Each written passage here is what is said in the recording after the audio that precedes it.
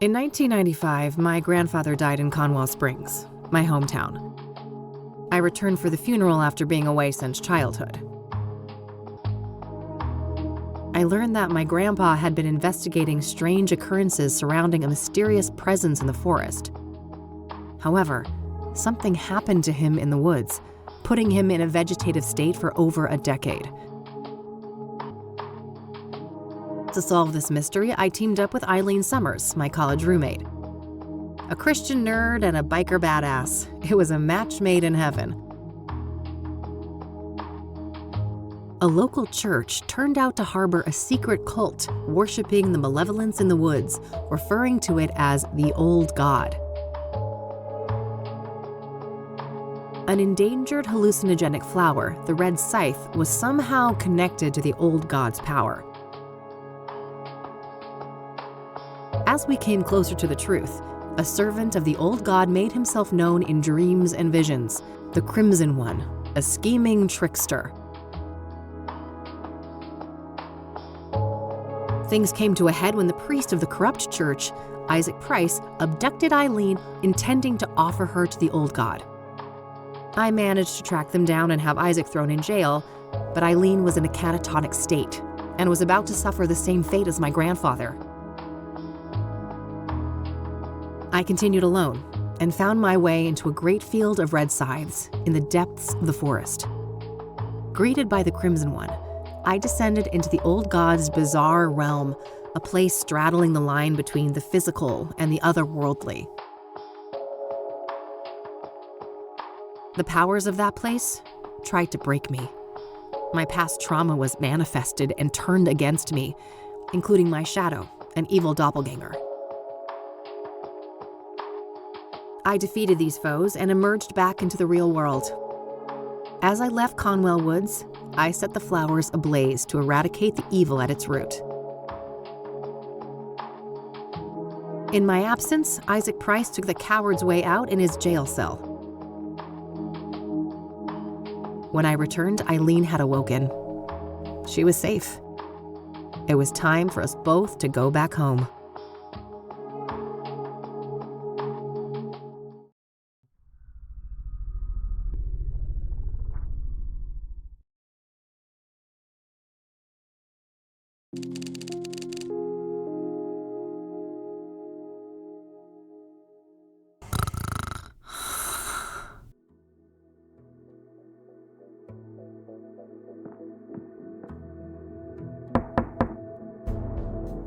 We're closed.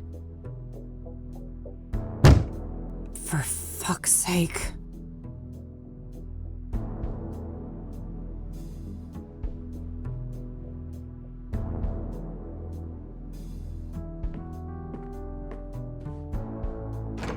Hey, kid. Oh, Lucas. Gee, what happened to you? Looks like somebody's been through the ringer. You should mind your own business, old man, before I bring up your ex-wife. Hey now, I'm just looking out for a former student of mine. And you're always my business. Oh, I bet I am. That's the only way a has-been like you could ever stay relevant. Ha! Yeah, that must be it. Now, you can invite me in and just let me stand here like an asshole. Fine, come in then. You want some coffee? I got enough, old sis, thank you very much. That brew you make is rancid. Oh, I did that on purpose. I wanted to do detective work, not dumb chores like some airbrained secretary. Feigning incompetence, huh? Clever move. I guess so. I just wish that shrewdness of mine could make me some money. There's my segue. Did you hear the news on the Soothsayer? Pfft, I never took you for a sucker, Lucas. This is Cassidy. There's no way that reward is legit. You're wrong. Mayor Adams is different. He's the real deal. And you know this how exactly? Well, because it just so happens that I was hired to find dirt on the guy. I got nada. Zip. He's a total Boy Scout. Whatever. We're still talking about a serial killer. Do I look suicidal to you? Kinda. You passed out at noon, stinking of booze, and that eviction notice hanging over your head isn't doing you any favors. That's none of your concern. I'm handling it. Just need a goddamn case. A normal case. Free of homicidal maniacs. Don't know what to tell you, kid. Things are looking kind of dry on that front, you dig? Oh, God. Please don't try to sound hip, Lucas. Your Dick Tracy imitation is cringeworthy enough. I suppose you could always pawn off that bike of yours. Buy you another month or two. Tell him, Mildred. Lose the Catmobile? I'd rather chop off my left tit. I may be a has-been, but I'm fairly sure that self-mutilation won't do you much good. A couple $100K, on the other hand. I love money just as much as the next girl, but, I mean, this isn't just a long shot. It's about as likely as Mildred turning vegan and taking up juggling. Come on, one more case, for old time's sake. 50-50 split. How could anyone beat my rugged charm and your youthful vigor? Lucas, we both know you're about as charming as a clown at a funeral. And the last time I saw my vigor was 3 tequila bottles ago. All right. I know what I'm beating. I'll drop it. Look, thanks for the tip. I might actually take a shot at that bounty, but you need to accept that we're not a team anymore. We had a good run, but I have my own thing going. Look, see? My name is on the frosted glass and everything. I can respect that. You're not allergic to a little quid pro quo from time to time, though, are you? Now, that I can do. That's how the world works anyway. It's all just an endless circle jerk of quid pro fucking quo. I don't quite see things that way. But my door is always open if you'd like to discuss the case. Sure. May the best woman win. You telling me I'd look good in a dress? Later, kid. Bye, Lucas.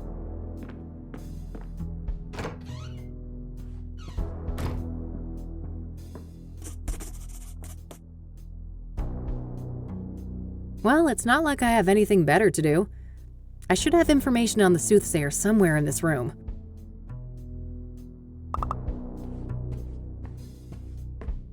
Who's the best fluff ball? Couldn't agree more. That cranky drawer is stuck good. I know Eileen had some magic trick to get it open. Too bad she's not around. I should grab this in case I need to snap some shots. Not quite yet. I should see if I have something in here about the Soothsayer before I go.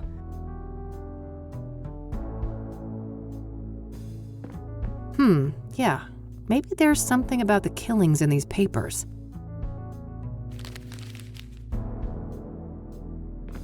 All right. I found a few interesting articles about the most recent murder.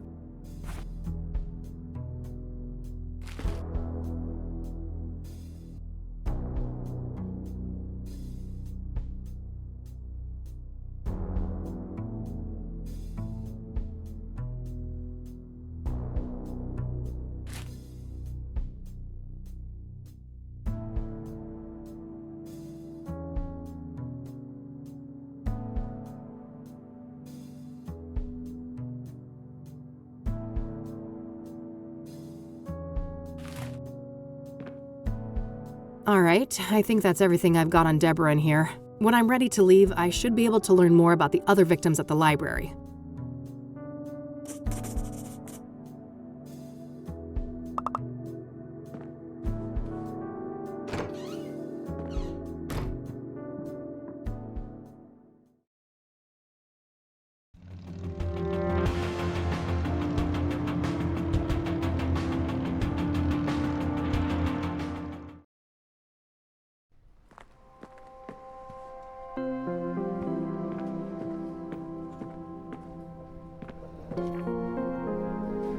Hi, I need some help, please. Of course.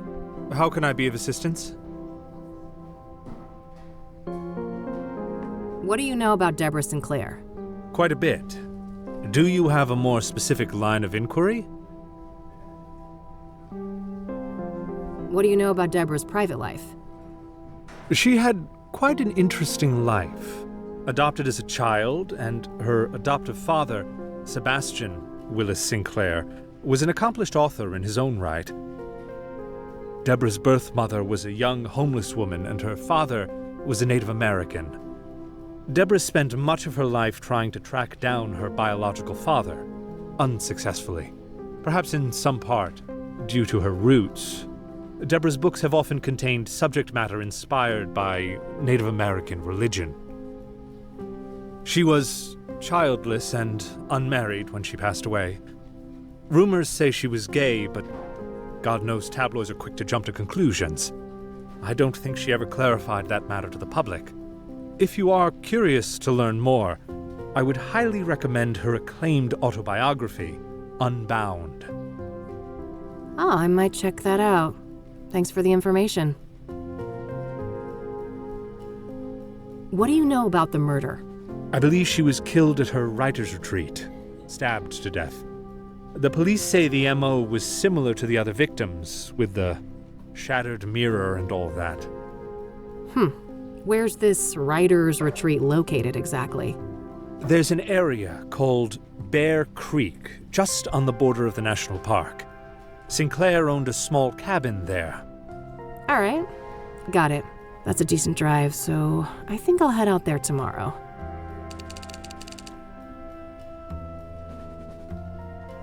What kind of books did Deborah write? She dabbled in many different genres over the years, but her main bulk of work could probably be defined as horror, mystery, or a combination of the two. Afflicted, Dead Ends Meet, and the Jenny Payne trilogy are some of her most well-known titles. Huh, okay. Was she working on a new book when she died? I believe so, yes. But I don't have any details to share. Was Deborah a popular author? Oh, yes. Even before her death. Afterwards, her popularity has reached astronomical levels. I can imagine. Borrowing one of her books now is out of the question, right? Correct. 6 months wait minimum. Yeah, I figured.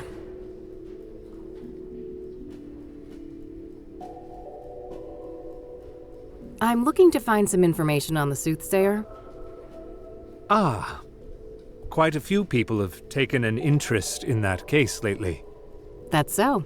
Well, I'm not scared of a little competition. So, you got anything for me? Yes. I would direct you to the microfilm viewer at the end of the hall. We have full scans of all of the major newspapers dating all the way back to the 50s. Perfect. I should be able to browse those for some articles about the murders. Indeed.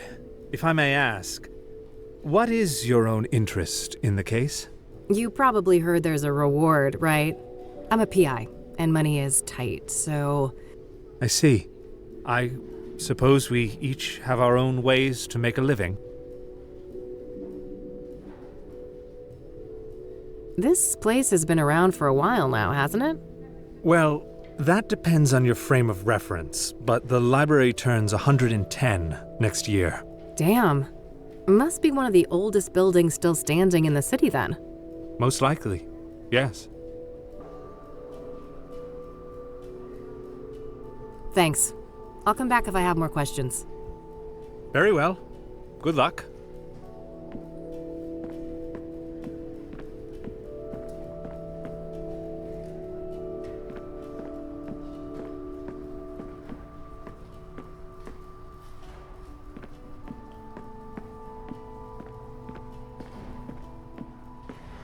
It's one of those advanced microfilm viewers. I'll need to insert a microfilm to use that. Microfilms containing images of scanned newspapers. They're organized by calendar date.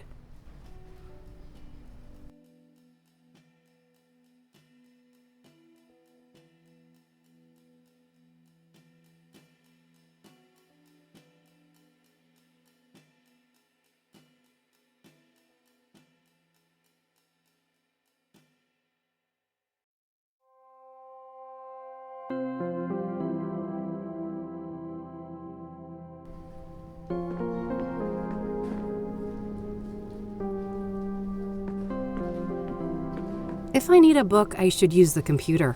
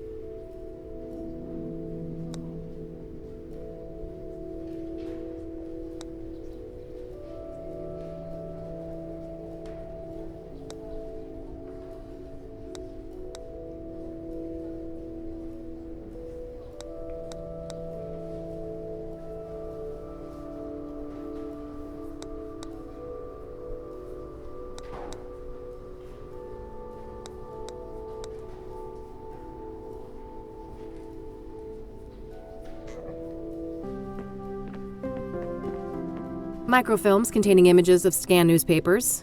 They're organized by calendar date.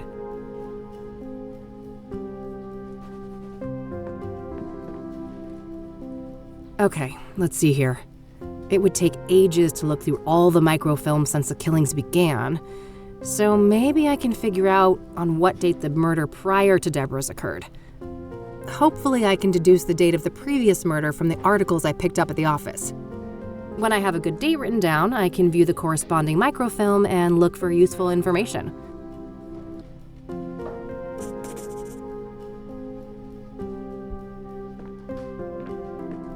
Yeah, this date should be good. I'll search through a week or so of microfilms starting from the date I've written down. Hopefully I can find some useful information on the previous victim.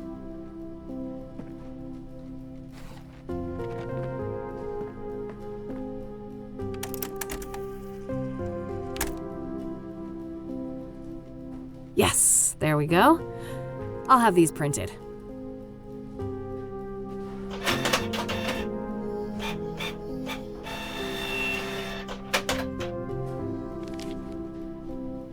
All right, rinse and repeat. I should try to determine the previous microfilm date based on the information in these new pages. That way I can make my way back from article to article, victim to victim, until I get all the way to the first murder. Let's see here.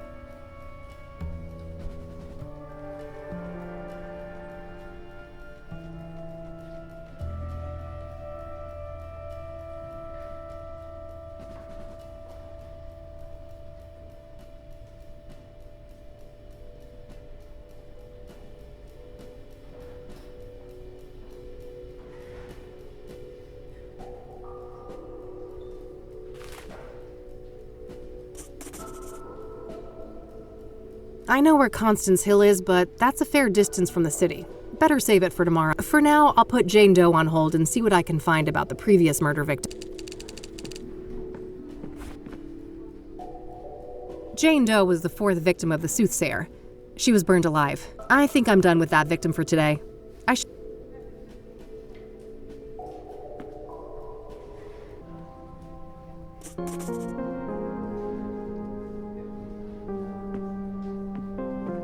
Yes, this should be the right date. Let's see here.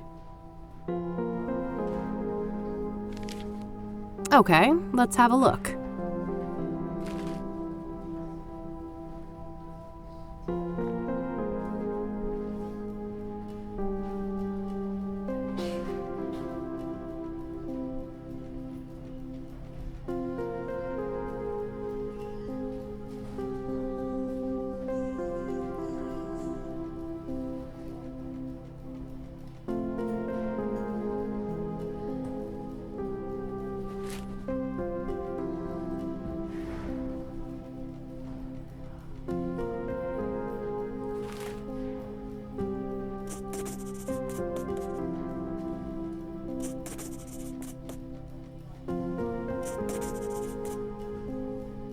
Okay, I'll make sure to look into that church later and maybe find the address. For now, let's move on to victim number 2.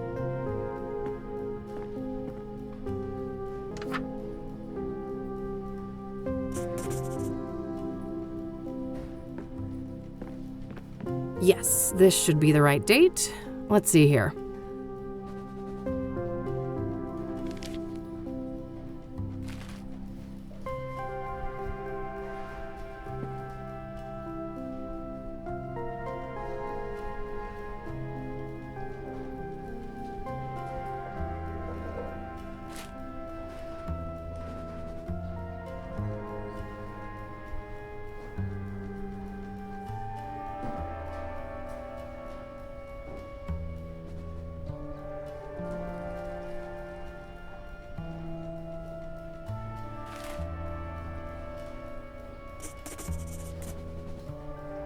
Eric's address isn't too far away, but I should learn all I can here before I visit any of the crime scenes.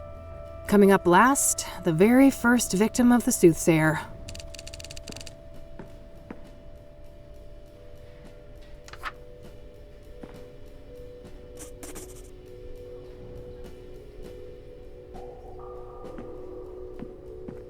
Yes, this should be the right date. Let's see here.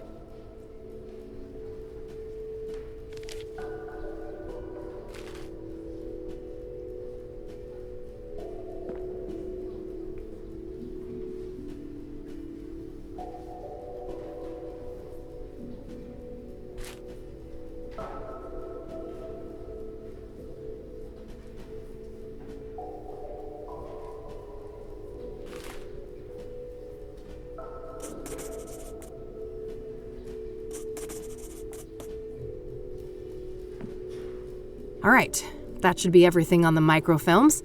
I think I'll continue to focus on gathering information today and then head to each of the murder sites tomorrow.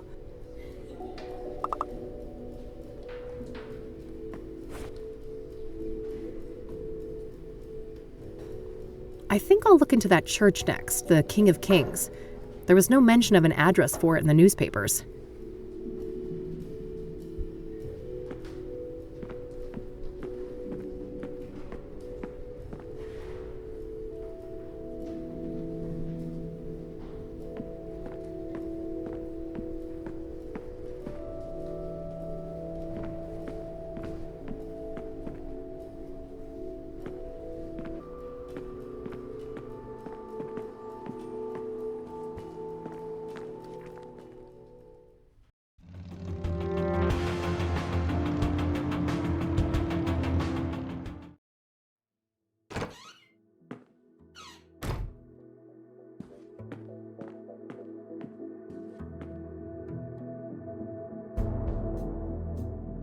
Great. I've got the address to the church. I'll head over there tomorrow.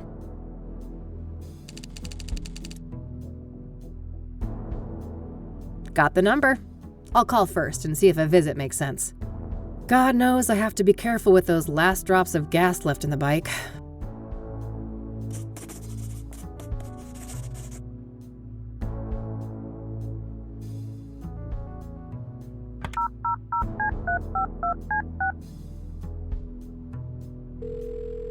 Thank you for calling the Azure Sky Motel, your oasis in Cassidy. How may I help you? Hi there. This is Kathy Rain from Rain Investigations. I have some questions. All right, then.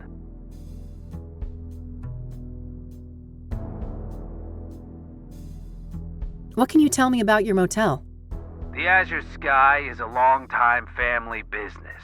We've been serving tenants faithfully for over 40 years now.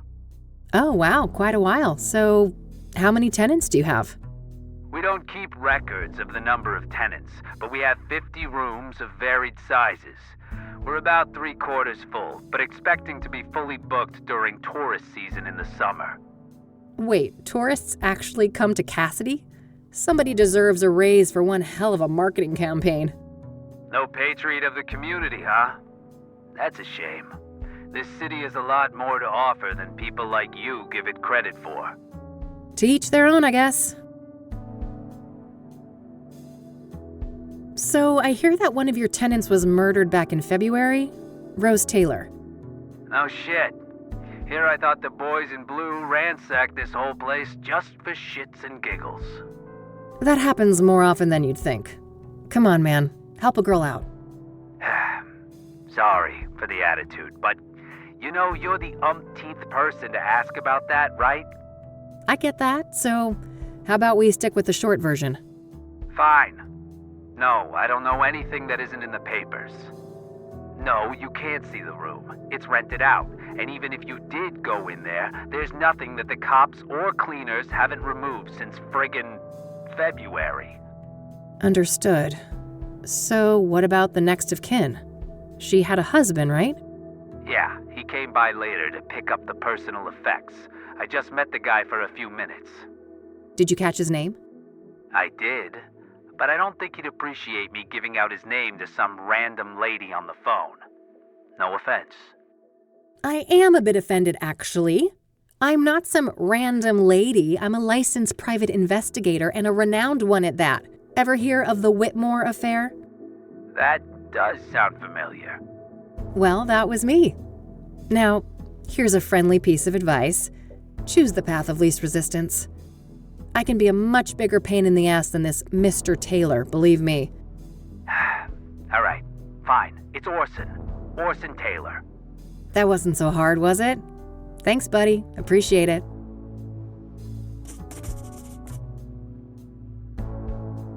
What can you tell me about Orson Taylor, Rose's husband? Nothing much. Like I said, I only saw the guy once, a week or so after the murder. Like you'd expect. So, if Rose was married and had 2 children, what was she doing in your motel? Now that's the million-dollar question, ain't it? You'll get no answer from me. Even if I could keep track of all of our tenants, I don't make a habit of sticking my nose in their personal affairs. Huh. Was she a regular then? Not really, just a couple of bookings in January and February. Look, I think I've said enough. Any other questions? We need to wrap this up. I've got calls on the other line. Do you know anything about scrying mirrors? Only that our psycho killer enjoys breaking them around his victims, but I have no interest in understanding a nut like that. What do you know about the Soothsayer? I know more than I'd like to. I could have gone without a close view of his handiwork, that's for sure. I can imagine. A brutal stabbing, I take it? No offense, but I'd rather not go over that again. It's all in the papers, if you're so dead set on getting all the gory details. That's all, thanks. You're welcome. Have a great day now.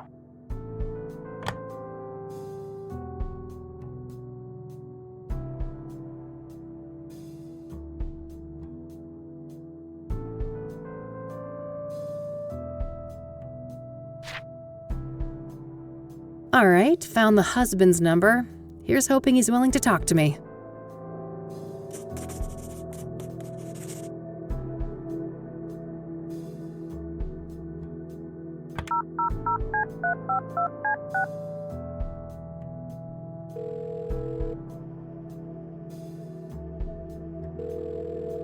You've reached the Taylors. No one's home right now, but if you leave your details after the beep, I'll get back to you. Hi, Mr. Taylor. This is Kathy Rain, private investigator. I was wondering if I could ask you some questions. You can reach me at 555-142-062. Thanks in advance. Bye. I think I followed up on what I can today for each of the different victims. Just one thing left to do. I noticed that the Gazette had the best coverage of the Soothsayer out of all the city papers. I think it's time to pay a dear old friend a visit.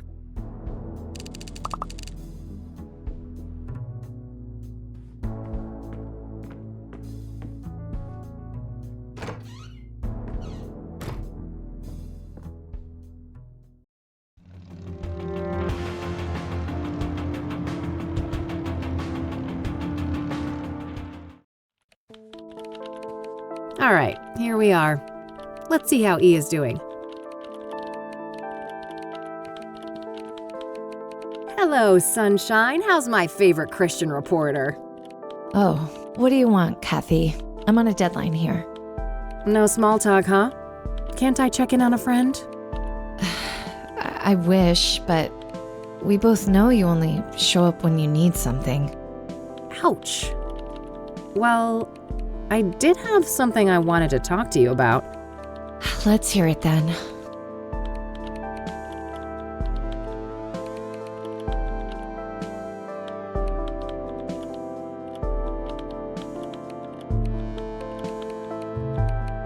What do you know about the Soothsayer? The serial killer? But... oh no, it's that stupid reward, isn't it? You betcha. Money in the bank, baby. Oh, brother. I'd say this is a terrible idea, Kathy, but it's not like you listen to me anyway. Oh, come on, Eileen. Don't be like that. No, don't even go there. Do you know how many times I had to go to HR to get people to stop quoting that stupid song? Poor old Johnny Ray sounded sad upon the radio. Art, make her stop. Why? It's not a half bad performance. You guys are like peas in a pod. Ugh, well, now I lost my groove. I hope you're happy. Ecstatic. Are you done wasting my time now? Oh, lighten up, E. Aren't you thrilled about another big case? Teaming up, just like old times? You can't just pretend nothing happened, Kathy. You fired me, remember? I'll unfire you? Yeah, right. How do you even know you'll get that reward? This is Cassidy we're talking about. I was thinking the same thing, but Lucas did his homework. He says this new mayor is the real deal.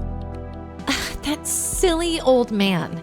He just wants one last case with his protege before retirement, even if it means you'll get yourselves serial killed.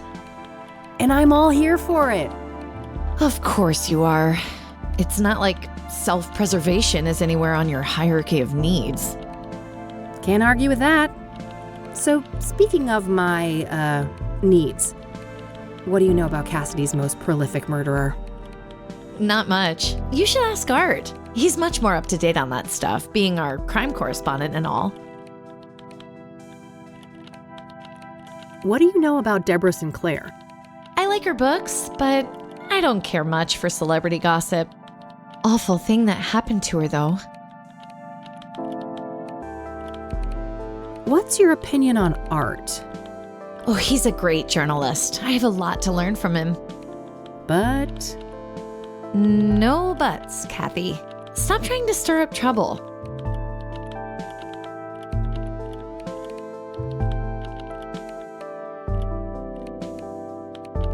I'll let you get back to your work. All right, see you later. Art Hopkins, just the man I need to see. That's so. This better be good.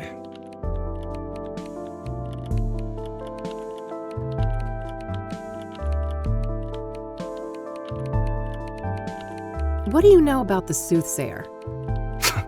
What do I know? I made the Soothsayer.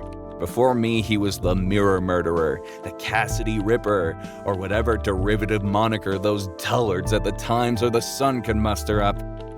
Oh, wow. So, what's your take on the guy? I could see right through you, Rain. You're a bad apple, and it stinks all the way up here. Finally got a whiff of that reward, huh? Can't blame a girl for trying. You've got your sights on that money too, huh? Who doesn't? It's 200 fucking grand. I got a juicy new lead, too. A new lead, huh? I doubt it's that impressive. Nice try. I'm not gonna slip up. Word of advice, go back to your cheaters and insurance frauds and leave the Soothsayer to the big boys.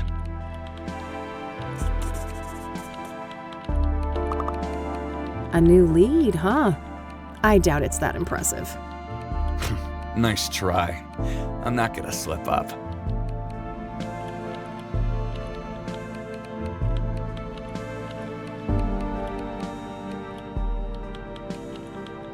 I should probably look at that before I ask about it.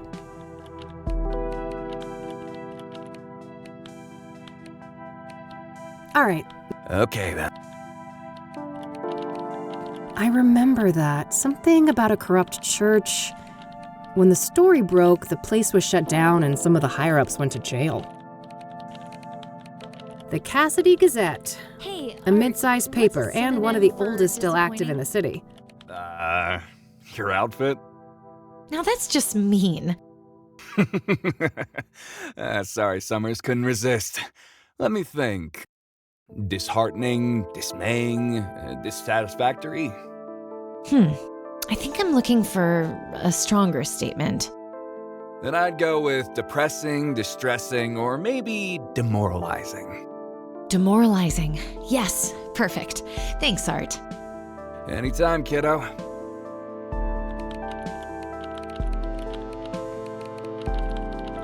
Can I pick your brain for just a few more moments?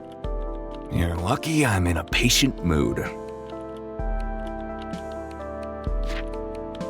That's quite the story you've got framed up there on that wall.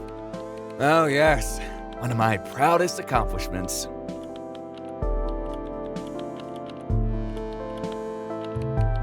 What made you decide to investigate the church? I had a family member in that parish. They told me some strange stories. Didn't take long for my reporter's instinct to kick in.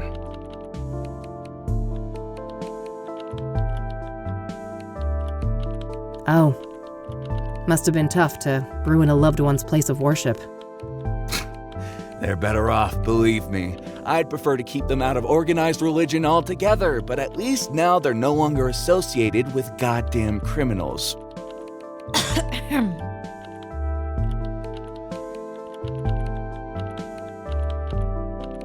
It must have taken ages to break that story, right? Half a year undercover. Now that's a proper investigation.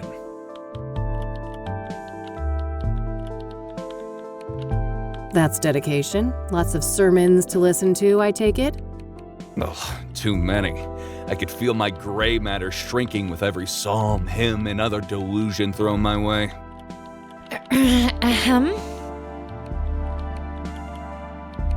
What was the fallout? Some people were arrested, right? If by some you mean a lot, yeah.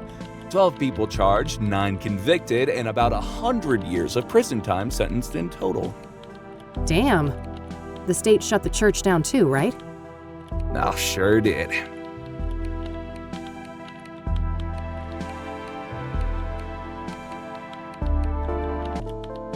That's a shame. They didn't have to punish the whole congregation just because the leadership was corrupt. You don't know what the hell you're talking about. That place was rotten to the core.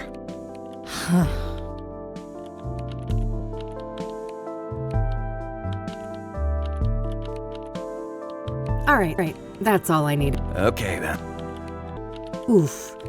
I don't think Art's Eileen's favorite person right now.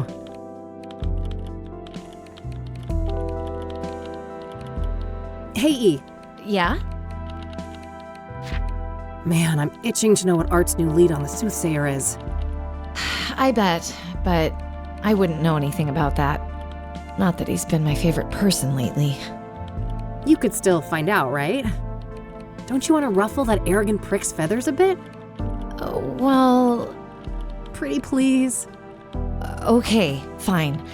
I'll try, but no promises. You're the best. Either that or I'm just a slow learner.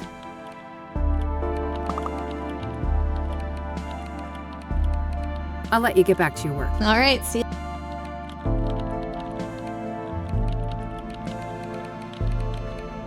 Yeah? Are you familiar with scrying mirrors? I think so, yeah. You mean the black ones made out of obsidian, right? Yep. What do you know about them? Not a lot. I know they've been around since ancient times and that they're quite popular in New Age culture today. My friend Meadow is totally into that stuff. I bet she'd tuck your ear off about it. Oh? Sounds great. Where can I find her? Let me call her tonight and ask first, okay? She can be a bit peculiar about things. Sure. Not a problem. Alrighty, it's getting late. I'm gonna get out of your hair before Art rats me out and calls security. Oh, he wouldn't do that. He's not as bad as you think, Kathy. You guys are actually quite alike. Oh God, you better take that back before you make me take up smoking again. I have no doubt you'll be able to resist the temptation. Bye, Kathy. Bye.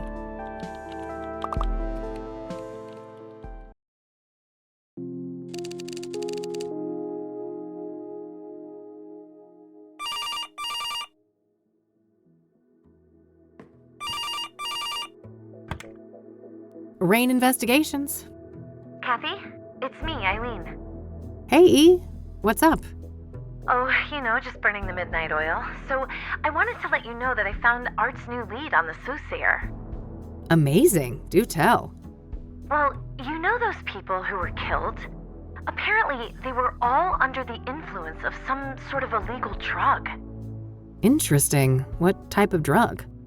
I'm not sure, but this toxicology report here says that the street name is Pyre. Never heard of that one. I'd better go ask Lionel. Lionel? Who is that? My drugged... Well, a friend of mine, that's all. Uh-huh.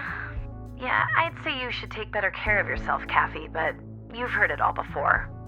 Pretty much, but seriously, thanks, E. I owe you one. Don't worry about it. Oh, and by the way, you know Meadow, that friend I was telling you about? Yeah, what about her? She said you can come see her tomorrow. She's got an RV over on the west side, Sycamore Lane 21. Perfect. I'll go talk to her in the morning. Okie dokie. I gotta get back to work now, but I guess I'll see you around. You bet. Catch you later, E. Bye, Kathy.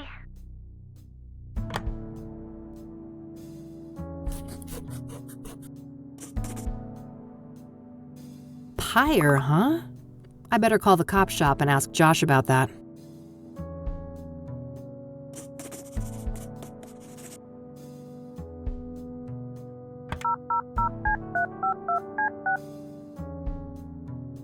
You've reached Detective Everett, Narcotics. I'm not available right now. Please leave a message after the beep. Hey, Josh, this is Kathy Rain. Been a while, huh? Let's meet and catch up. I have something I want to run by you. Hit me up at my work number, will ya? Okay, bye. All right, I guess that's that. Let's see if Lionel is at his usual spot.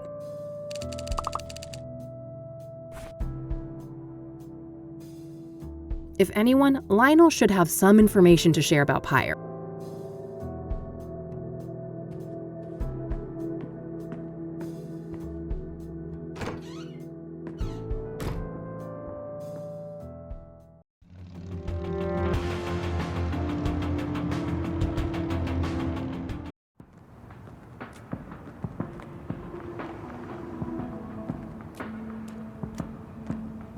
Hey, what's up, Lionel?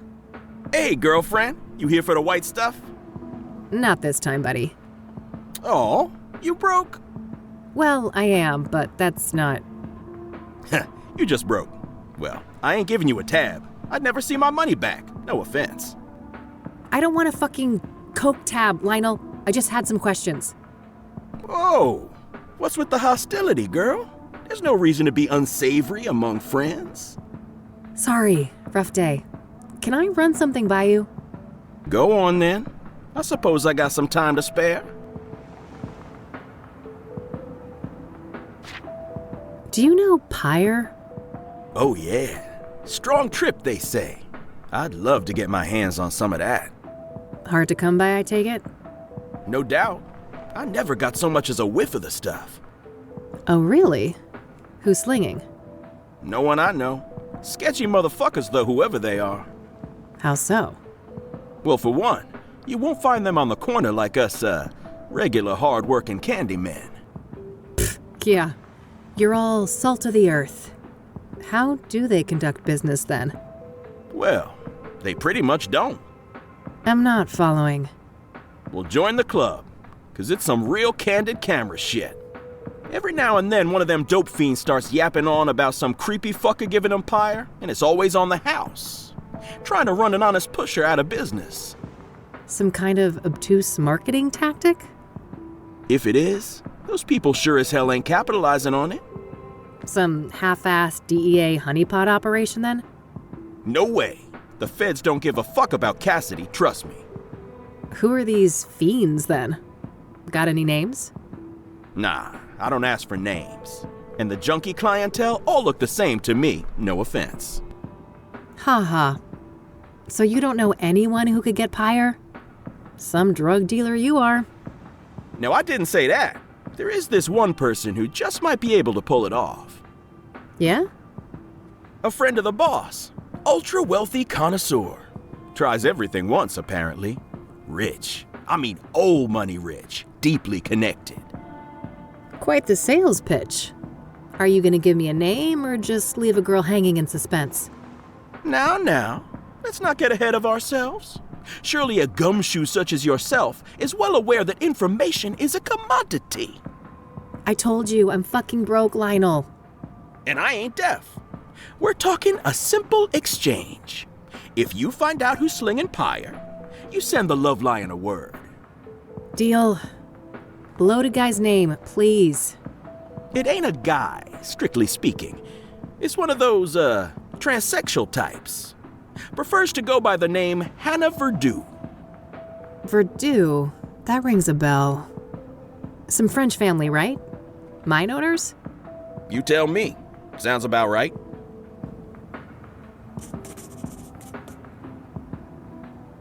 So what do you know about Hannah Verdue? Not much, but I know she owns and runs a place on the south side. The Club of Hearts. Catchy name. Casino? Poetry club, if you can believe that. I can. Sure sounds like an appropriate waste of money for a Verdue. Yeah, I suppose those motherfuckers ran out of rooms to put golden bathtubs in. Either that or mammoth wool rug suddenly went out of style. So that poetry club, do you know where it is? South side, that's all I know. Never patronized myself. That's it. Later, Lionel. Until next time, hot stuff.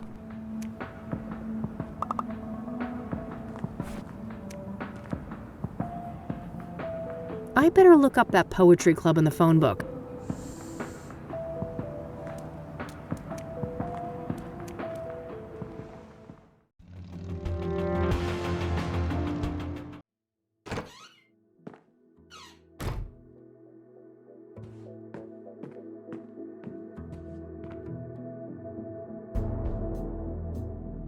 All right, found an address. They're not open until Friday night, though. Guess I'll have to wait a couple of days. Ooh, I'm beat. You want to hit the sack, girl? Come on, then.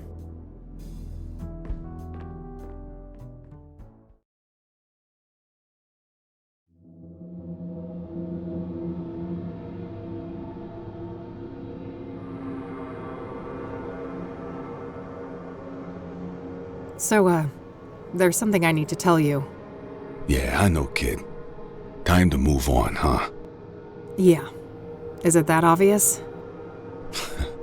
I wouldn't be much of a PI if I couldn't see the writing on the wall for this one. It was nice having you around, though, kid. You spruced up the place, I gotta say. Well, don't get lazy without me. I'm sure you still have a couple of years of detective work left in you. Oh, that's all I need. Just a couple of more cases. Then I'm riding off into the sunset. What's going on, Lucas? What do you mean? Something wrong with my vacation outfit? I've always been a sun-kissed kind of guy.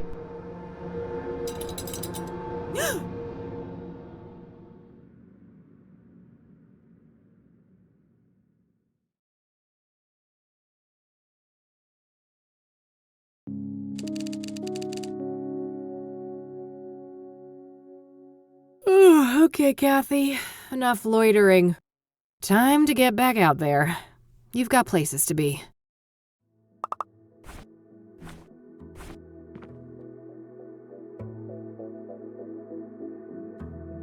I should look for clues about Deborah's murder, both inside and around her cabin.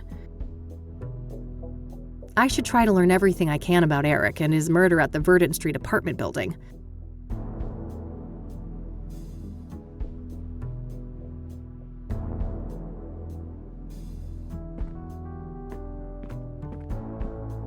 Nah, I'll let her sleep.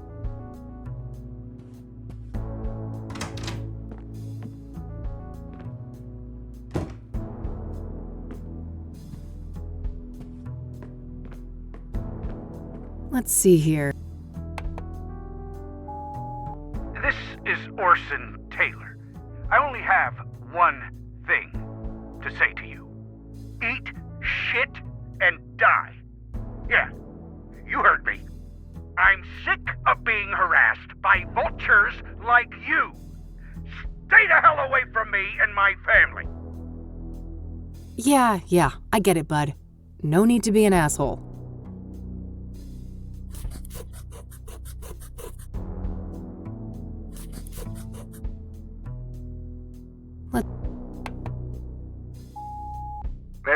Josh here. Busy day today, but I'll swing by your office tonight after my shift. Alright? See you later. That's better. Hopefully he can give me some insight on Pyre. All right, that's it for messages.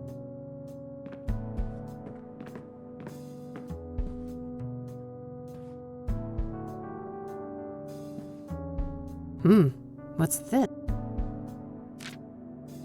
Pyre is the key. T. Damn. This T knows what I'm up to. The question is, are they friend or foe? Well, I'll worry about that later. Time to get out of here.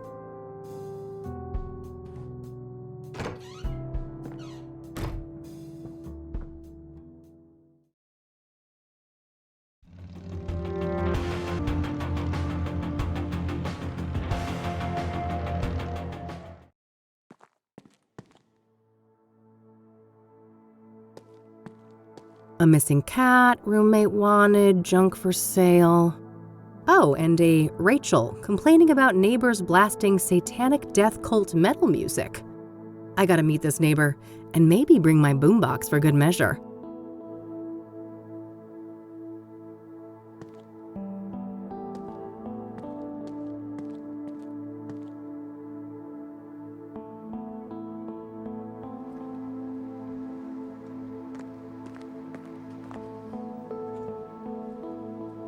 God, I wish my apartment building had working AC.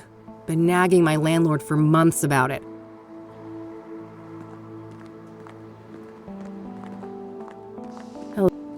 Hello, Eric. Sorry you had to die like this.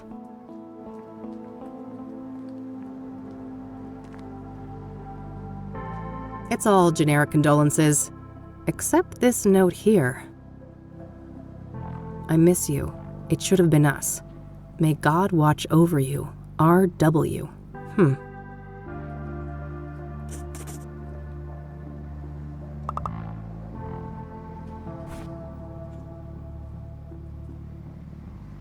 There should be some way to identify this R.W. person.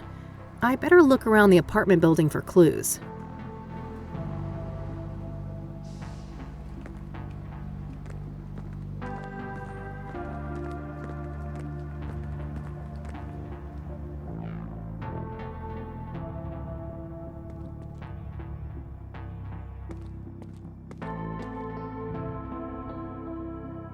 Nothing but overdue bills.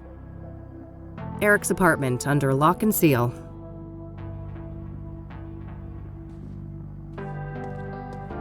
The next door neighbor of Eric.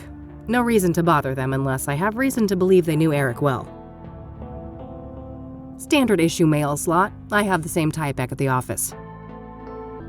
Rachel Wang. Oh, that's R.W. Rachel must be the one who wrote that note on the roof.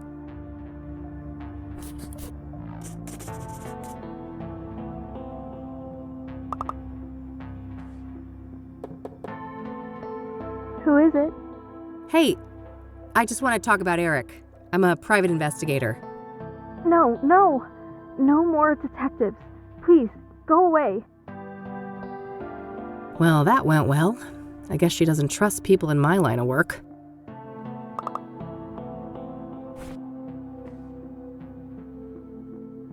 It seems that Rachel doesn't trust PIs.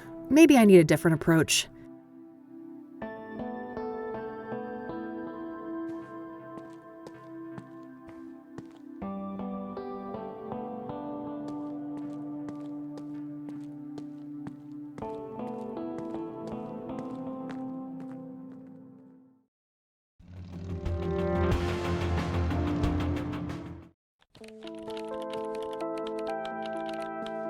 Looks like Eileen printed some business cards for herself. Hey. Hey, Kathy. What's up? Hey, E. Can I have one of your cards? Sure, go ahead.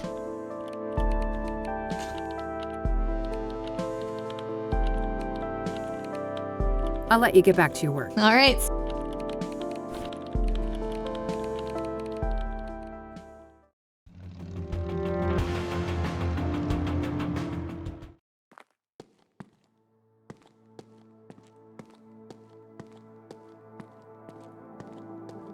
Standard issue mails.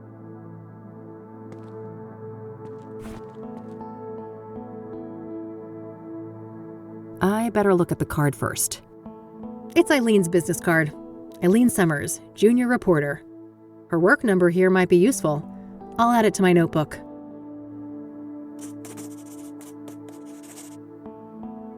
There's a Bible quote printed on the back.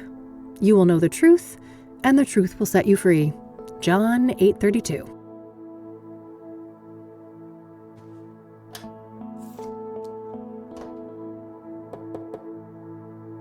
Hey, it's Rachel, right?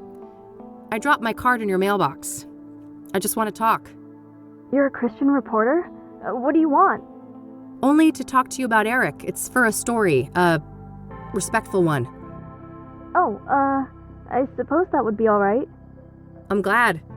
Could you open the door? It's hard for me to hear you out here. Did you wash your hands? I can't risk getting any germs in here. Of course. Can I come in? No, I prefer it like this. I have a weak immune system. Sure, no problem. Okay. Ask your questions then. So, let's talk about Eric. All right. What do you want to know? What was Eric like as a person? Oh, he was just such a kind, loving man. Not a bad bone in his body. He had so much going for him. But then bad things happened, sending him down a dark path. What bad things? Sarah, the girl he was planning to marry, she killed herself. Oh, damn. How did he cope with that? He became depressed. I did my best to help. Tried so hard to be his friend and bring Jesus into his life, but he wouldn't let me. I see. What happened next? He started doing drugs. He was out of it on more than one occasion, acting all confused out in the hallway. One time, he was so messed up, I had to help him to his bed. I saw lots of paraphernalia. Oh, wow. That's a lot.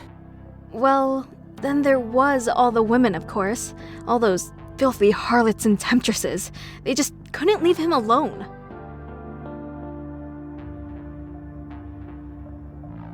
What kind of relationship did you have with Eric?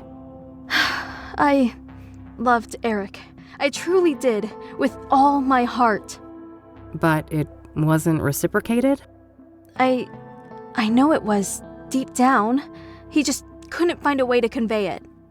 I'm sure he would have realized that one day we were meant to be together, if it wasn't for all those despicable floozies. What can you tell me about Eric's murder? I wish I had something to share about that horrible day, but I was out like a light after taking something to help me sleep. If I'd had been awake, maybe I could have done something. It wasn't your fault, Rachel. When did you first learn about Eric's death? The morning after. I didn't see his body, which I'm grateful for. I did witness the blood, though, which was horrific enough. I can imagine. Did you notice anything out of the ordinary during the days before the murder? No, nothing. Eric and I hadn't spoken for a while. Was Eric seeing a lot of women when he died? Too many to count. They kept dragging him back into sin. I prayed and I prayed, but they kept on coming. It didn't end until one of those Jezebels killed him. I know it in my heart. That's what happened. Did any of the women stick out in some way? Maybe one of them acted suspicious? Not that I can remember. I'd have to check my... no. You'd have to check your... what? Your diary? I misspoke. Don't mind me. I get confused sometimes. What can you tell me about yourself, Rachel? Well, my family is Korean. We belong to a Methodist church. As for me personally, I guess I'm not that interesting. I don't go out much. Due to your immune system? Yes, not that any of the doctors believe me. Agents of Satan. Uh-huh. What do you do to support yourself, then? I've been between jobs for a while now. I get help from my family in the church. That's all my questions. Thanks. You're welcome. Bye now, and God bless you. Yeah. You too. Poor girl, this Rachel. She seems to have quite a few issues. I'm not sure how reliable her information on Eric is. In any case, I think I'm done here for today.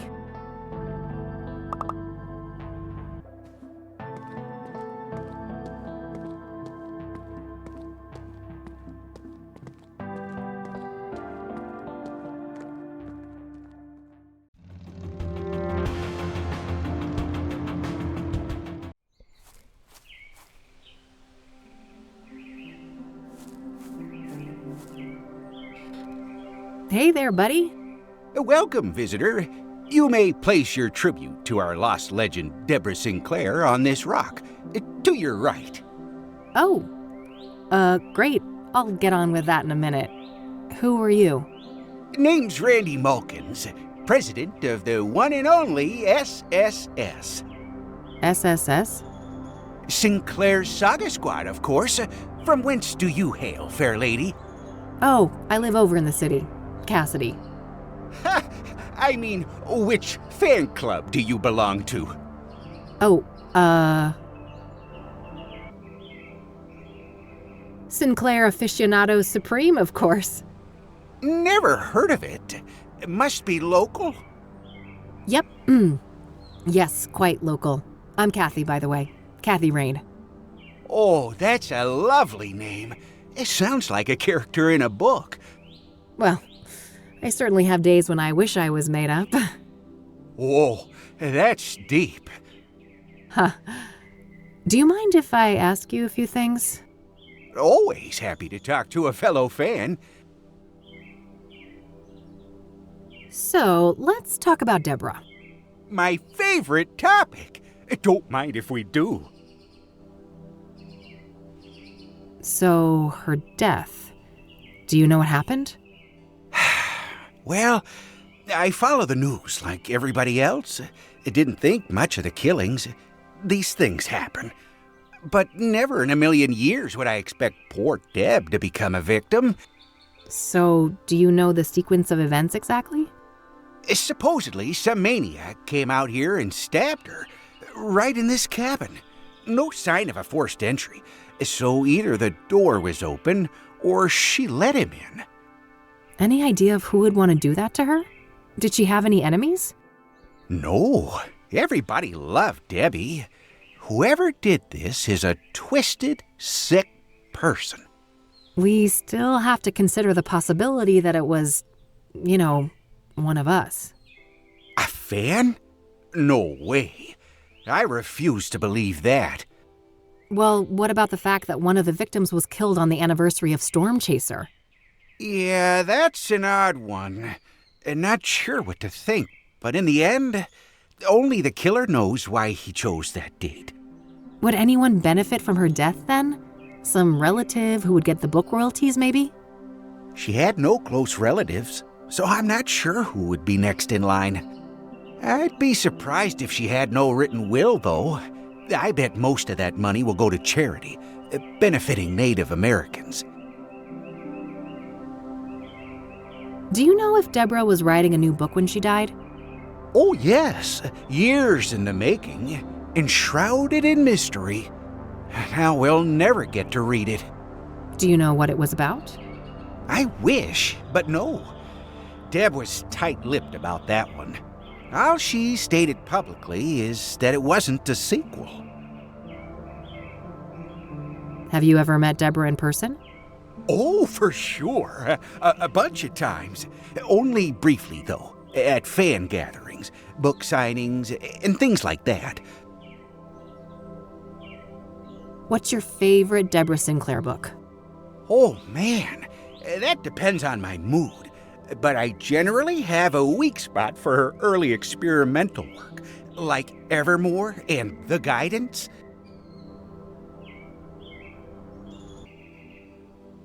Do you know who Hannah Verdew is?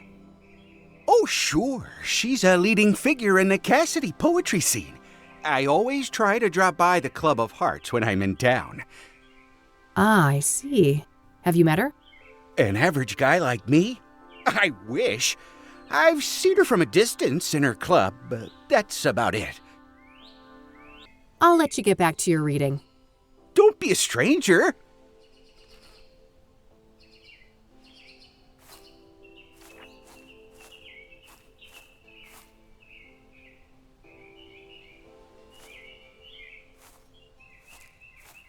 People have come by to pay their respects to Deborah.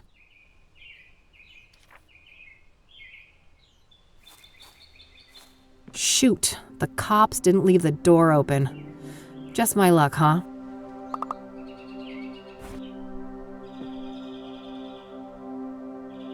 I have to find a way into Deborah's cabin and look for evidence. It's got a lock on it. Guess Deborah didn't want people snooping through her mail.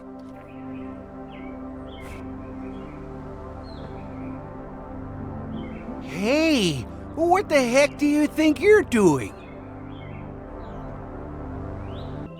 Don't get your panties in a twist. I'm just picking this lock so I can steal Deborah's mail. That's so? I could only allow that if you were a true fan of Deborah Sinclair. Oh, but I am. I told you, I'm a longtime member of Sinclair Aficionados Supreme. You know, the old sass? Uh-huh. Then I guess you wouldn't mind answering a few questions about our favorite author. Now, would ya? Of course not. That would be easy peasy for an avid fan like me. I'm glad. Come back here then. I've got something for you.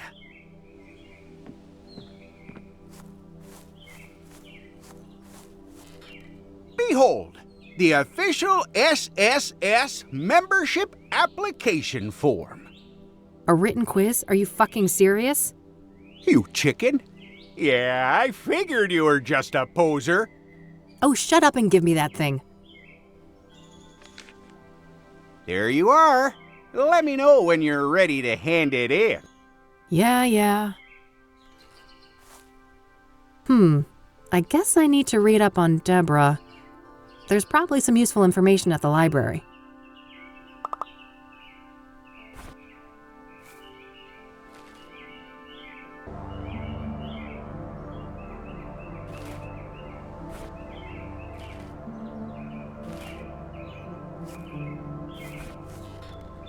Hey, Randy? Yep. Here, I finished your stupid quiz. Close, but no cigar. You've got one error in here. I'll let you get back to you. Don't be a...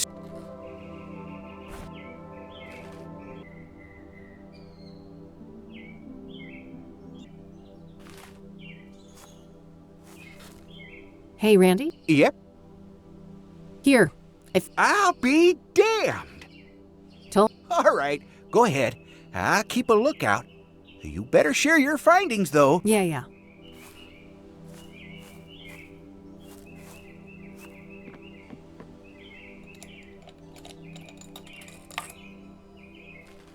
Ugh, nothing but a stupid brochure inside. What a letdown.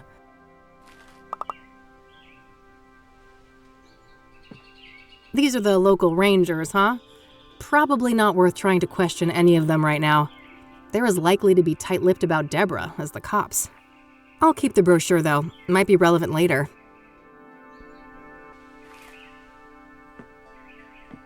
Shoot. Ugh, just as I feared. An old cabin like this doesn't have a tumbler lock. Maybe Randy has some idea on how to get this open?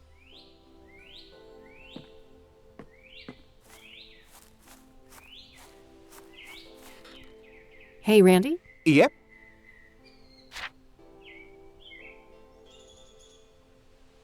So it would be pretty interesting to have a look inside the cabin, huh? Oh, I have definitely entertained the thought. Who wouldn't want a closer look inside the famous cabin of Deborah Sinclair? So why not? There's no one else here. I won't tell if you won't. Well, a spare key could be around here somewhere. Yeah, any idea of where Debbie could have put it? You know, this makes me think of Thorns of the Wild, When Johnny was trying to enter Miss Goodman's house, the key wasn't just put in a flower pot, it was buried in the dirt. Well, it can't hurt to try. I'll let you get back. Don't be a...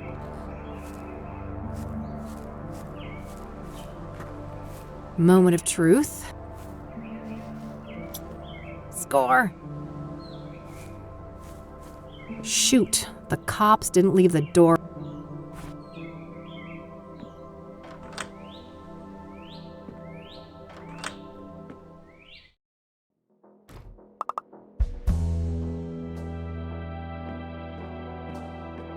Holy shit. I feel for you, Deborah. She was clearly stabbed when sitting here. The killer must have been showered in blood. In a remote place like this, I guess they had plenty of time to clean up and escape.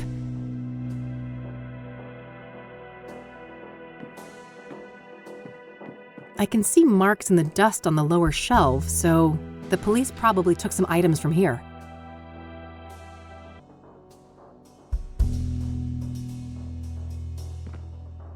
Looks like forensics left a little pile of fingerprint powder here.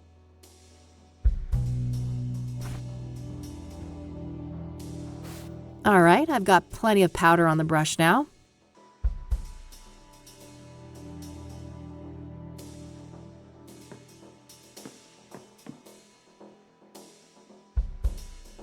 There's something shiny stuck here between the floorboards.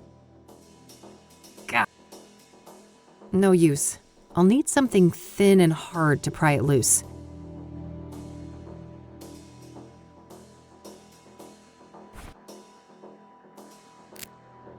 Whoa, it's an obsidian shard. This must be from the mirror left at the murder scene.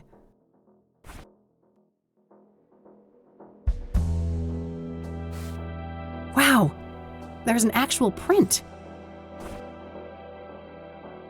All right, gotta be careful. There we go, nice clean print. I'll grab the shard too.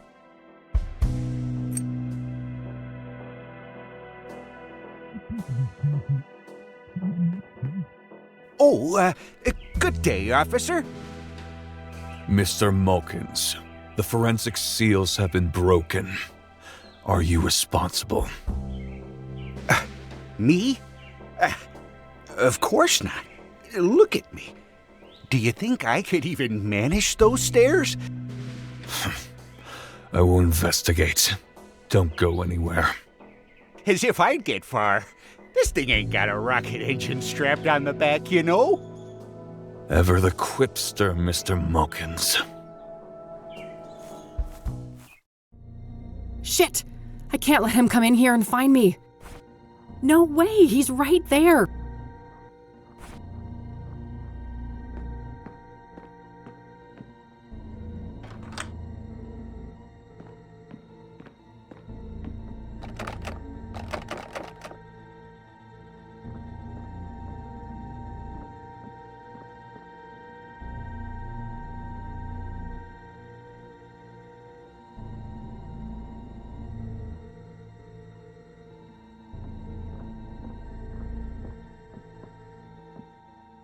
Phew, that was close.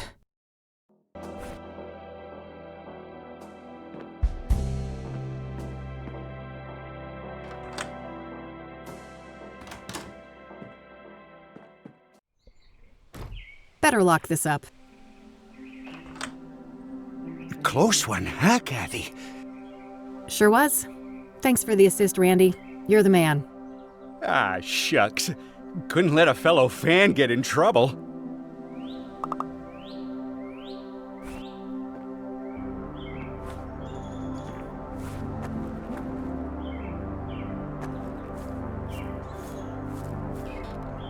Deborah's mailbox only had this stupid thing in it. Womp womp. Oh yeah, that's a bummer. They probably put those in every mailbox in these parts.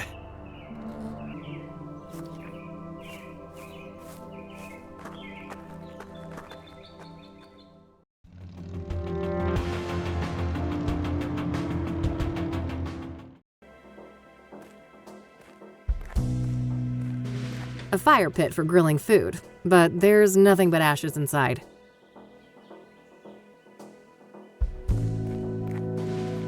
I already looked here. There's no clues to be found.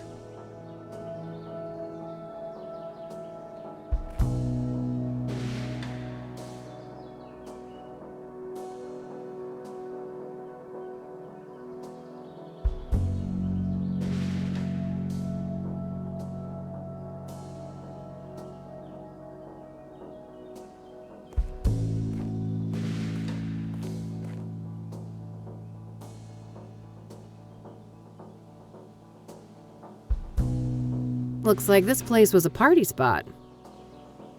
Well, it ain't city concrete if it isn't covered in spray paint. Hey! You're not supposed to be here! It's a free country, nutjob. Step off before you get hurt.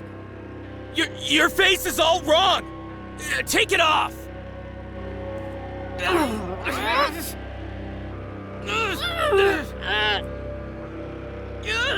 Get off me! Ah! It speaks!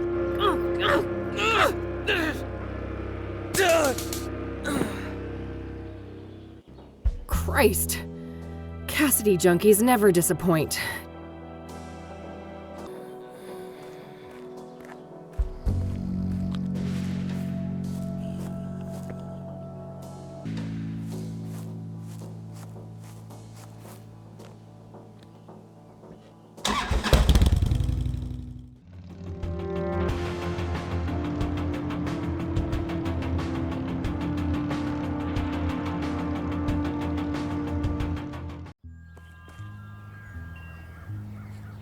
If it wasn't for the atrocious backdrop, those could have actually provided some cozy ambiance.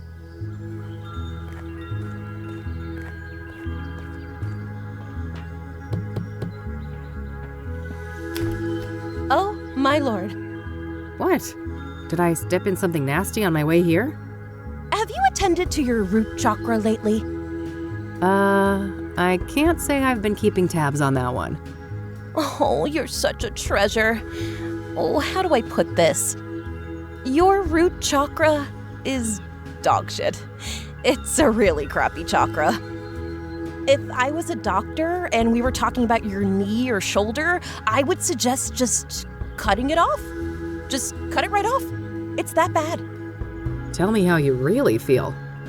Oh, I'm fine. Thanks for asking. My chakras are in balance, from my toes all the way to the top of my noggin. That's just peachy. Look, Eileen told you I was coming, right? Oh, you're her!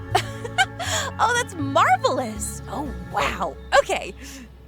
What the heck is going on? I'm sorry, but I can't have such blatant discord in my home.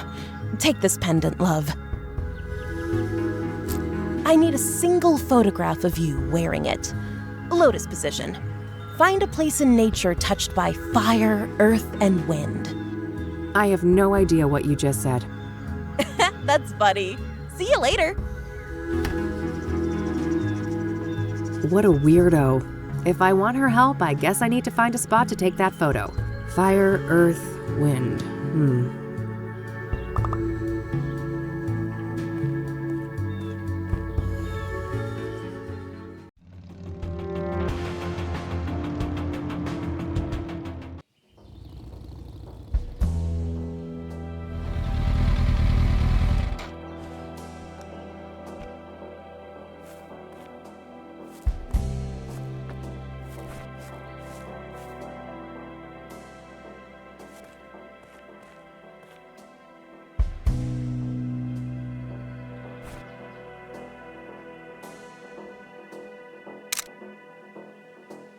That should be it. I better get this back to Meadow.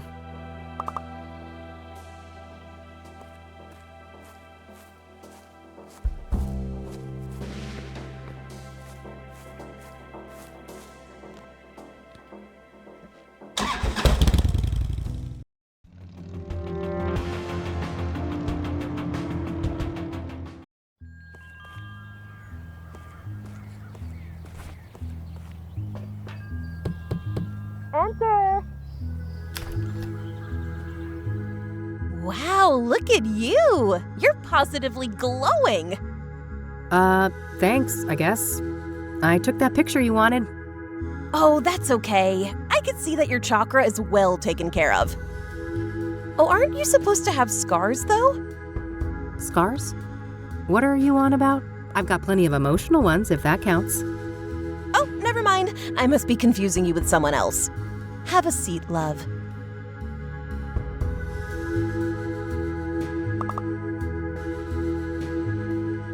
What do you know about the Soothsayer? Quite the enigma, aren't they?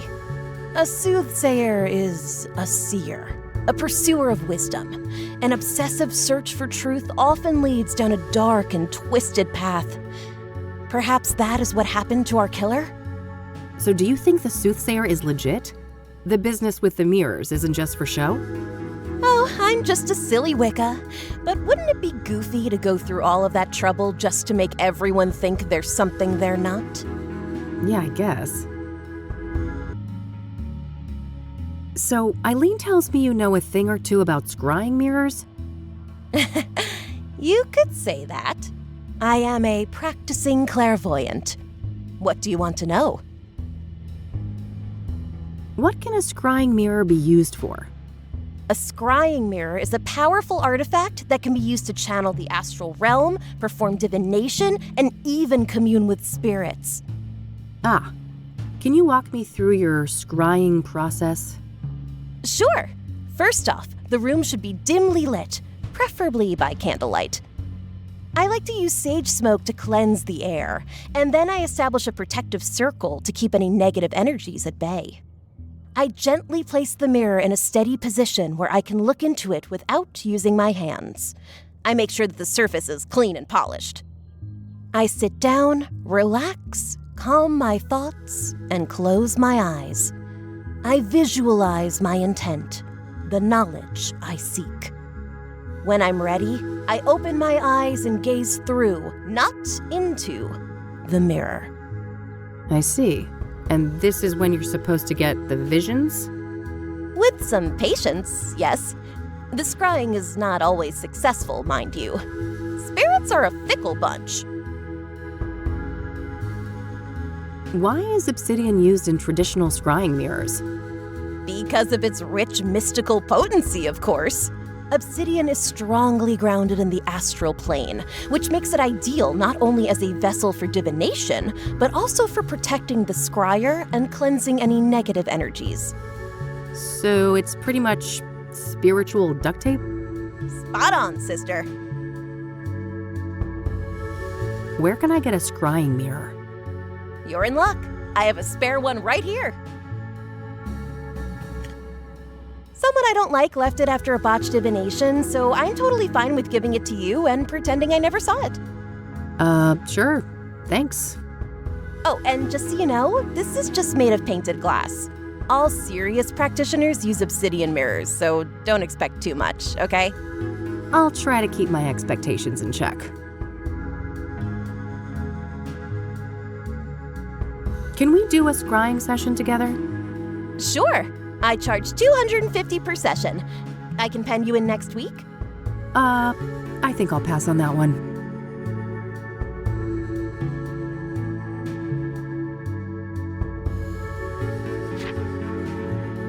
What do you make of this? Oh, my goodness. What? This is thoroughly infused with trauma, highly destructive energy. Be very careful with it.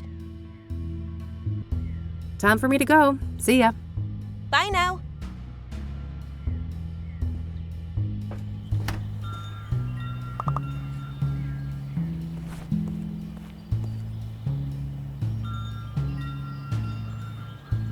I should learn everything I can about the murdered deacon at the church.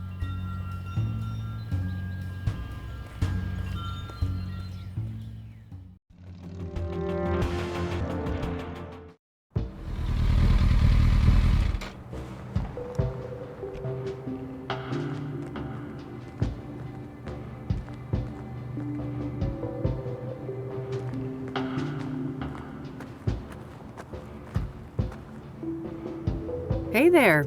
How's it going? No time to chat, young lady. I gotta get this old bird up and running. You'll have to come back later. Engine trouble? Can I help? Maybe so. As long as you aren't a complete dimwit. See that toolbox? Yeah, what about it? It's real simple. I'll ask you for tools. You hand them over, one by one. No problem. Sounds easy enough. Good. Just don't hand me the wrong thing. That would be an abject disaster. I think I can handle it. I happen to know a thing or two about engines. That's so. There should be smooth sailing then. Let me know when you're ready.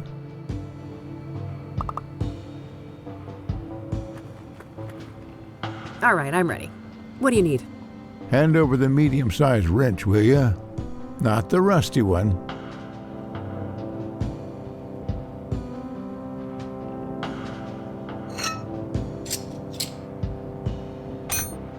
All right, now something to cut a wire and check the voltage.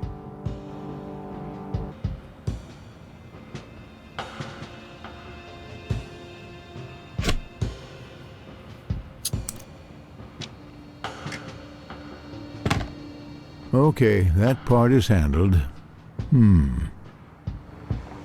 Give me the regular pliers and then the big Phillips screwdriver.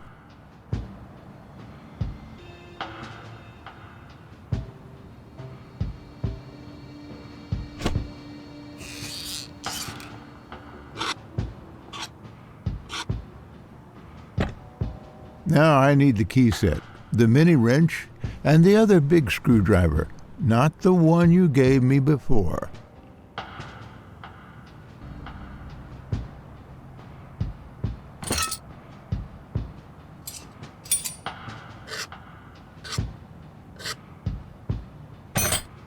That's finished. What's next? Hand over the rusty wrench, something to bash with. And the small flat screwdriver, will you?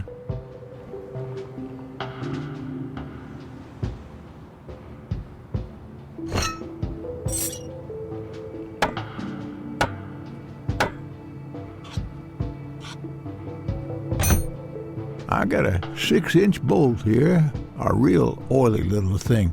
First, I need something to clean it with, and then a tool to grip it properly.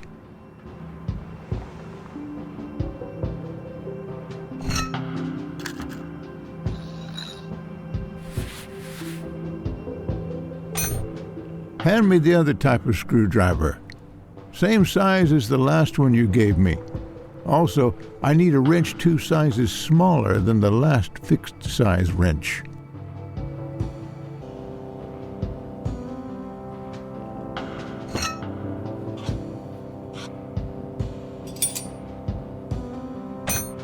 I think that did it. Hit the ignition, lass. Okay, hang on.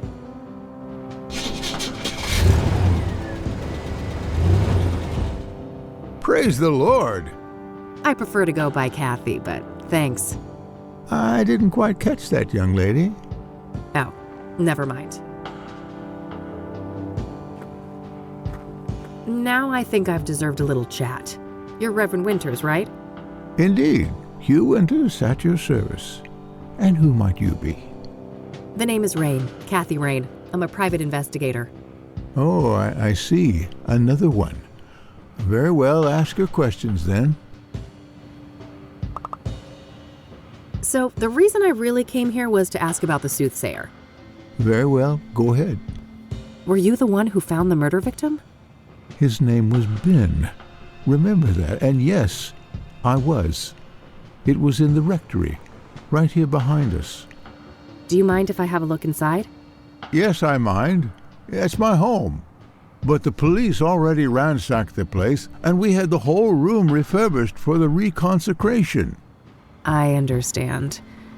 Can you walk me through what happened that night, then? Well, I came back late, after traveling. The front door was unlocked, which is unusual, but not overly alarming. I entered and kept quiet in case Ben was asleep, but it didn't take long for me to notice that his bedroom door was wide open. That's when my eye caught the shadow of his hanging body. I ran up to the doorway and saw him on full display, and, well, I froze from shock. It was immediately clear that there was nothing I could do. He wasn't moving. He wasn't making a sound, and his face was blue. The world didn't make sense until I got my bearings. Took a small step and heard the cracks of broken glass under my shoe. I saw the mirror shards, and I realized that he didn't do that to himself. Someone must have done it to him. I carefully backed out of the room, called the emergency services, and they arrived shortly thereafter. Did you notice any other relevant details in the room? No, like I said, I was in shock. My friend was dead, murdered. I needed to get the authorities there, and I had to go pray. Understandable. Who do you think did this to Ben? I don't know. But he had plans to meet someone that night. A lost soul, he said. I never inquired in detail, saw no need to ask more. Now I obviously wish I had. Did Ben keep records of his meetings? He did, but none were found, so I can only assume that the killer disposed of them. Sounds likely. Was there anyone that he was seeing like this regularly? I'm sure. I wouldn't know any specifics. I haven't been involved in that work lately. I see. Thanks. If you don't mind me asking, what was Ben like as a person? I'm glad you asked, because these days most people know him as Ben, the murder victim. Isn't it a tragedy how a man's life's work can be so utterly overshadowed by his final moments? Tragic indeed. Perhaps you can help me get a more nuanced view? I'll try. Ben was a good man, a good Christian, and he always managed to stay optimistic despite leading quite a difficult life. Difficult how? I shouldn't say. He wouldn't want me to share all of his secrets. But trust me, he carried great pain. Fair enough. Did he have any immediate family? No, and he never married. He had distant relatives out of state, but as far as I know, they were estranged. Okay. Next of kin? Never came into play. He had a written will and left everything to charity. Got it. Thanks. Care to tell me about your church? Well, the King of Kings is a Catholic church with roots nearly as old as the city itself. These days, we're a fairly small congregation, around 200 active parishioners. I see. So how long have you been a priest here? Coming up on 30 years now. Oh wow, that's a long time. I suppose so, yes. But I've been nothing but content here. Until the murder, that is. Things will never be the same. Yeah, I can imagine. Forgive my ignorance, but what is a rectory exactly? A rectory houses the living quarters for the serving pastor, me that is, and it also contains office space and guest rooms for other important members of the congregation. I'm glad we managed to resuscitate your old bird, even though I rarely tinker with anything that has more than 2 wheels. Biker, born and bred, are ya? I used to drive a Zenkai in my younger days. Oh, no shit. That's neat. Do you know... Never heard. What do you... Well, they're pagan instruments used for millennia. It would seem to me they have some ritualistic purpose for the Soothsayer. What makes you say that? Couldn't they just be a signature or a decoy even? No, I was there. That room, it was a place of sacrifice. The view of my departed friend was a monstrous display. I shall never forget it. Does the... It may come as a shock to you, but I'm not the clubbing type. Have you ever heard of a I haven't, no. drug tests have shown that the Soothsayer victims had pyre in their bloodstream when they were killed. That's preposterous. Ben wouldn't go near anything like that. He didn't even drink coffee. Covertly drugged then, maybe? Or coerced? Something along those lines. The Ben I knew would never voluntarily abuse narcotics. All right, that's all. I'll let you get back. Very well. All right, looks like that's all I'll be able to learn about the deacon here today. It's getting late. I better get back to the office so I don't end up missing Josh.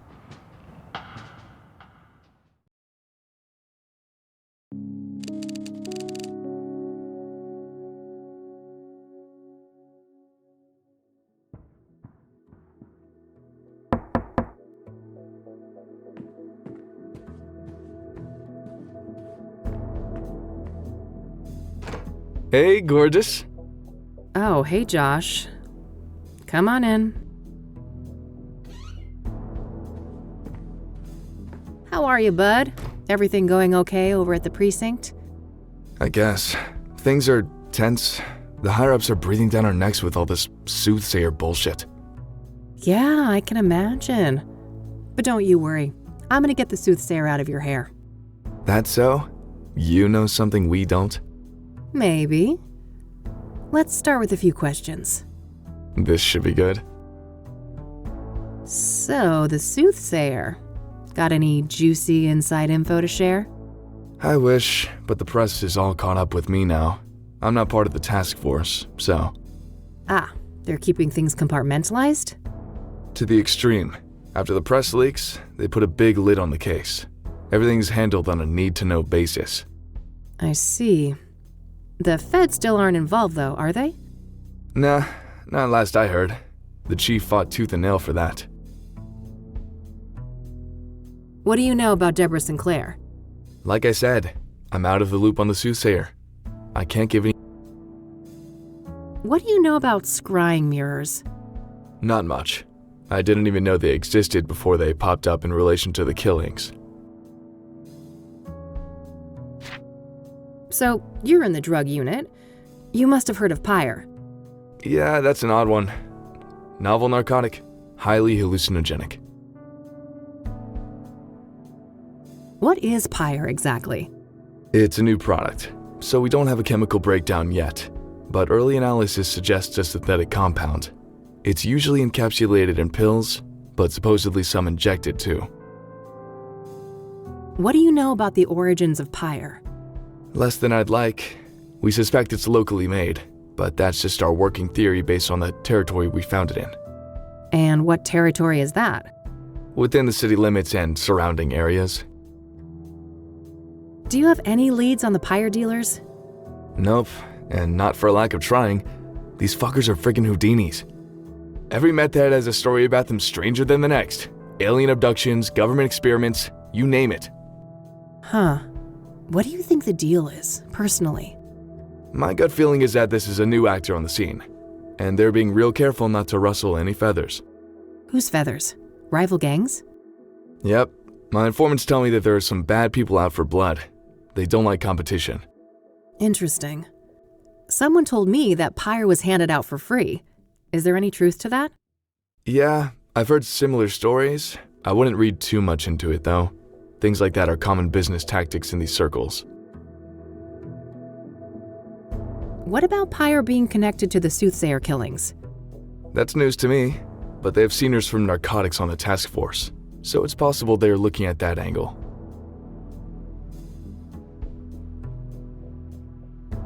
I need to ask you a favor. I've got this print that I need to run. Oh, yeah? This have something to do with the Soothsayer? The less you know, the better, I think. Sounds like a risky proposition. What's in it for me? Well, this girl would be very, very grateful. That's so? Well, if you put it that way. Great. Here it is. Okay. No guarantees, though. And it'll take time. Like I said, things are tense at the station right now. I have faith in you, Josh. Do you know the Club of Hearts?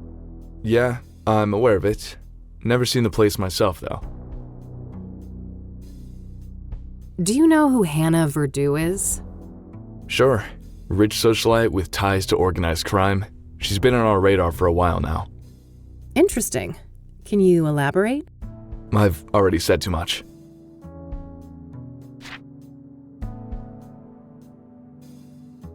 What do you know about Not much. Cute photo. What's the story? Too silly to say out loud. Let's just say it's me going above and beyond for a case. Those aren't your usual colors, are they? Yeah, normally I wouldn't be caught dead wearing something like this. I could, but I think I'd rather keep that to myself for the time being.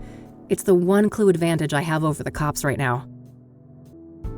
Thanks for stopping by. I have some other things I need to deal with now. Already? Aren't you a busy bee? Nightcap before I go? Oh, I wish, but one drink turns into multiple, and this gal ain't got no time for that. You're no fun. Well, later, babe. See ya.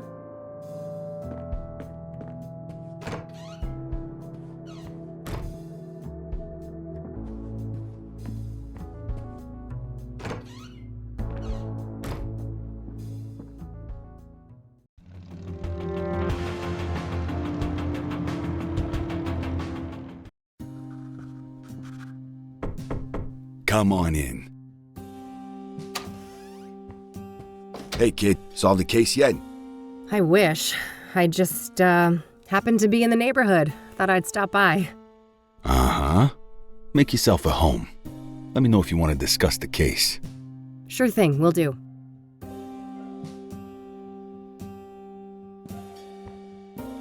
Looks like Lucas has plotted out all the Soothsayer murders here on a map. I don't see any obvious pattern. No way. I can't stand that stupid clicking sound. Lucas has worn that old rag forever. The poor thing is falling apart at the seams.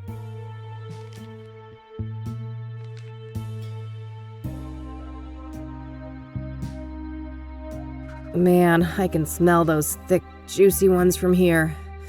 Better stay clear for my own good. Lucas's favorite brand of whiskey. Despite my recent bout with it, I much prefer tequila.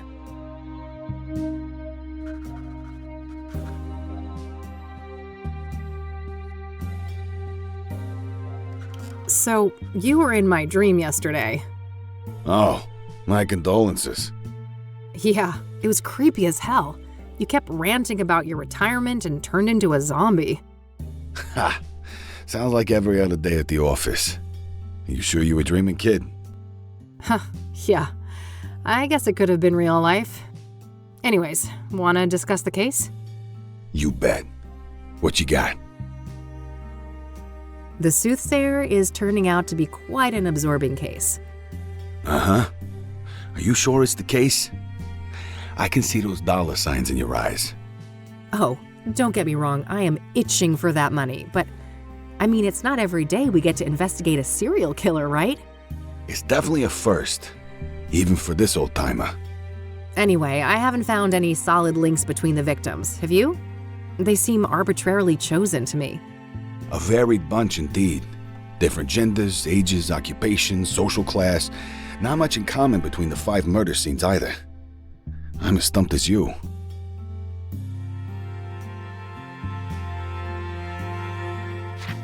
What do you think of the pyre angle? The what angle? Oh, wow, Lucas. Am I ahead of you already? Looks that way. Perhaps it's time for a trade. Sure. I'll let you know if I come up with some information to trade for.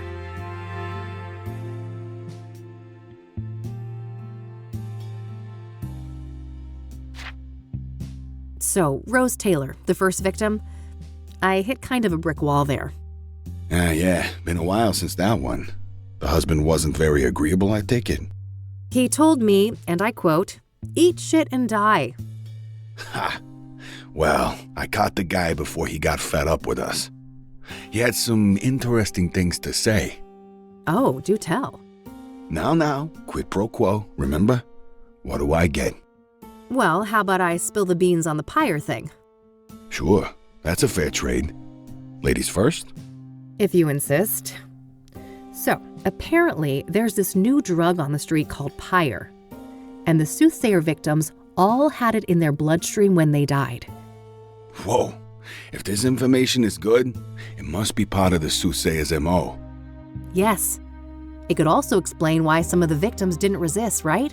Pyre is a powerful hallucinogen, so they probably didn't even realize what was happening. Not a bad theory. What else do you know about the drug then? Your turn first. Orson Taylor. Fair enough. So he and his wife, their marriage was a train wreck. They were going through a divorce. Just like every other marriage in '98. Did he tell you why? No, but I can read between the lines. Infidelity on her part. Got anything concrete on this supposed lover? Nope, and not for a lack of trying. I suspect the guy probably doesn't want to deal with the publicity after the murder, even if he had nothing to do with it. Hardly more than a hunch, Lucas. What else have you got? Well, you're aware of what line of work Rose was in, right? The paper said she was a nurse. Why? I dug up her employment history, and guess where she used to work a couple of years back? Enough build-up, Lucas. Out with it. Your mom's place. Angstrom's. Oh, fuck. Really? That's one hell of a coincidence. Just my reaction. Have you seen your mother lately? I don't want to talk about it. Well, do with this what you will. Maybe she knows something about Rose. That's all I got. Your turn. All right.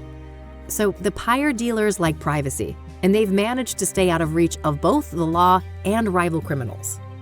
Interesting. How'd they manage to do that? Obscure dealing practices, for one. I haven't got any first-hand information, but rumors say that they find dope fiends and give them pyre for free. Huh, very strange. I'll need to look into this further. You do that. As for me, I guess I'll have to go to Ingstrom's tomorrow. Fuck me. So, Deborah Sinclair, huh? I gotta say, the Soothsayer is gutsy going after a celebrity like that. Gutsy or riddled with hubris? That's the question. Hopefully it's the latter, and he got sloppy somewhere. Luckily for me, the cops were the sloppy ones. I found a little something they left behind in the cabin. Atta girl. No such luck for me. I went there and some weird-ass fan of Sinclair got in my way.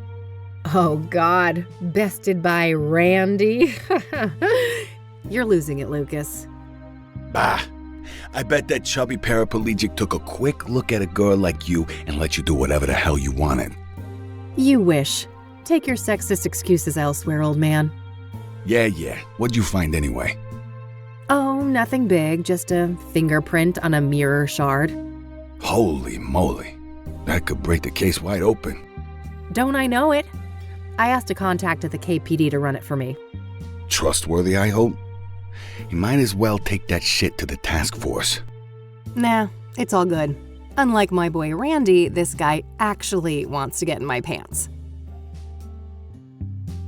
So that Jane Doe, the burned woman, it's taking some time to ID her, it seems. Indeed. Whoever she was, it appears she wasn't missed much. Now ain't that fucking sad? Some trafficking victim, maybe? It's possible.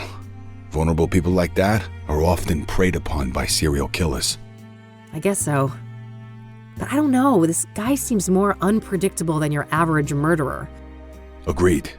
We shouldn't forget that our guy has a tendency to defy pattern. Let's talk about Deacon Townsend. Sure. What do you think of that one? Well, I wonder how the heck the Soothsayer managed to convince him to hang himself. That's the question, isn't it? Every source I talk to paints the deacon as nothing but a devout Christian. Maybe he wasn't as devout as he led people to believe. For all we know, he could have been a willing sacrifice.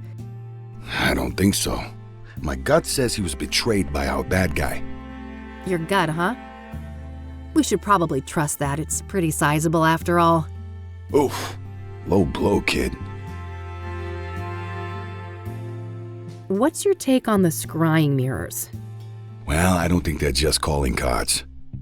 Whatever drives our bad guy, the mirrors play an important part. Yeah, probably some fucked up occult ritual. Reverend Winters thought the murder scene looked like a sacrificial room. Oh, wow. That old grouch talked to you. He wouldn't give me the time of day. I'm impressed. What can I say? I'm a people person. Ah, fuck off. Do you know much about the King of Kings? Nope. I only know it in relation to the murder. What are your thoughts on the second victim, Eric Holloway? Well, I'm not surprised the cops got it wrong at first. He certainly fits the profile of a suicide victim, given the rumors of depression and what happened to his ex, Sarah. Oh, yeah. Maybe that's why the Soothsayer chose him? Could be. It'd certainly be easier to isolate a vulnerable person like that. Did you go to the apartment building? I did. Managed to squeeze some info out of the neighbor next door. Had to grit my teeth and pretend to be a devout Christian, but I powered through it. Probably not the last time you had to do that. What did you learn then? Well, apparently Eric had a drug problem. And he was also engaging in a lot of casual hookups. Interesting. I suppose it's not uncommon to get caught up in addictions after a trauma like that. What do you know about the Azure Sky Motel? Well, we both know that the first killing took place there. Other than that, I don't have any interesting tidbits to share. Seems like any other motel. Yeah, that's my take too. Do you know who Hannah Verdew is? Nah, should I? Not really, just curious. I see you've plotted out the murders on that map there. No pattern, right? Not that I could see. They're all within the city limits or the immediate surrounding areas, but that's pretty much it. A trench coat wearing, cigar smoking whiskey drinker. Man, you really are a walking caricature of a PI. Well, at least one of us is a proper gumshoe. Huh, touche. Damn, those cigars are giving me some serious cravings. Don't even think about it. I ain't sharing those babies, only for special occasions. That mob case way back when was pretty wild, huh? Oh yeah, wildest case of my career. Wanna tell the story again? Maybe when we're done with the Soothsayer. You know how long that tale is, and we both got work to do. All business today, huh? Fine. One of these days, someone is gonna mistake you for an actual bum in that raggedy old coat of yours. Shows what you know, kid. Can't get any better than a tale of Mason and Dawn. Besides, we both know who of us is more likely to end up on the street. Oh, quiet old man.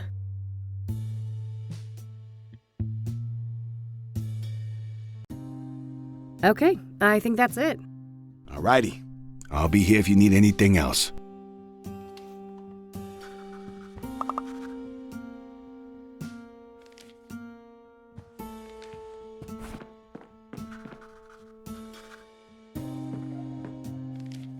Thanks, Lucas. I need to get some sleep now. Talk another day, yeah? Sure. See you around, kiddo. See ya.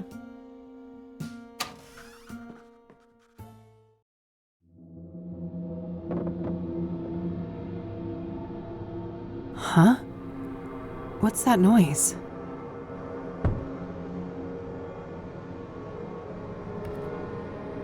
Oh, ew, Mildred, gross. Bon appetit, you little monster. I'm going back to bed.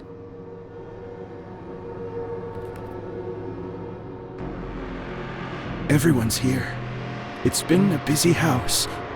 The colors are just right. And we are all so very, very proud. Oh, fuck.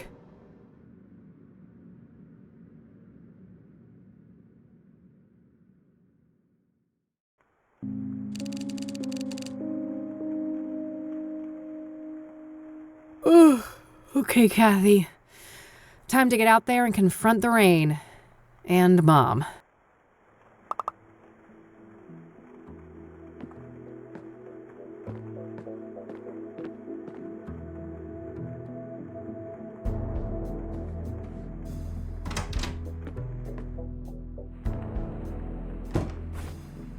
It's the obsidian shard I found in Deborah's cabin. It's really sharp. Plotting world domination as usual, Mildred?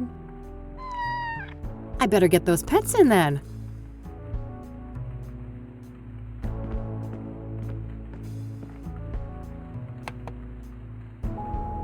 Hey, Josh here. So, that print you asked me to run, apparently it belongs to an old lady called Tabitha Caldwell, 73 years old. Turns out that we grabbed her print in the 60s for violating some obscure state law about endangered plants.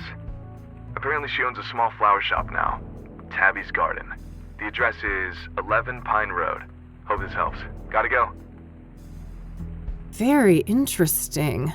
I should definitely check out that shop today.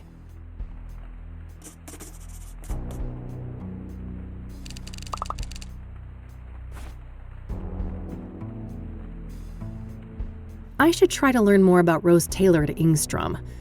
Lucas told me she worked as a nurse there.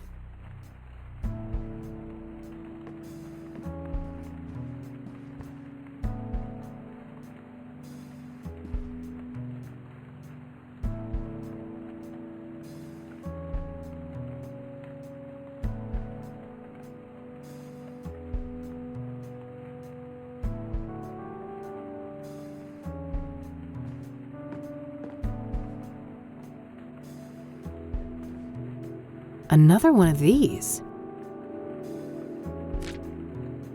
The Queen King of Two Suits longs for human connection and non-conformity, yet is caught in a painful loop of self-destruction.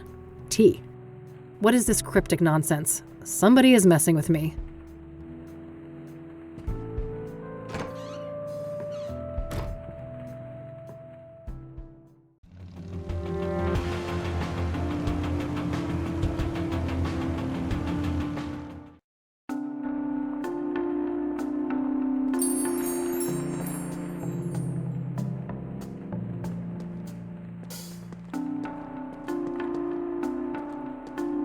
Hi there.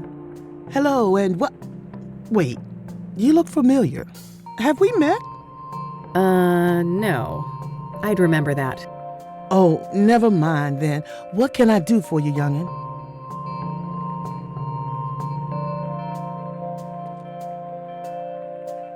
I see that you have scrying mirrors for sale. Ah, yes. Those are always popular. High quality, exquisite design, made from genuine, locally mined obsidian. Ah, cool. You sell a lot of these then? Well, this ain't a big business. Maybe a dozen a month or so. Things have picked up lately, too. Not sure why. The Soothsayer uses scrying mirrors, doesn't he? That might be why? Oh, really? I suppose that would explain things.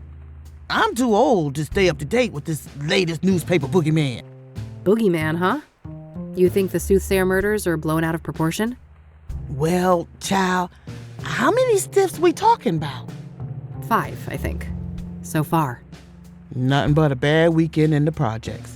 When our boys drop like flies, you can bet those hysterical ink slingers ain't nowhere to be found.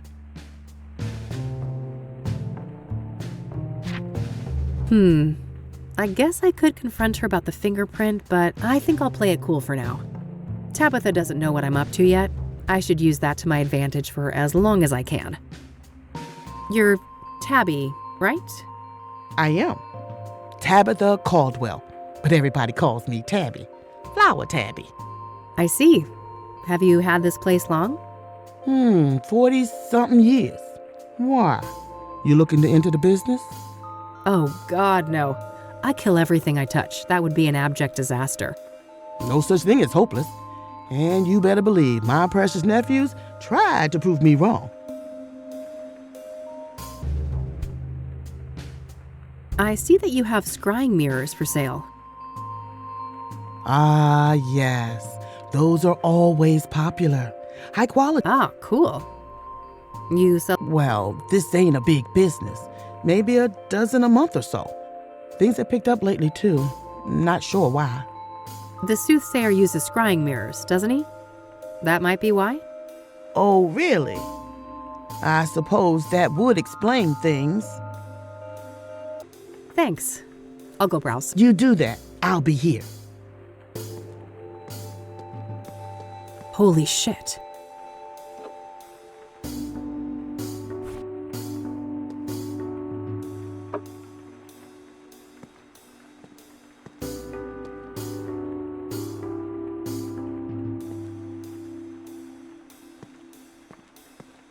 I don't have any business back there.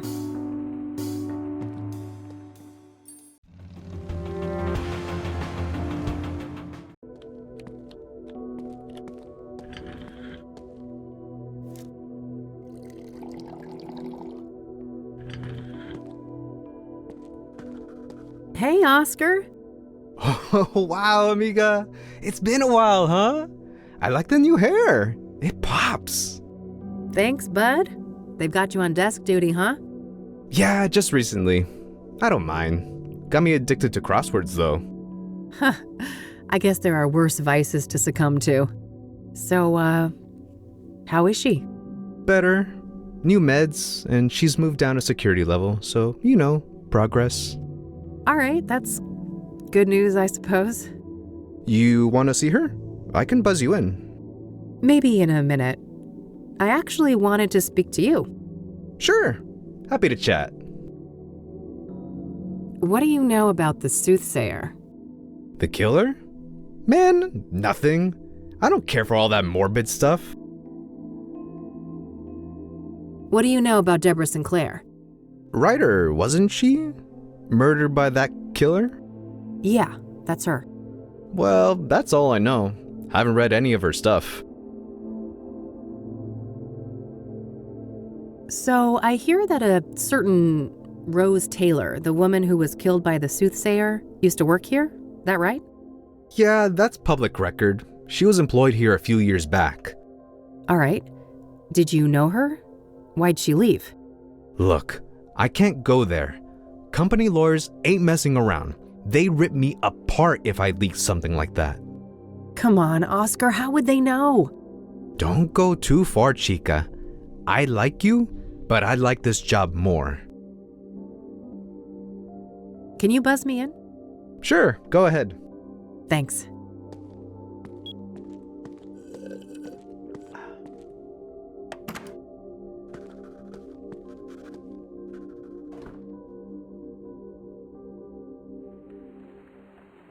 $326 days, Catherine.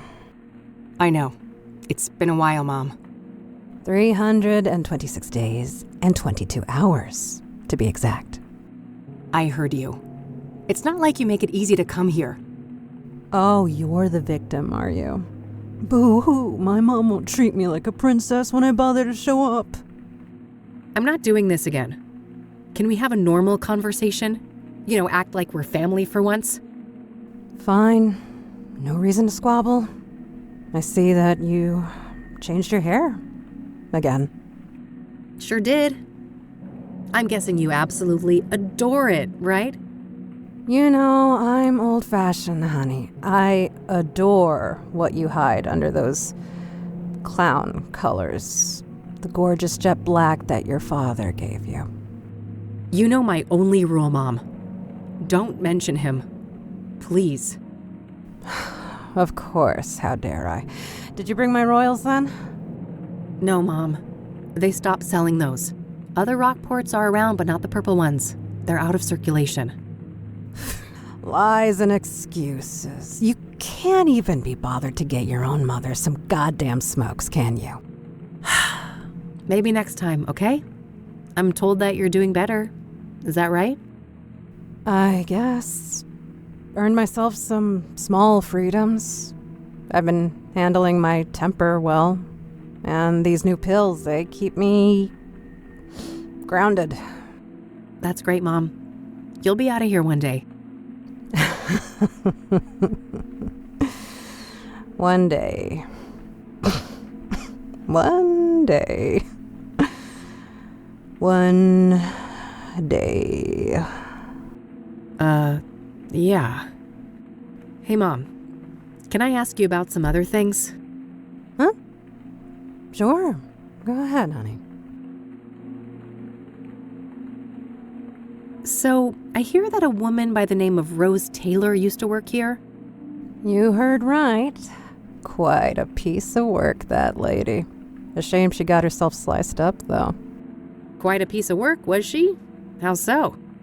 Oh my, I recognize that tone of voice. Have we come across the real reason you're here, Yeah, Mom. You're right. You caught me. Are you gonna help me or not? That depends. Are you gonna be a good girl and get me my fucking royals? Jesus, Mom, relax. I told you they're discontinued. I can't give you cigarettes that don't exist. Doubling down on that horse shit, are you? I've had enough of this. You know my price. Get me my smokes. Then we'll talk about Rose.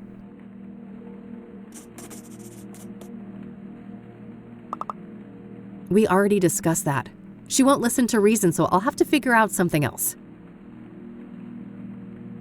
I'm gonna go now, Mom, but I'll be back soon, okay? If you say so, honey.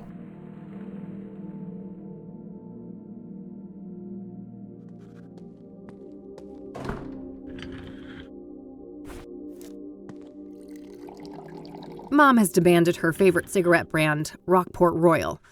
I know that particular flavor is discontinued, so I'll have to get creative somehow.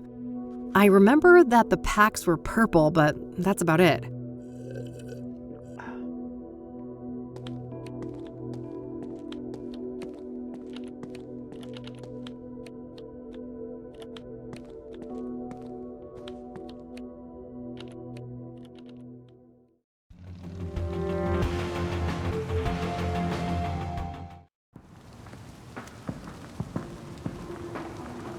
Surprise, surprise, all out of Rockport Royal.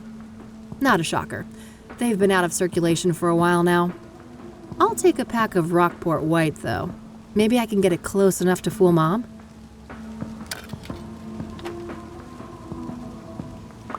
Oh, and come to think of it, didn't I see an ad for Rockport Royal in one of the papers? Maybe that can help.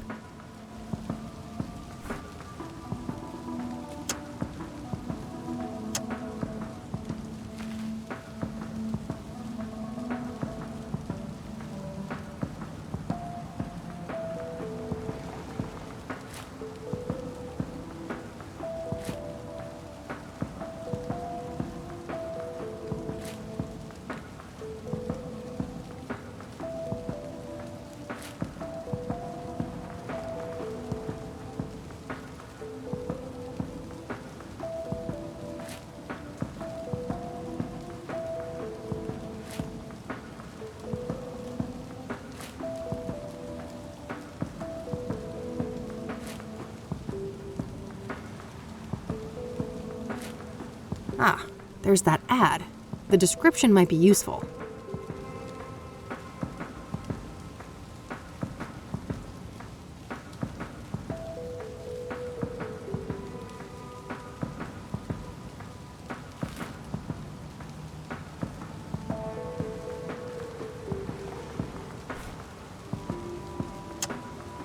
It's a pack of Rockport White, featuring a similar design as Rockport Royal, but without the signature purple colors.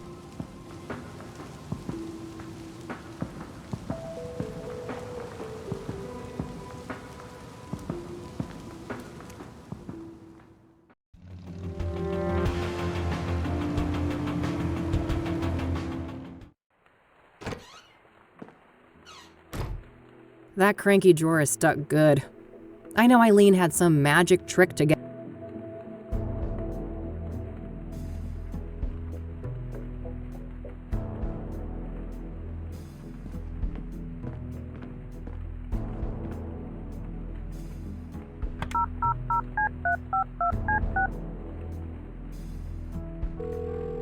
Eileen Summers. Hey, Kathy here. Hey, what's up? Hey, you know that stupid drawer in my office? How do you open it? Oh, just hold it up to the left, tilt the cabinet slightly towards you, give it a good shake, and then pull out the drawer quickly. Easy peasy. All right, then I'll give it a try. Thanks, E. All right. Okie dokie.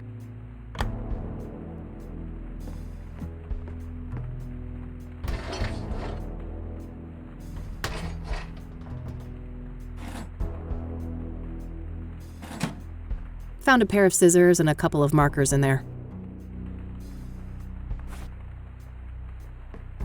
What am I even trying?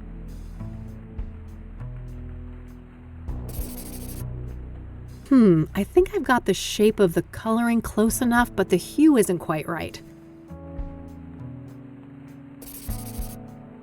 Should be close enough. Let's just hope Mom isn't wearing her reading glasses when I get back.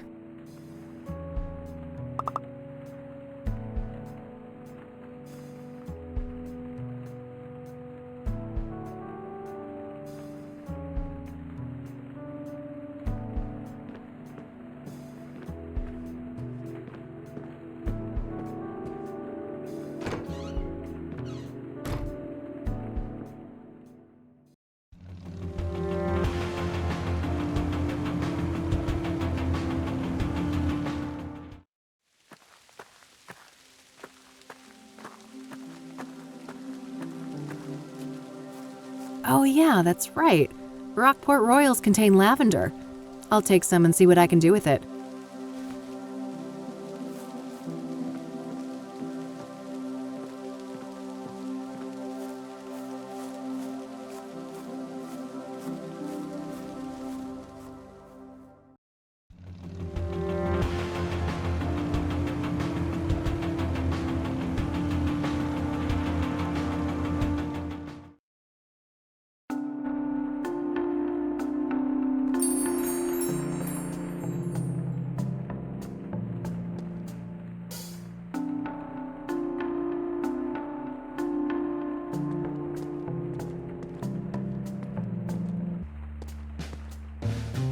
I'm sure a few little leaves won't.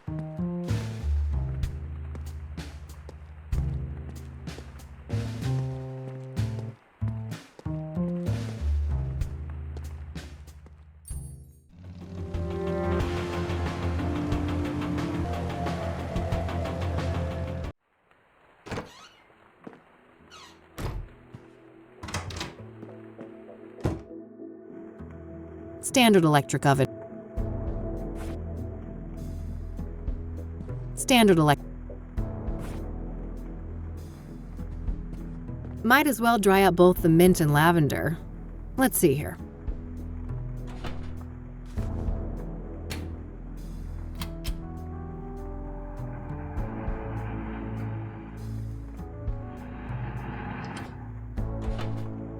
All right, nice and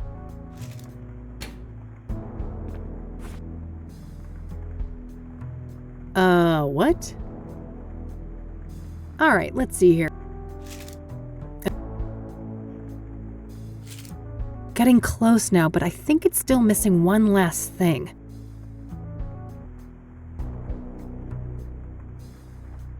This cinnamon might come in handy. Got it.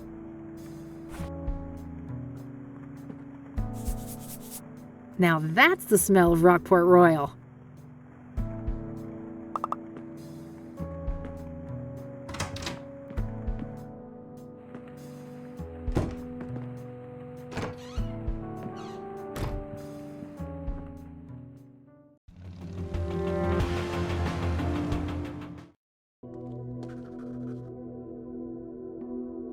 Can you buzz me in? Sure. Thanks.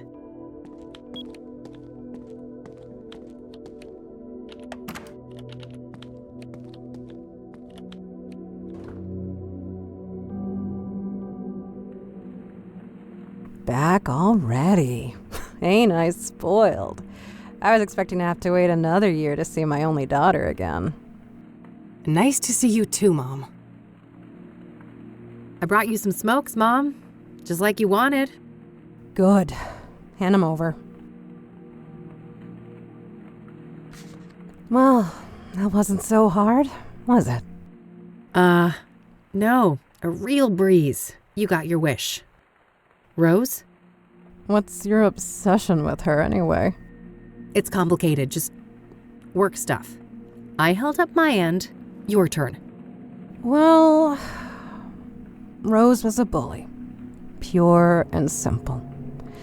She got a kick out of the power she held over us. I was over the moon when they finally fired that bitch.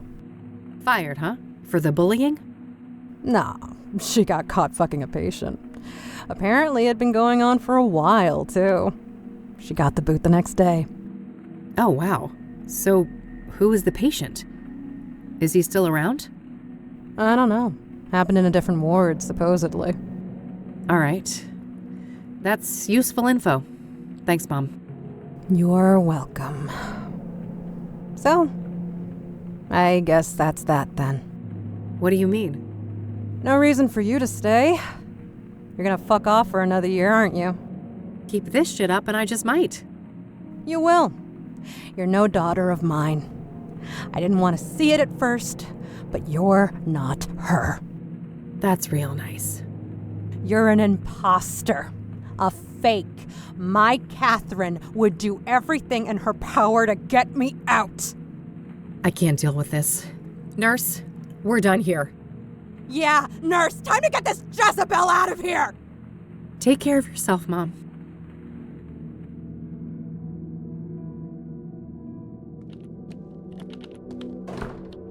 Christ. She had me fooled for a while, but it's still the same old mom.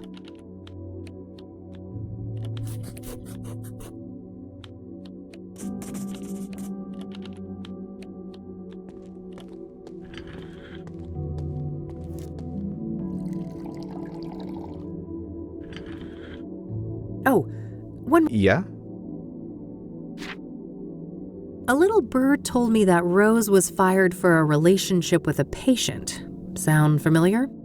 Dios mío, are you trying to put me out of a job? I can't talk about that. The guy isn't even a patient here anymore. Just let it go. He's not? Why? Discharged? Transferred? Dead?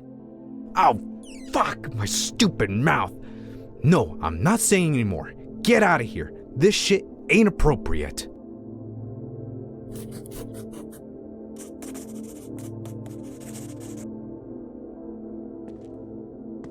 Well, I guess that's that. It's getting late. I better get back to the office and have something to eat before the club opens.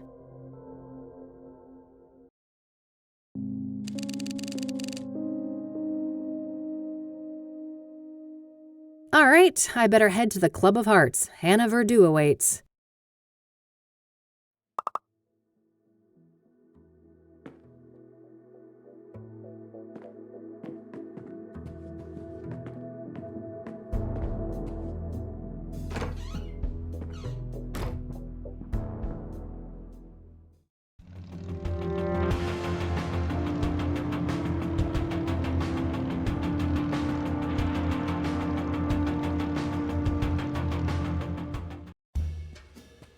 Membership card, please.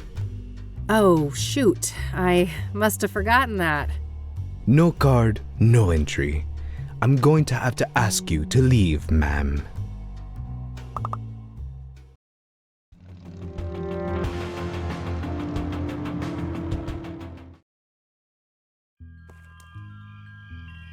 Oh God, that thing is hideous.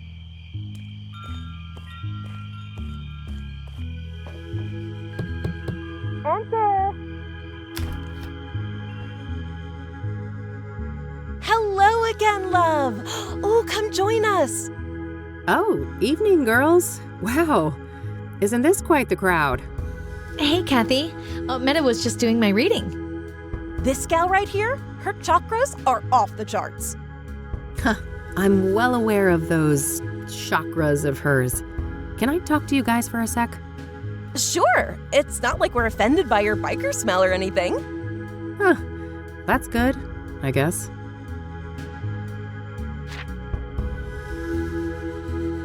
I just went to that place on your poster, the Club of Hearts. That's awesome. How was it? Well, not great. I didn't get in.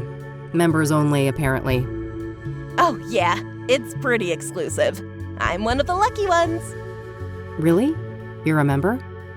Sure am. Got the card and everything. Neat. Any chance I could borrow that membership card? Just for tonight, I promise.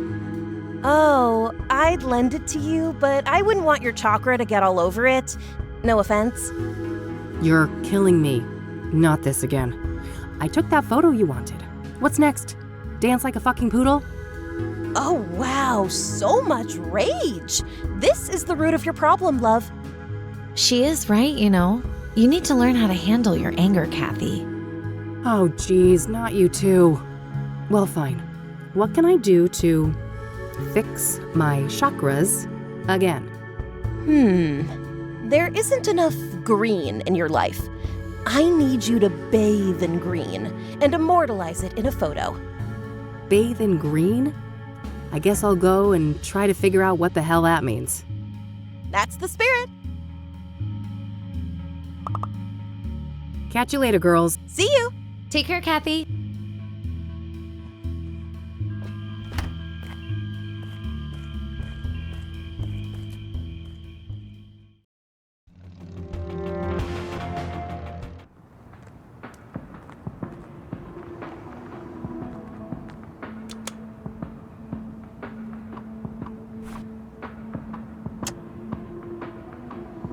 My Michiru instant camera. It's loaded with plenty of film.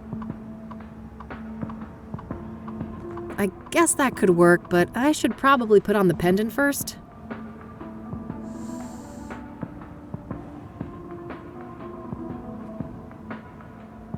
What the hell is that, girl? You trying to get mugged? Oh, shut up. I'm just doing this to get this weirdo to give me a thing. A thing? Uh-huh. I think someone's got the hots for a hippie. Oh, for fuck's sake. It's all good, girlfriend. You're hardly the first to humiliate yourself for some Class A poontang. Jesus Christ. Oh, I think my boy JC will stay clear of this one. I doubt he'd like the thing very much.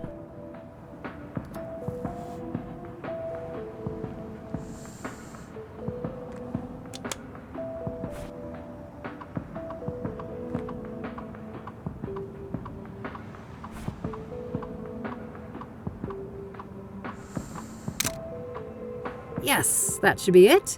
Time to get this back to Meadow.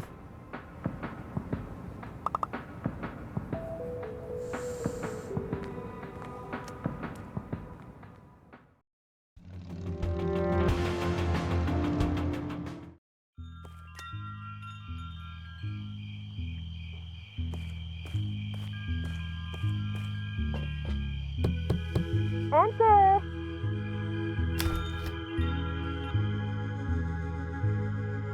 Now that's what I'm talking about. Isn't that much better, love? Sure. Got that shock. We're all sorted out.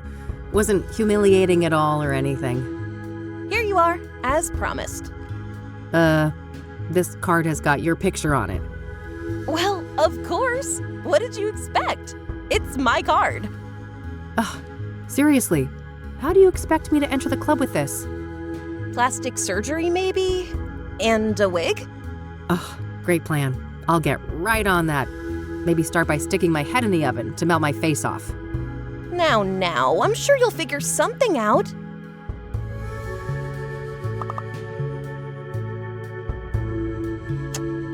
Do you want to see the photo I took when I, realigned my chakras?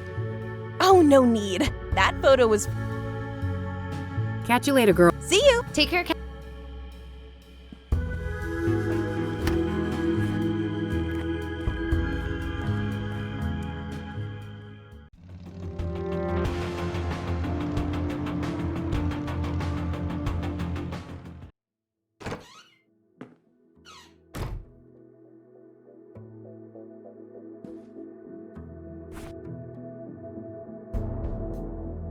I mean, I could cut this up, but I'm not sure how much use it is. All right, I've cut my face out of the photo. Now what? Not a bad idea, but I'll need some way to attach the photo. Maybe there's something in my office that could help?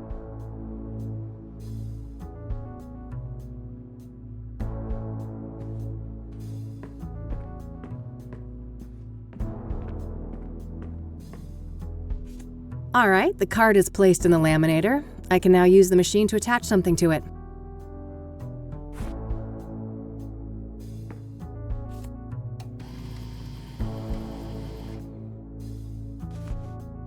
All done. Hopefully this is good enough to fool that bouncer at the club.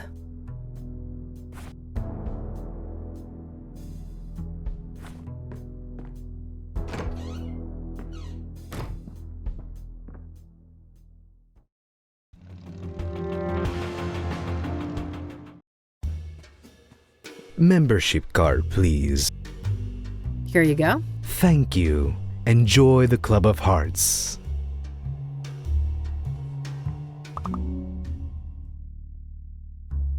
And I'll leave you with these parting words. What is in a name? Only words spoken, written, yet a soul defined. Thank you. Huh. Who knew librarians had leisure time? No time for drinks. I'm here on business. Ah, geez, here I was having a semi-good time, and who is here to ruin my day? Rain, you conniving schemer. Conned your way in here, did you? There's no way in hell you're an actual member. I haven't the faintest idea of what you're talking about, buddy. I've been a proud patron forever. Don't bullshit a bullshitter, Rain. I could rat you out, but luckily for you, I respect the hustle. Well then, fellow hustler. Want to chat for a minute? No, why not? I'm bored anyway. Everyone's too chicken to go up on stage. So that pyre angle, huh? Pretty interesting. Caught up, huh? Well, you know the drill. I ain't saying squat about the case. So, what do you think of this place?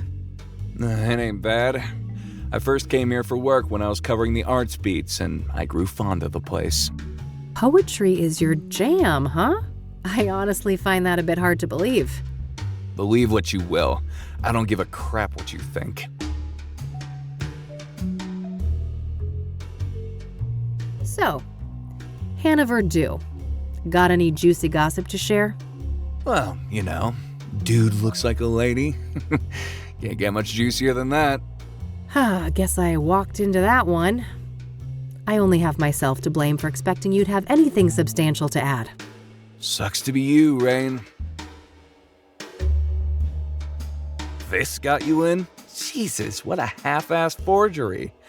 That bouncer should get his eyes checked. I'm gonna go mingle. Later.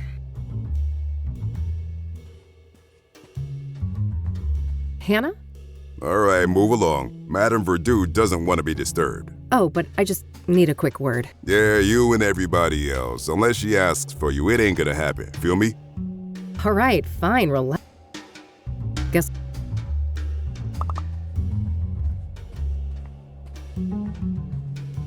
Open mic haiku night, huh?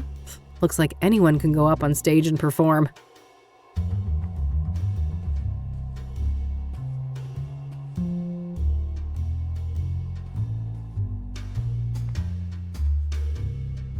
Hey, one more thing.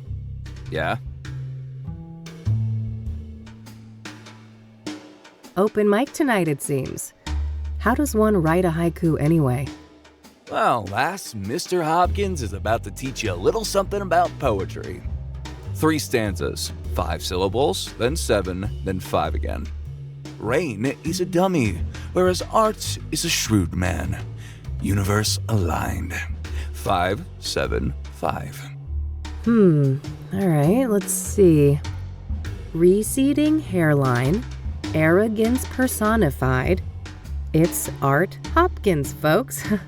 575. Yeah, you got it. You should definitely go up on stage tonight. I could use some Schadenfreude.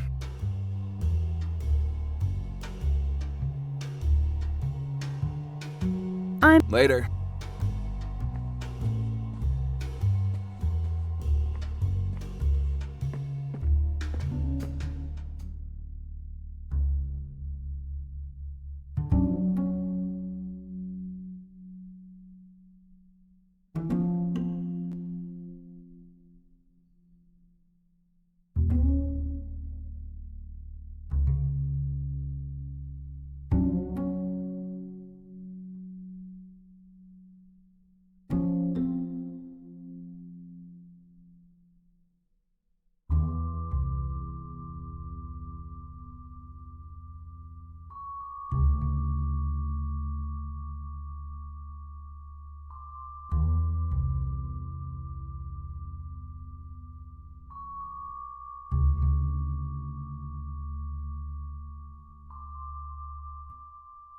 Beating hearts.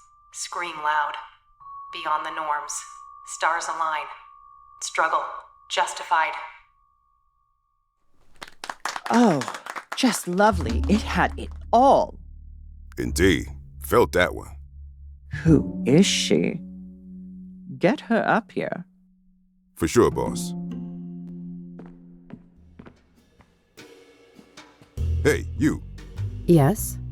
Madame Verdu would like to speak to you. Have a seat. All right, great. Thanks. Hello, darling. Why, aren't you a doll? I might be a doll, but don't you get any ideas about playing with me? Oh, what a breath of fresh air. This place usually reeks of sycophancy. It gets tiring, you know. I can imagine that. Anyway, I just wanted to say that your performance was nothing short of divine. Well done. Thanks. I've never written a poem before, so there's that. Incredible. And you went up on stage just like that. Well, I needed to get your attention. I've been told you have information I need. That's so. A woman on a mission, are you? I'm eager to learn more. What do you know about... I don't know much about the murders, but as a person with an ear to the ground culturally, I've noticed a shift. Yeah?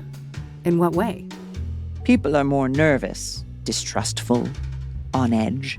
The subject matter expressed on stage has been darker, too. Yeah, I can see that. Serial killers tend to put a damper on things.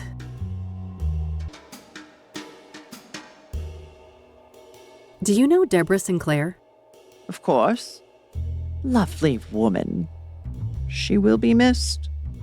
You knew her personally, I take it? A little, but I wouldn't call us more than acquaintances. She was fascinated by my journey to become a woman, though. He even considered writing a book about the subject. Oh, interesting. Could that have been what her next novel was about? I doubt it. Last I heard, it was some story about a mental institution, but I don't know the details. Pyre. Someone told me that you might be able to get that? Ah, a fellow connoisseur. Sorry to disappoint, but I haven't been able to procure pyre. Not for a lack of trying. Damn. Well, if somebody like you can't get it, it's gotta be impossible. I never claimed to have superpowers, darling.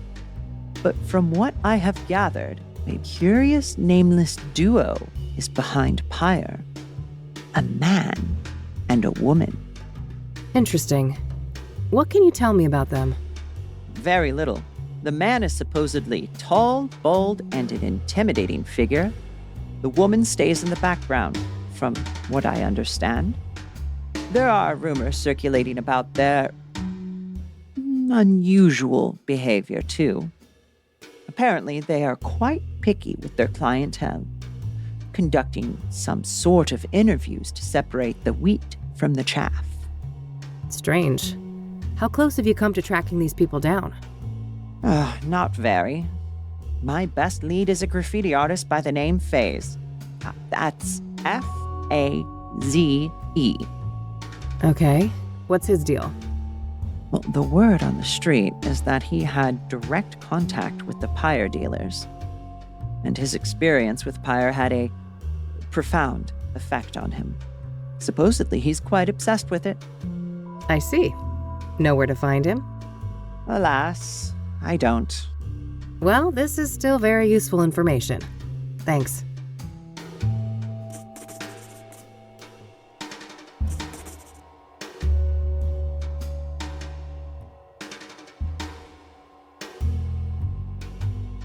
This is a nice place you've got here. Thank you, darling. It's just a little pet project of mine. I've always been fascinated by language. And in my opinion, there is no purer form of language than poetry. So, what's your deal, Hannah?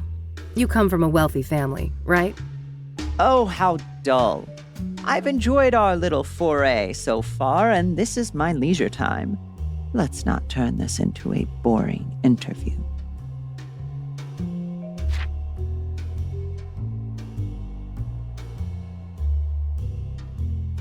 Your bodyguard is pretty intimidating. Oh, Lee, he may look like a killer, but he's a sweetheart. He's been with my family for a long time.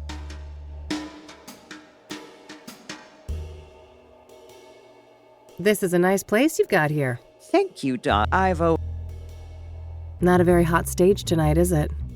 It's been quiet, I'll admit. The crowd is not usually this shy. It'll probably pick up as the average blood alcohol level increases. Oh, no doubt. No. Let's not show the owner of the club my fake membership card. I don't want to share. What do you... Nothing much. I was acutely ignorant of them until the Soothsayer brought them. All right. I have places to be. See you around. Enjoy the rest of your night, darling.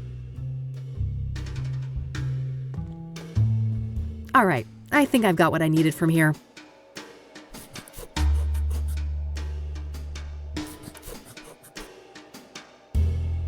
Time to head back, but I'll stop by Lucas's place on my way home.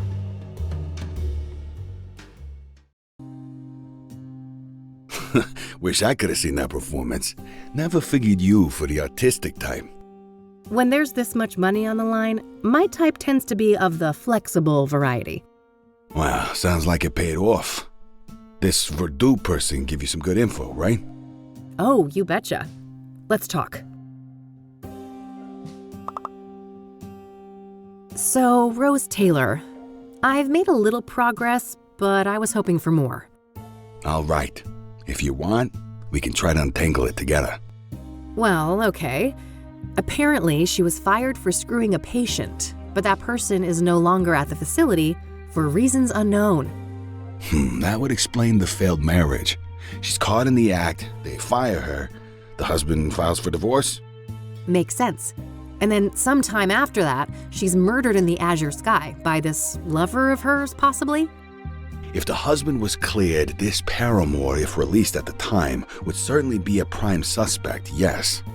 Surely the KPD must have been swarming him like flies on a turd then. Indeed. My source at the KPD said no arrests yet. So either patient X isn't our guy, or he's a slippery fuck, and they simply don't have enough on him. Okay, good to know.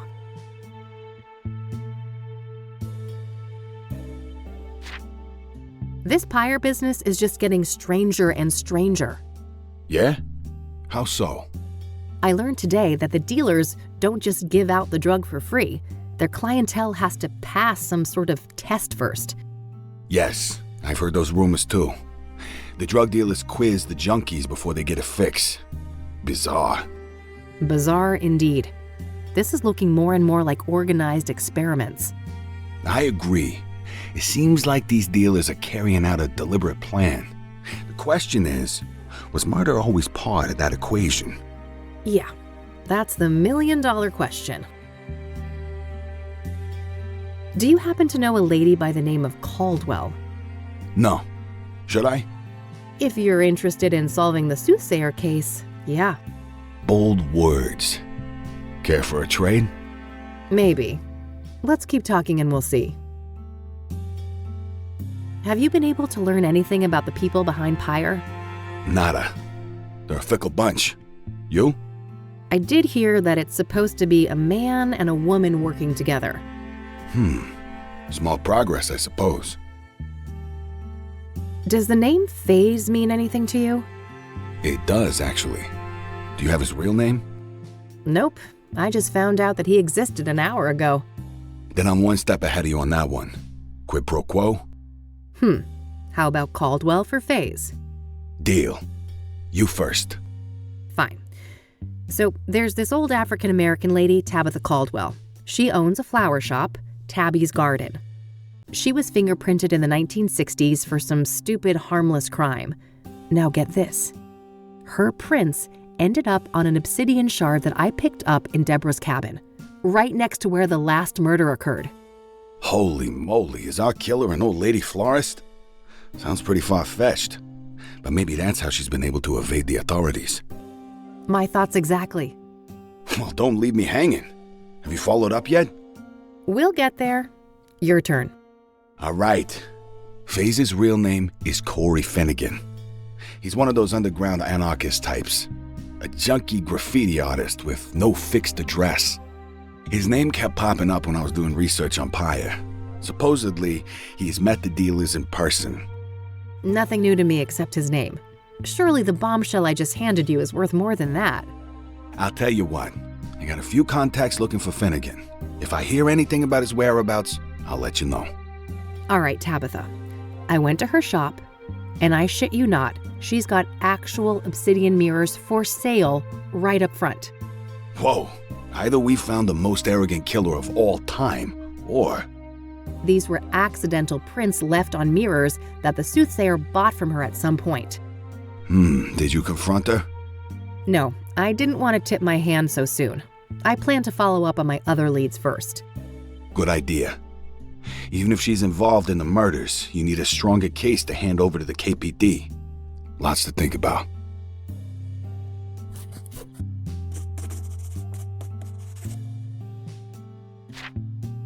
Okay, that should be everything. Understood. I'll be up for a while longer if you come up with more things to discuss. Great, I'll keep that in mind.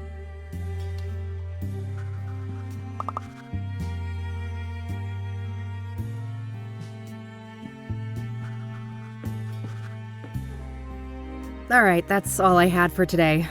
Same time tomorrow? Sure, but I might be a bit late. There's this place I'm scoping out. But you know, for a non-team, we're not doing so bad, are we? Huh. I guess not. Goodbye, Lucas. Bye, Kathy.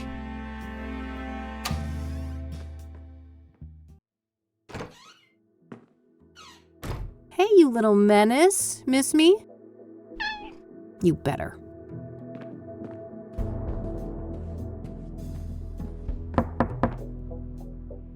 Ugh, what now?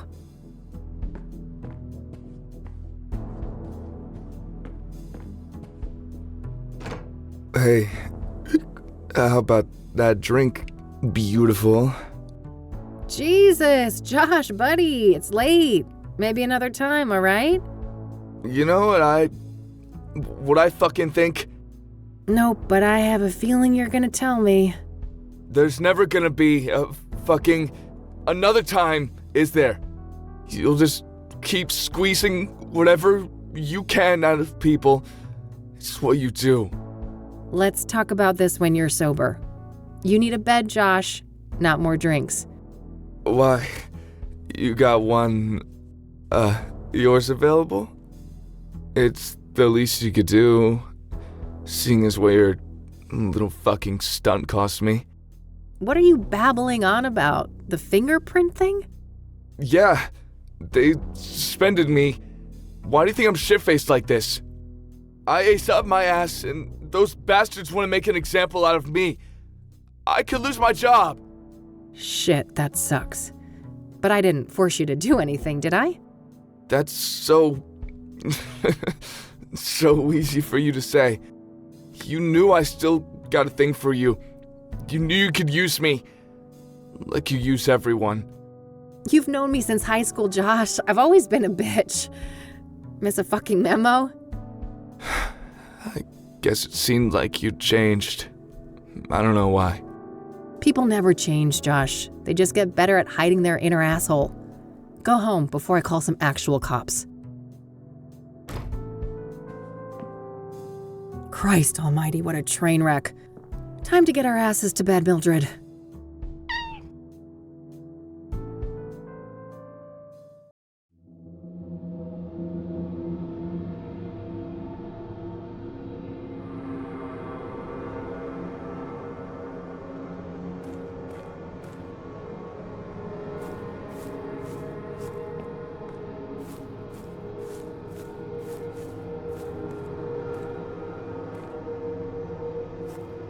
The city of Gleam. The place I'm terrified I'm meant to be.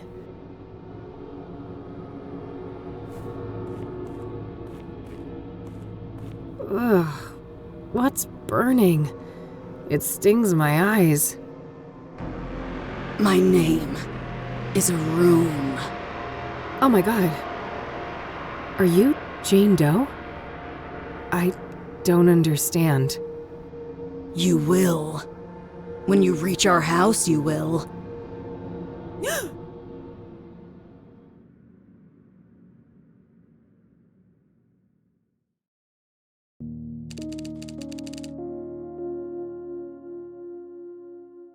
All right, time to track down Corey Finnegan.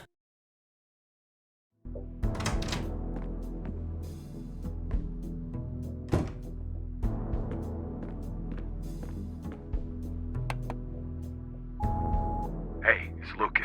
I just heard back from an informant of mine. And apparently our boy FaZe was sighted downtown this morning. You know, near the pawn shop. All right, kid, we're even. Perfect. I gotta head there right away. Maybe the guy's still around.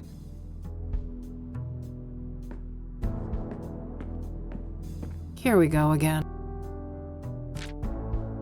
Pattern. Stab, fall, hang, burn. Mirrors are portals. Inception occurred in 1995. T. 1995? No, it can't be. Is this all connected to what happened in Conwell Springs?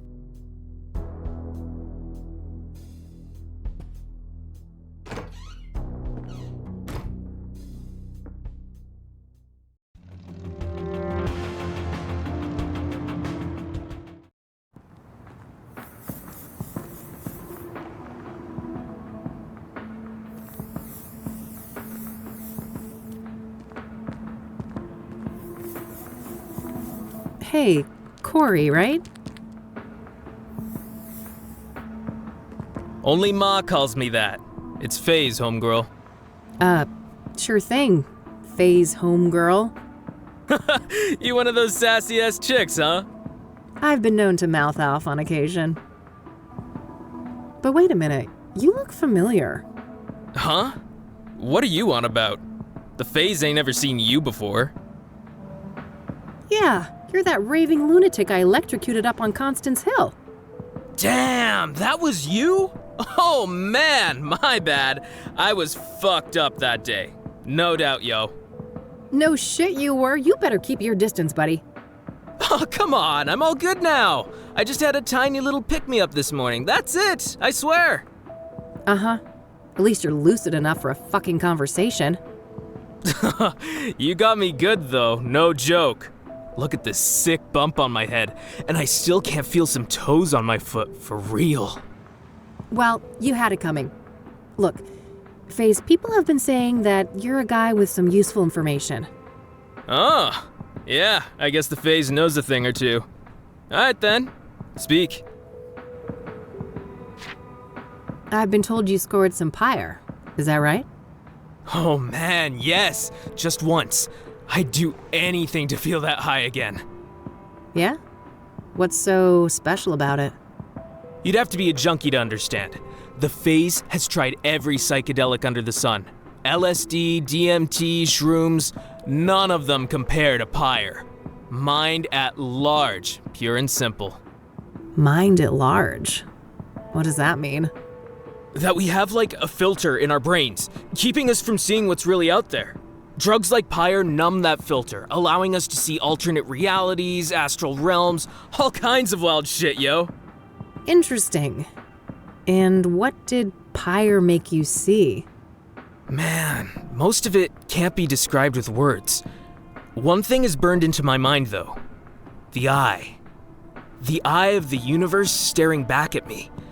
I never believed in a god before, but now I ain't so sure. How did you get Pyre in the first place? It seems hard to come by. The Pyre dealers came to me. Makes sense, I've been a steady dope fiend for 15-something years now. Guess they went with the tried and true, huh? Right. I've also heard rumors about some kind of interview. Is there any truth to that? Oh yeah, those fuckers asked all sorts of questions. About my childhood, dramas, and whatnot. Wasn't no problem for me to yap about. The phase is an open book. Curious. So, the Pyre dealers. It's a man and a woman, right? Yeah, dude's a big, bald guy. I'll never forget his face. Creepy motherfucker. Creepy how? I don't know, man. He was intense. You know, not looking at you, but through you? Like I was a thing, not a person. What about the woman? I just caught a quick glimpse of her. She wore a hood. Saw some pretty nasty scars, though. Something seriously fucking bad happened to that chick. She had scars? On her face? Yeah, on one side. Melted skin, like from burns, acid, or some shit like that. Damn. Got any more details on this couple? You know, what they were wearing or what they looked like? Both white people. She didn't seem too old, like your age maybe. Dressed in all black. I guess she wasn't too girly, you know? What's the word for it when you're in between? Androgynous? Yeah, androgynous. That's what she was. Got it. And what about the man? In his 40s or so. Bald head, big black eyebrows, brown eyes, and like I said, intense fucking energy. Major big bad wolf vibes coming off that dude. All right. Thanks.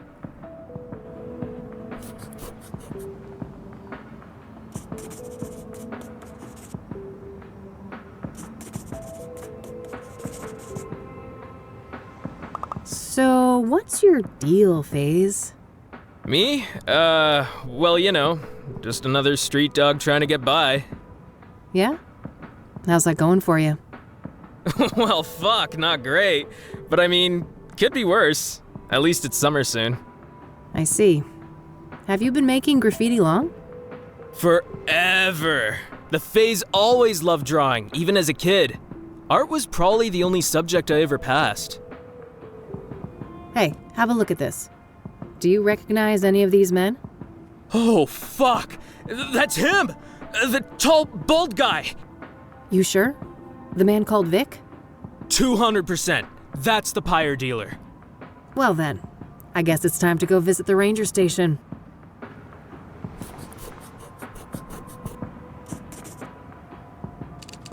I'll let you get back. Peace out. All right, I think...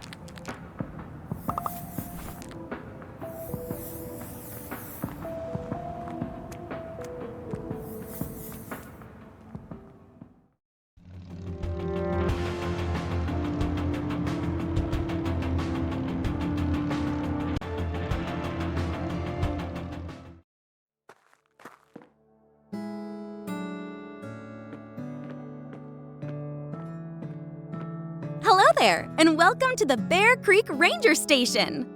Why aren't you chipper? Cassie, I have a few questions if you don't mind. Don't mind at all. Happy to help.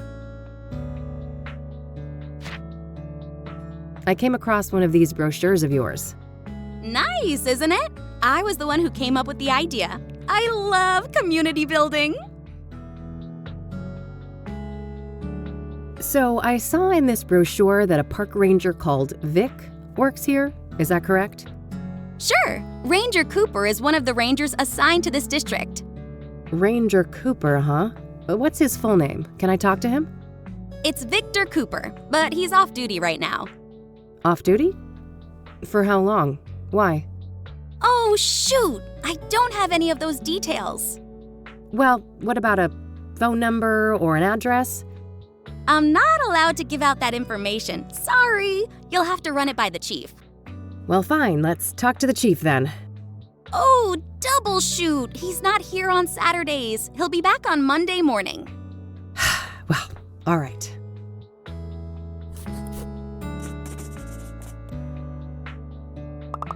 That's all I needed. Thanks.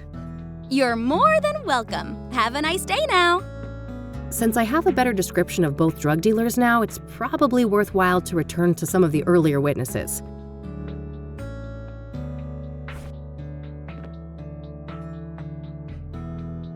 One of the pyre dealers is supposedly a woman with some sort of facial scars.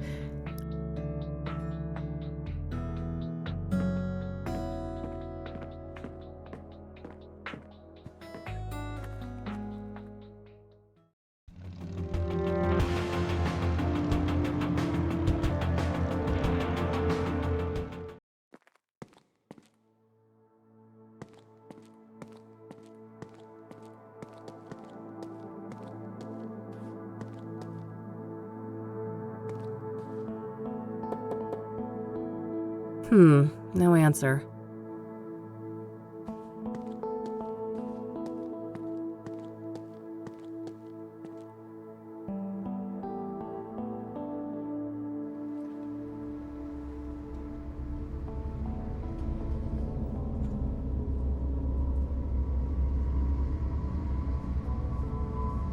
Oh no.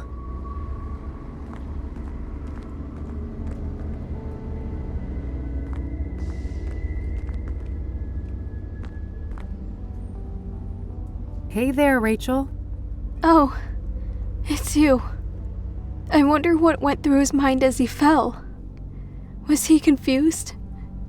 Scared? He was drugged. He may have not even realized what was happening. Yes. My poor Eric. Victimized by all those demonic women. And I'll never see him again. In this world. Why do you think you'll see Eric in the afterlife? Because we're supposed to be together. I know it in my heart.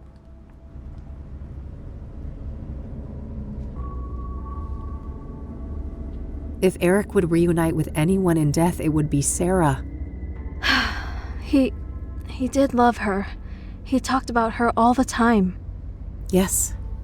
Think about it. What started Eric's spiral of destruction? Sarah's death. She's the one he always wanted.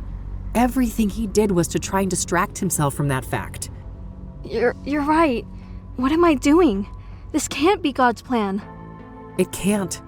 God wants something better for you.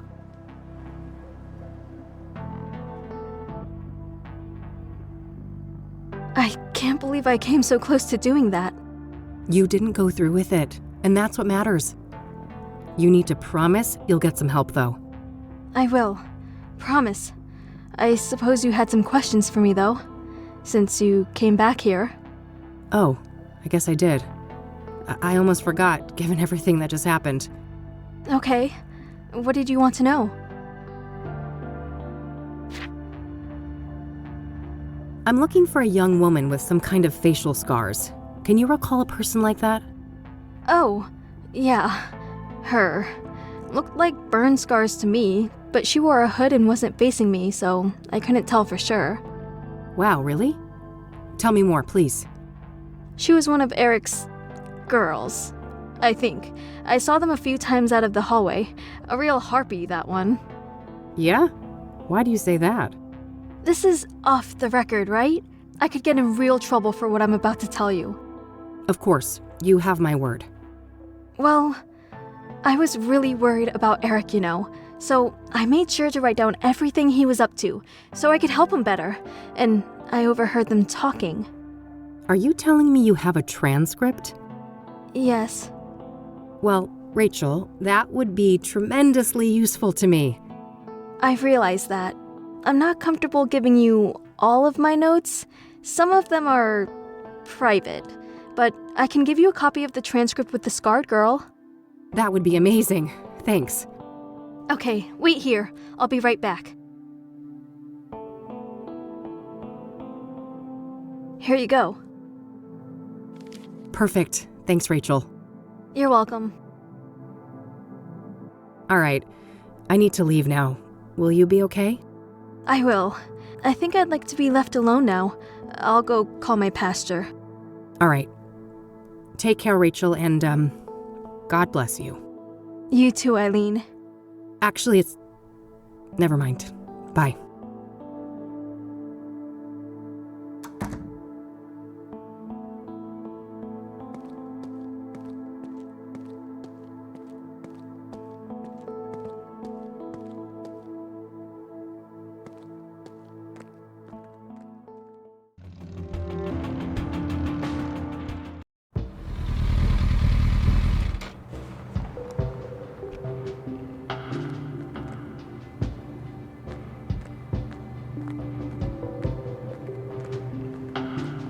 Let's not get any crazy ideas. The priest is right here if I have questions.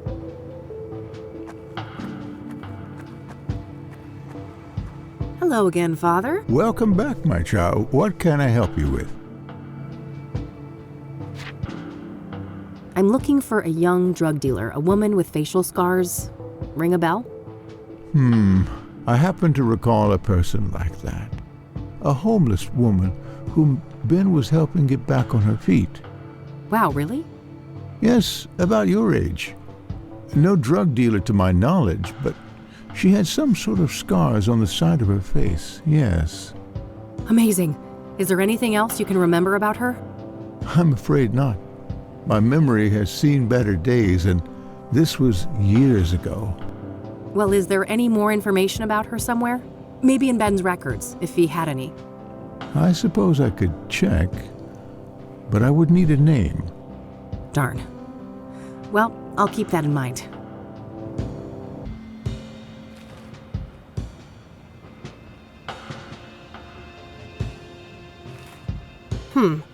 Rachel seems to think they were talking about Faith, but I think that's actually her name.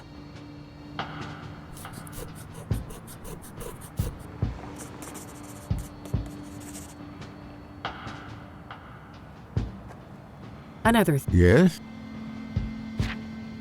So, remember that scarred homeless woman we talked about? I think her name is Faith. Ah, interesting. Give me a moment to check the records. Yes, there was a Faith Cyrene. An apartment was arranged for her at 12 Onyx Row in 1996. No phone number listed. That's tremendously helpful. Thanks. You're quite welcome. I sincerely hope she provides the answers you're looking for.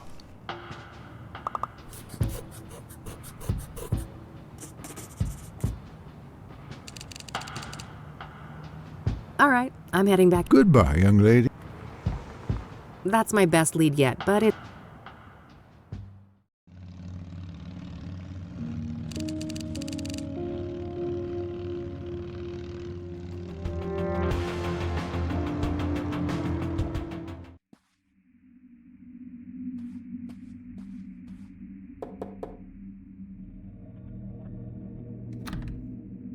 Locked. Guess no one's home.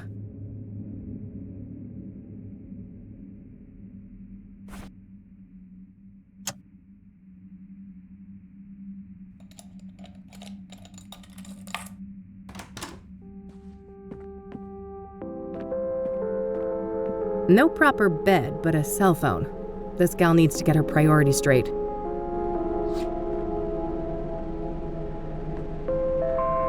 All empty. This isn't a residence, it's a safe house.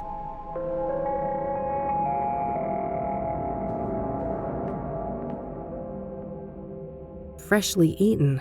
Somebody was here recently. Looks barely used. Guess Faith doesn't spend much time here.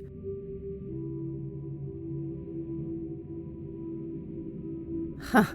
That poor thing doesn't put a dent in the god-awful aesthetic of this room.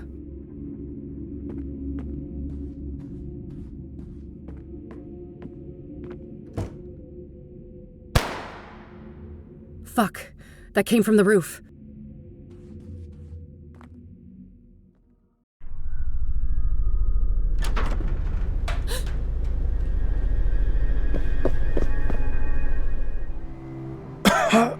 The alley.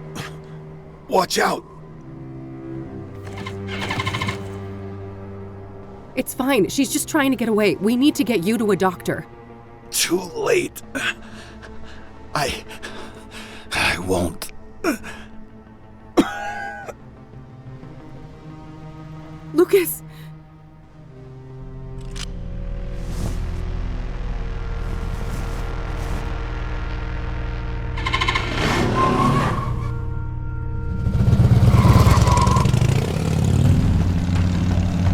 No. You're not gonna get away with this. I'm gonna catch you, and I'm gonna kill you.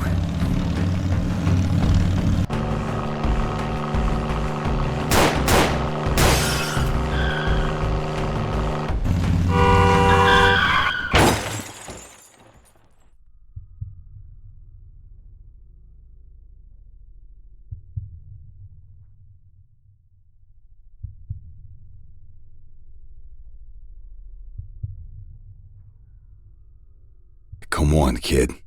Time to get back up. Lucas? Who else? Your mother? Wait, you didn't bleed out? Passed out from the pain. Didn't bother to check my pulse, did you? That doesn't... I'm dead, aren't I? Ha! Yeah, see how that could make sense. Maybe you cracked your skull on the pavement and this is our last tango. That'd be pretty funny. No, I can't be fucking dead. I'm supposed to avenge you. Avenge me? An alcoholic has-been? Wife and kids who loathe him? Please. You should be concerned with whomever is willing to avenge you. I don't think anyone would do that for me. Anyone alive, that is. No argument there. You haven't been making friends lately, have you? I guess not. I'm sorry, Lucas. I should have been there for you. Why should you? You're too good for that. You're new blood, and I'm just a fossil. That's not... Let's not play games, kid. I know you. Afterlife or not, we can't stay here. This place reeks of gasoline. Come on. I know the way.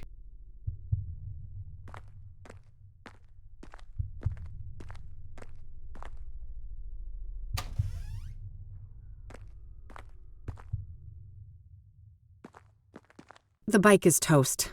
I'm lucky to be alive.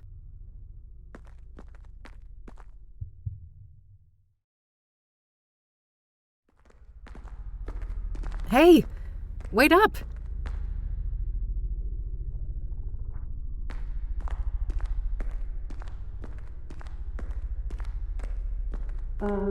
What's going on, Lucas? Oh, that's all I need. Just a couple of more cases. Then I'm riding off into the sunset. Yeah. Is it that obvious? Yeah, I know, kid. Time to move on, huh? So, there's something I need to tell you.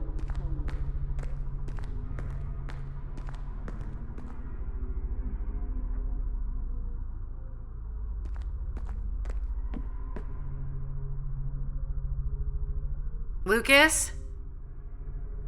Here's Kathy Rain! What the hell is this? Who said that?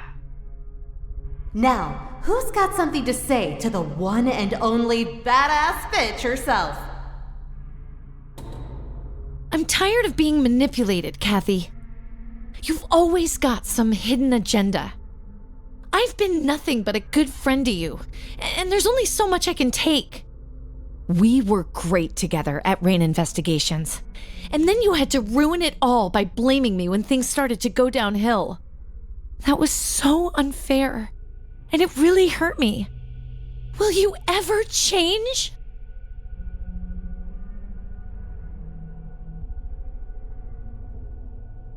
I wish I could become the friend you deserve, but I'm broken. When we were young, you used me and threw me away. That really fucked me up. And now you're doing it again. Have you ever thought about why you're alone? Why everything keeps going to shit?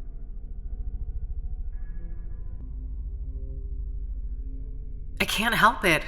I'm stuck in my filth. I mean, the only way to climb up is to pull others down. Who are you? And what did you do to my fucking daughter? I'm right here, Mom. Ready to take out the trash. Hallelujah! Uh-oh, somebody's out for blood. Time to bash some sense into you, bitch. I don't. And there's something. And then. Before we. There was. God, what a nightmare. Good girl. Let's go back to sleep. What's that, honey? We got a rat in here?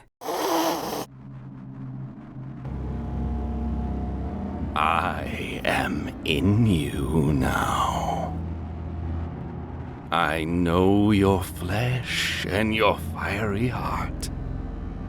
A heart that yearns to be crushed before the immolation takes hold and nothing remains. This isn't real. I destroyed you. I destroyed the place you came from. There is no death. Only change. I am the limb of man, but you may call me Mr. Burgundy. Now, let the liturgy commence.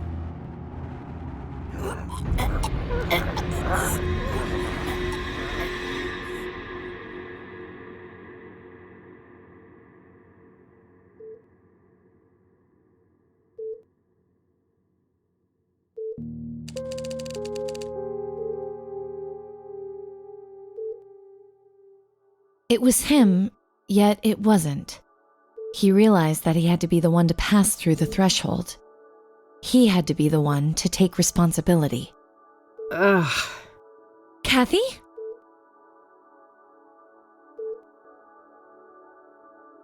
Who else? Do you know many blue-haired comatose girls? Thank God. Are you okay? Just peachy. How long was I out? 4 days. Fuck. What about? Mildred's okay. Don't worry. That's a relief. The bike then? It was pretty beat up, but Dad fixed it. It's standing out in the parking lot. But he hates me. Why'd he do that? I'd be the first to admit that you're not his favorite person, but he happens to love this gal. And I'll tell you, she pouted real bad at him. You didn't have to do that, E. You're right. I didn't. But I wanted to. Sometimes people care. Everything doesn't always have to be some cynical tit for tat. I guess not. So, I heard about Lucas. Don't remind me. He wanted to be a team and I turned him down. If I'd had his back that night, maybe he'd still be alive. Or you'd both be dead. You know better than to blame yourself like this, Kathy. Maybe so, but it doesn't matter. It's over. I'm finished. This medical bill will be the final nail in my coffin. What's up with the defeatist attitude, Detective? That's not how we usually solve a case, is it? You don't really want to help, E. You're just feeling guilty because I got myself hurt. No, that has nothing to do with it. The Soothsayer killed Lucas. He was my friend too. Are we really gonna let this monster get away with what they did to him? What's this? Dusting off the good old eye for an eye, are you, E? No! This is about doing the right thing. The Soothsayer has to be stopped. Despite our faults, we've always made a great team. And it's time for us to step up. For Lucas. What do you say? Well, I say we better get some heavy painkillers or we won't get far. I feel like I've been through a grinder. That's the spirit. Hey, doctor! We've got a girl here in need of some heavy drugs. Stat. That's the last thing I thought I'd ever hear come out of your mouth. I'll go grab some lunch while you guys talk, okay? Sure. See you in a bitty. All right, lay it on me, Doc. How bad is it?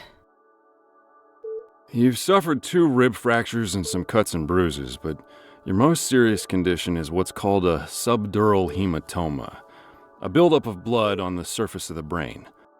Oh, fuck. That sounds serious. It is. Most cases are treated with cranial surgery to drain the blood and alleviate the pressure. However, your hematoma is relatively small, and its location makes surgery a greater risk, so we chose a more conservative approach, managing it with medication and closely monitoring the results. All right. How has the condition progressed? We performed an MRI yesterday, and the good news is that the hematoma has shrunk in size. We believe it will heal on its own, but I would advise that you remain here under observation for at least 2 weeks. That won't fly, Doc. Money is an issue. Can I check myself out and continue the treatment on my own? Technically, yes. We can prescribe some corticosteroid pills to help manage the symptoms. I wouldn't recommend this course of action, though. You'd have to sign an AMA form. Against medical advice, yeah. I'm aware of how that works. What risks should I know about? Well, physical exertion and additional head trauma may exacerbate the injury, resulting in severe headaches, confusion, and loss of consciousness. If you're unlucky, it may even be fatal. Well, damn. Guess I better take it easy. What about this neck brace thing? Oh, that's just standard procedure in cases like this. Those x-rays came back clean, so you can safely remove it. All right, good. Let's get that form then, Doc. Very well. Oh, and before I forget, there was a young police officer here looking for you. He said he knew you? Sounds like Josh. Thanks for the heads up. All right, all dolled up and ready to go. Time to get out of this joint. Geez, I'm popular. If I knew I'd get this many visitors, I'd have crashed my bike months ago. Greetings. It looks like you are feeling better. Hi. Do I know you? You don't recognize me. We met at the library a while back. Oh, right. The librarian guy. No offense, buddy, but, what are you doing in what will soon cease to be my hospital room? I apologize for barging in. I should properly introduce myself. I am Tom Ward, but you may know me as T. Oh, you're the guy. You left me all those notes. Yes. For reasons I cannot explain, I felt that a subtle approach was safer for both of us. However, given what happened to you and your late friend, the stakes are getting too high, so I'd like to propose an alliance. An alliance? Why? Who are you? Have you been stalking me? Who I am is not an easy question to answer, but I'll say this. Much like yourself, I have a score to settle with the Soothsayer. That's so? What kind of score? An immeasurable one. Everything was taken from me. My life was destroyed. I was enslaved. Enslaved? Were you tied up in a creepy serial killer dungeon, or what? Not quite. There is a malevolence hiding behind the Soothsayer. This evil found me at my lowest point, forcing me into bondage. Are you saying that the Soothsayer is doing the bidding of someone else? Yes. I also believe that the conjunction tomorrow will be instrumental to their plans. Huh? What plans? What conjunction? As for their plans, I don't know for sure, but I'm certain that the murders serve a specific purpose. The conjunction I speak of is when Saturn and Venus meet in the sky. It's the first such occurrence in over 80 years. Some believe that this event is charged with, esoteric potency. Uh-huh. I think I've heard enough. You don't believe me.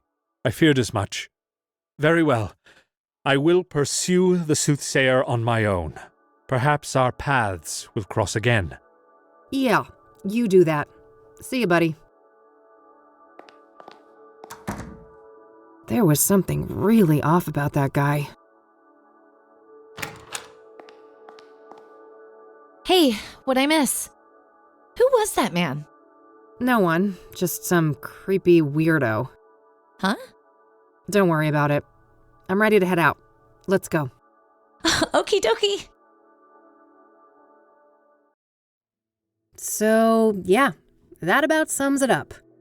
Wow. What a wild case. What will you do next?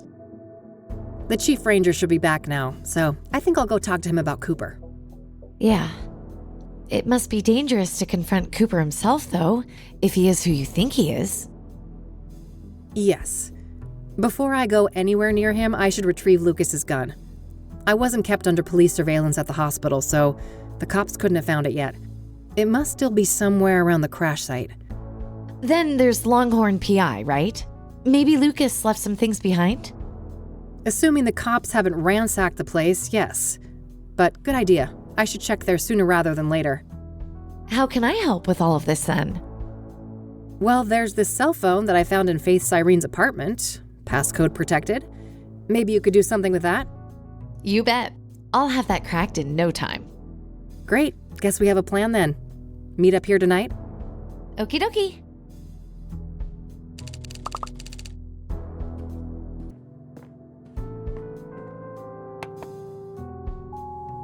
Hey, it's me, Josh. I heard you woke up and left. I just wanted to let you know that, things don't look good for you with Mr. Longhorn. He had a lot of friends here, and everyone's looking for a scapegoat. I've been trying to keep the guys off your back, but there's only so much I can do. So, yeah, I think it's in your best interest to come to the station voluntarily. It's only a matter of time until there's a warrant with your name on it. Oh, and I'm sorry about what happened before. I was in a bad place. Let's talk and clear the air when we can, okay? Bye. That doesn't sound good. Nope. We'll have to crank up the pace. No time to get derailed by the cops. But wait, don't we have to work with the police to stop the killer? Eventually, yes, but I know the cops in this town. The only way we'll get those boneheads on our side is if we give them the Soothsayer on a silver platter. There can't be a shred of doubt. And after everything that went down with Lucas, the odds aren't in our favor. I suppose so. We better stick with the case then.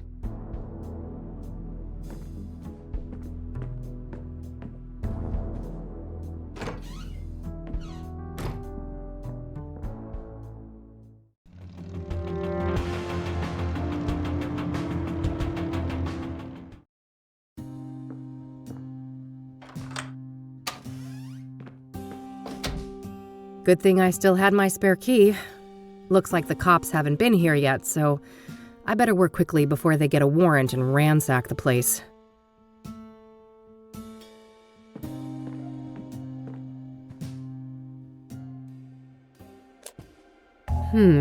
Looks like Lucas received a few messages on this pager recently. I believe this model can only display numbers.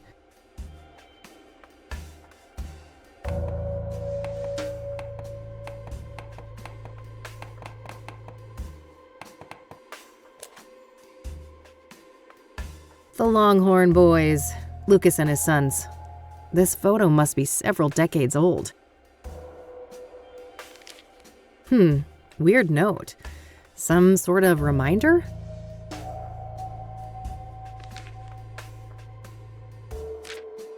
Alright, so this is what Lucas was up to this month. Hopefully I can find some useful clues in here. I remember this JK person from when I worked here. They're a police informant. I don't know their real identity though. Probably worth trying to learn more about them. JK deliver? Here on the 25th. Was Lucas waiting for a delivery from the informant when he died? That was the night when he died.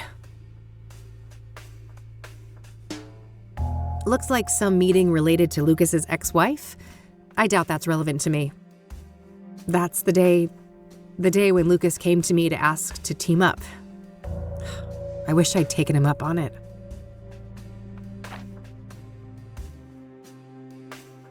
Lucas's address book.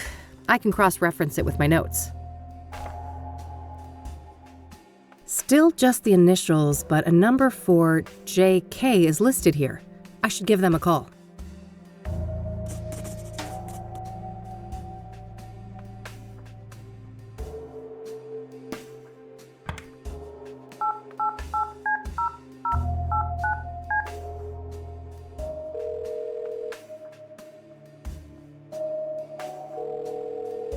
You have reached a numeric pager system.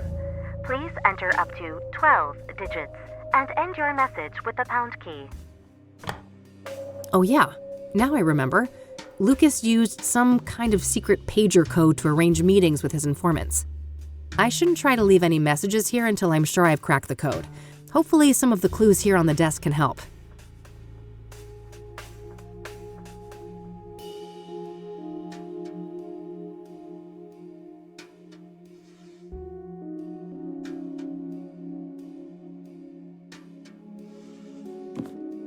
Standard KPD radio manual.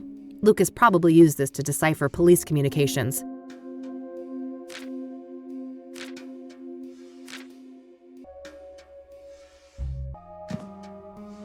All right, I think that's everything. I'll gather up all the clues and see if I can make any sense of them. All right, so I know that Lucas used some sort of pager code to set up meetings with his informants, including JK. My objective should be to crack the code and then send a message to JK, posing as Lucas. All of the coded messages seem to begin with 1011. I should start by figuring out what those numbers mean. Oh, yeah! 10 and 11 match the positions for J and K in the alphabet. That can't be a coincidence.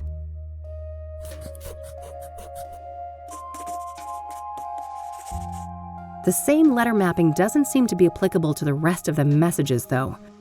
The second part must be encoded differently then. First, there's a simple initial prefix to determine the sender, and then some other representation of the message itself. I should try to craft a message for JK now, requesting a meeting in person. I'll set a goal to arrange a meeting at 2 p.m. in the park, but I'll probably need to send multiple messages to convey that.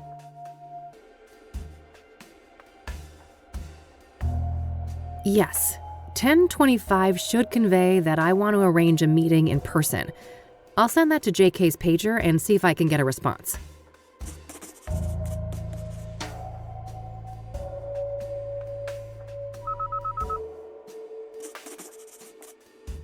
Got a response. 10-4. That must mean acknowledged.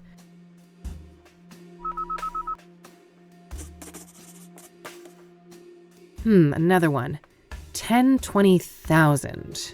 Not sure what to make of that one, but I have a feeling that they want me to respond.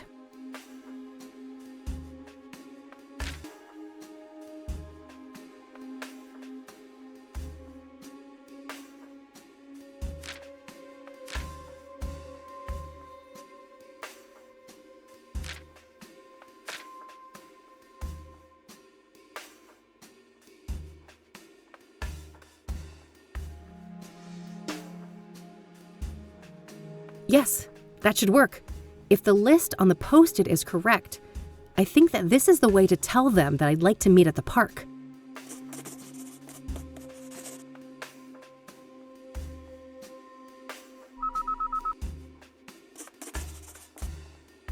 Good.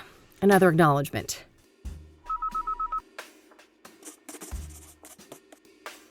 And a query once again, it looks like. If we've settled on the park as a location, what's this now?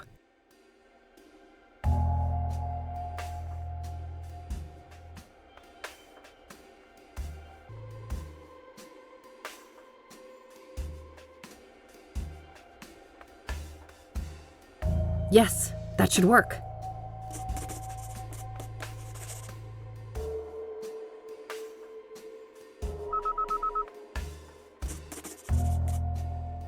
$10.76. IE en route. Perfect. I should head to the park and try to find JK.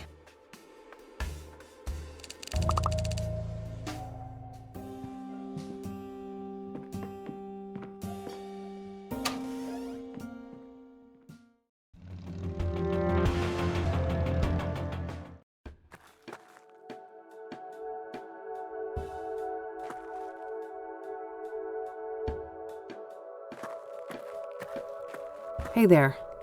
Are you JK? I don't know what you're talking about.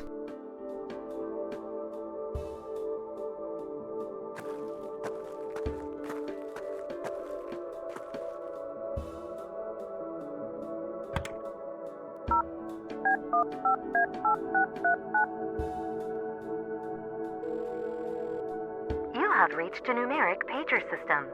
Please enter up to 12 digits and end your message with the pound key.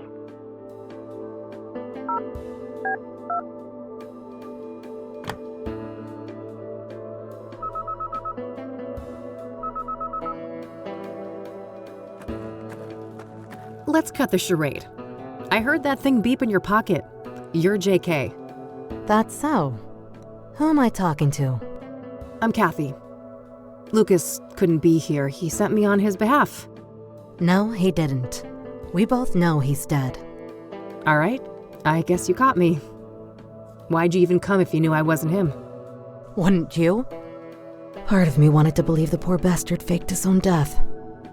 I wish. I was there when he died. A suspect, killed him, and I nearly caught her. She? It wasn't Andrea Hall, was it? No, at least, I don't think so.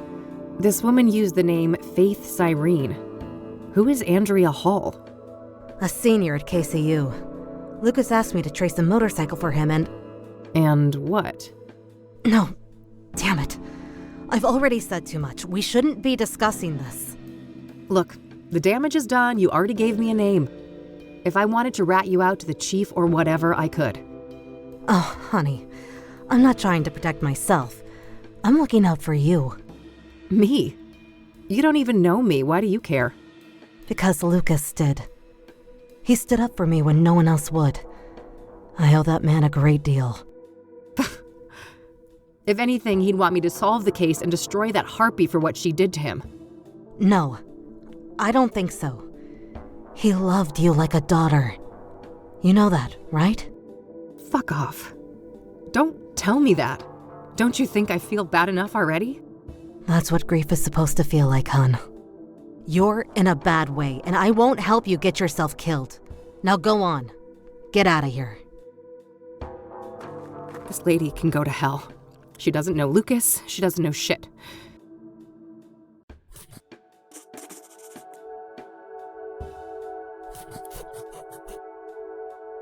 At least I got a lead out of this. Andrea Hall, whoever she is. Guess it's time to head over to the university.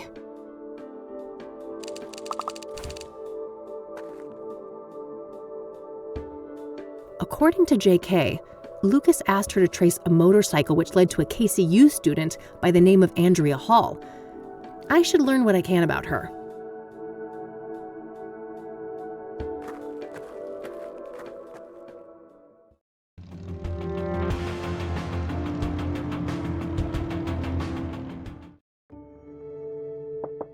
Come in. Yeah. Hey there. I'm looking for Andrea. Is this your idea of a joke? No? Why do you say that? You don't recognize me, do you? Oh, wait. You came to my office a couple weeks ago, didn't you? Uh-huh. I needed your help with my missing roommate. You can probably guess her name. Oh. Small world, eh? Better late than never. I still can't pay your greedy PI fees, though, so you might as well fuck off again. Sorry about that, but I'm running a business. Another case led me here. I'm not looking to get paid. I just need a few moments of your time, if that's okay. Figures. Well, fine. Come in then. Thanks. What's your name again? Rebecca Dawson. All right. I'm Kathy, but I guess you know that. I do. Let's talk. Can you tell me about Andrea's disappearance? Sure. Basically, she took off on her motorcycle one night and never came back. Didn't say where she was going or why. She was a biker, huh? What kind of motorcycle are we talking about? Well, it was black, pretty big, looked kind of sporty. I think she said it was imported from Japan. Got it, yeah. I happened to see one just like it a few days ago. Please, continue. Yeah, so, at first, I wasn't worried about Andrea. Suddenly leaving for a day or two wasn't unusual for her. After a week, though, I felt that I had to file a missing persons report. Total waste of time, that was. I can relate. Cassidy cops aren't a reliable bunch. And then you reached out to me? Yes. Tried every PI in town. Maybe I was naive to think I could afford any of them, but I felt I had to do something. That plan obviously didn't pan out either. Weeks passed, and after a certain point, I had to let things go. There was only so much I could do. How long has Andrea been missing? About a month, I think. Wait, so she disappeared around the end of April? Sounds about right. Why? That's when they found Jane Doe, one of the Soothsayer victims. Oh, yeah, I read about that, but the age is wrong. Andrea's 22 and the paper said 18. Rebecca, there's a margin of error. The later paper said early 20s. Oh no. How could I be so blind? It's her. It's gotta be her. We don't know that for sure, but yeah, things don't look great. Andrea is not a local, is she? Far from it. She came from Australia. That would explain the lack of dental records, too. Fuck. We need to tell the cops all of this, don't we? We do, but let me handle that, okay? I have more evidence to share with them. Okay. God damn it, Andrea. What happened when you filed that police report? Well, they didn't take me seriously at all. I told them the truth about Andrea, and they immediately dismissed her as voluntarily missing, like she was some stupid teen runaway. They never even bothered to come and look at her stuff. So Andrea has had a tendency to disappear from time to time? Yeah. She's been known to hang out in some sketchy circles. People who like to party hard, if you know what I mean. Ah, drugs were involved? Yes, all kinds. Who were those sketchy people then? Got any names? No, I didn't want anything to do with that crowd. So, Andrea had a drug problem, did she? She used drugs, yes. She wouldn't call it a problem, though. She'd say she was in full control and that narcotics were tools like any other, or instruments to improve performance and expand the mind. And do you agree with that? For a superwoman like Andrea, maybe. She seemed to have a handle on it. But I mean, she had a whole circle of junkie friends, and I have no idea what messed up things they were doing off campus. And you don't know anything about these junkie friends of hers? No. I tried to keep a healthy distance from those people. If you know so little about them, how do you know they were even junkies? Trust me. I grew up in Cassidy. I've seen meth heads on the street since kindergarten. Yeah, point taken.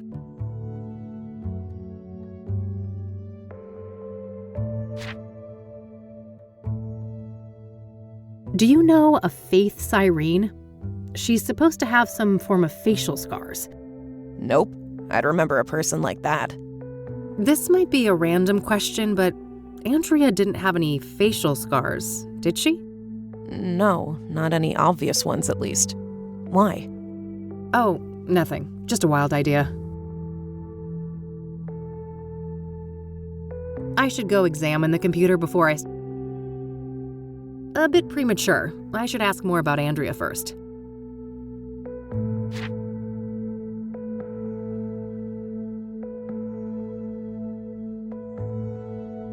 What was Andrea like? She was brilliant. A born engineer, obsessed with technology, computers, and tinkering with all of her little gadgets. But she wasn't weird or awkward like so many smart people are, you know? She understood people. She could explain the most complicated things so anyone could understand. Sounds like a woman with a bright future ahead of her. I have a feeling it wasn't all sunshine and rainbows, though. No, she had a self-destructive side, too. I think she saw herself as a thing to push to the limit, just like her machines. Okay. Can you elaborate? Well, she didn't care much for her health. It felt almost like she found it insulting to be limited by a human body with all of its inconveniences. Experimenting with drugs was a part of that, I think. I see.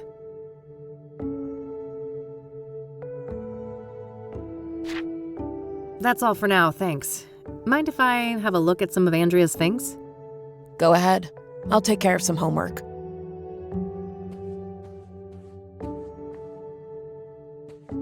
What a mess. There are lots of entangled cables of different types and sizes.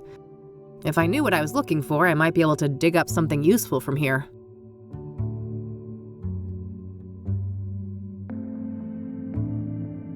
Remind Mom to clean Dreddy's terrarium. Maybe Andrea has some kind of pet reptile back with her folks?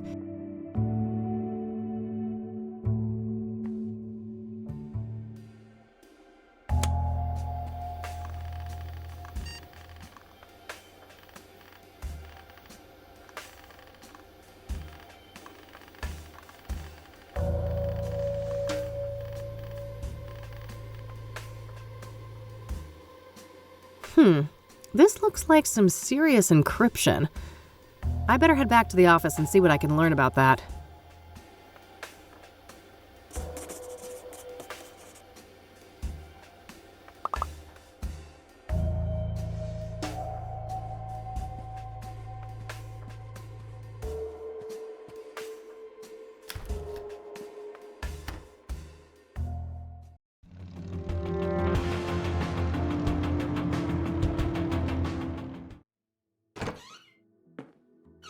Hey! Hey, E.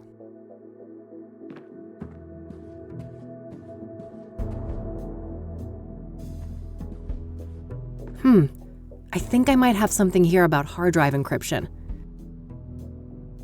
Yeah, this one looks useful. There are a few pages about the type of encryption I saw at KCU. Can I talk to you for a sec? Sure. What's up? Do you know anything about hard drive encryption? A little, I suppose. What are the specifics?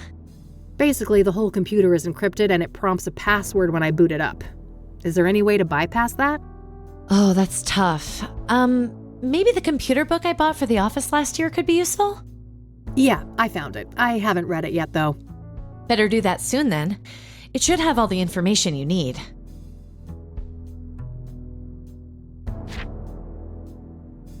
All right, that's... Okay.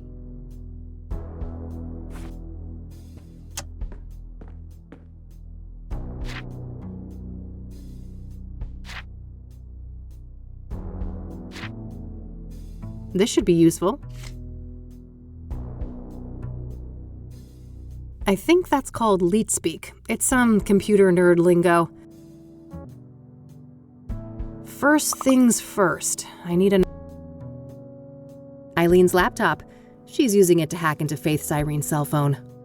The computer book outlined a technique for using a second computer to crack hard drive encryption. This laptop might come in handy for that. I could ask E about it. Can I talk to you for a sec? Sure. Do you know anything? A little, I suppose. Basically, the whole computer. Oh, that's tough. Looks that way, yeah. Should be doable then. Anything I can do to help? Well, it just so happens I need a second computer, and I noticed this laptop you've got here. I suppose I could make do without that for a while, but just bring it back in one piece, will you? It wasn't cheap. Why? Have I ever? Yes! 4 times! Fair enough. All right, there we go. I've got the laptop set up. Time to deal with the next steps in the book.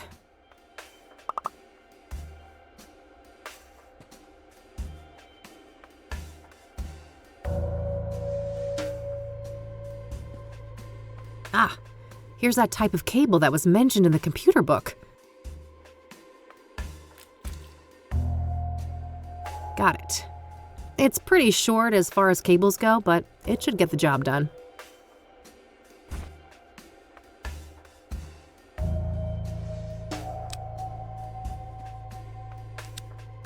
All right, all hooked up.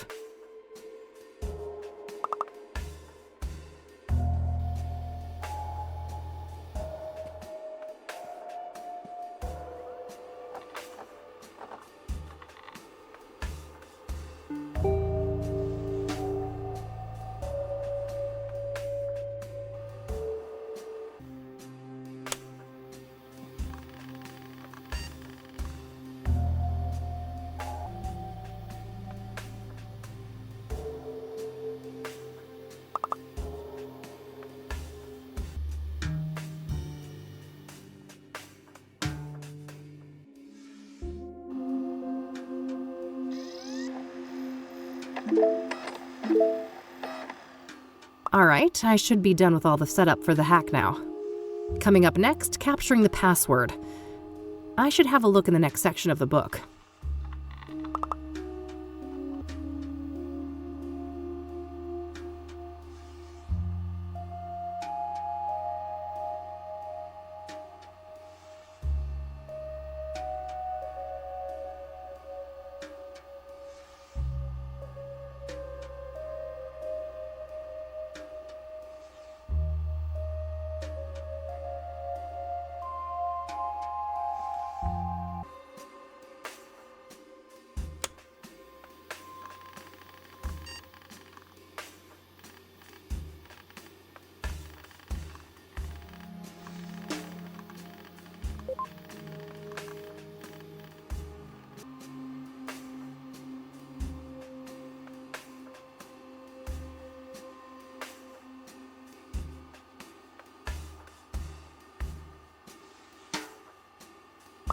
Damn.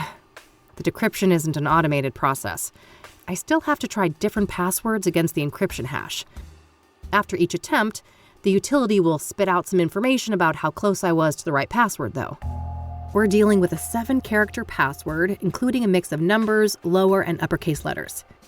I should have a look around the room. Maybe I can find some 7-letter words to put me on the right track.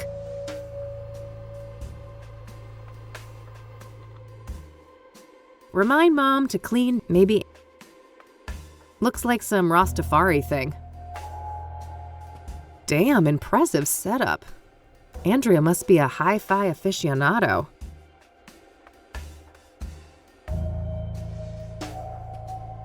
Looks like Andrea was taking something apart here. A hard drive, I think. I hear magnets like these are quite strong for their size. Might come in handy. Got it.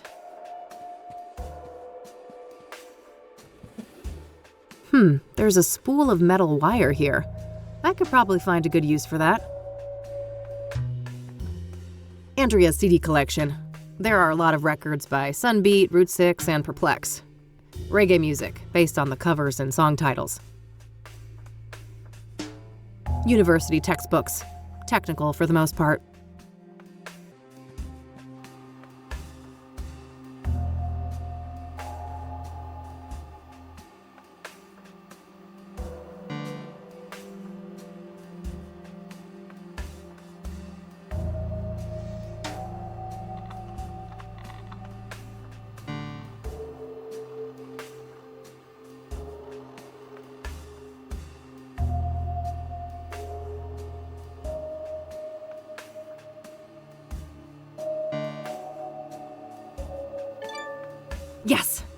Got it.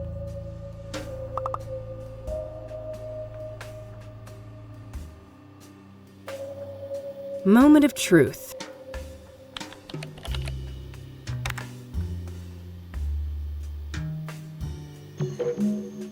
All right, I'm in.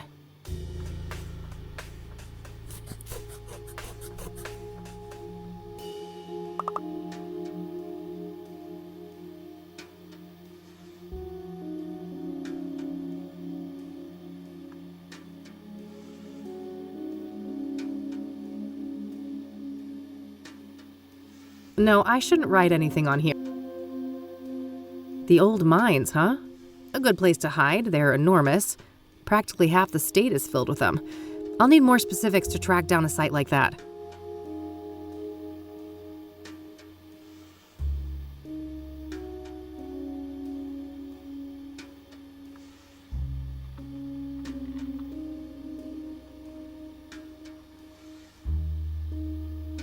Not sure what to make of all this, but it sounds like Andrea was in cahoots with the pyre dealers, building some kind of secret base for them.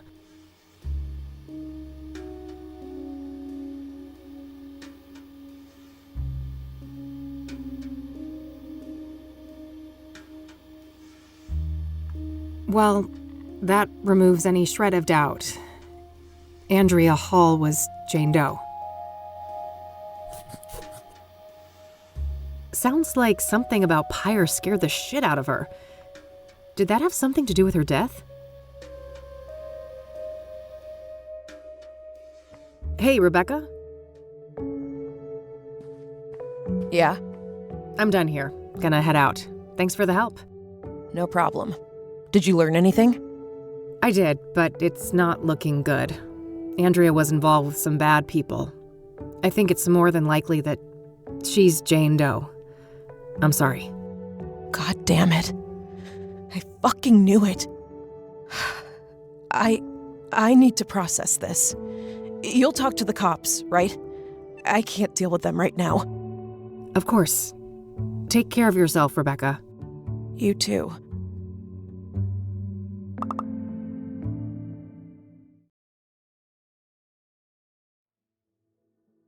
This laptop worked like a charm. Thanks. Glad to hear it. What'd you find out?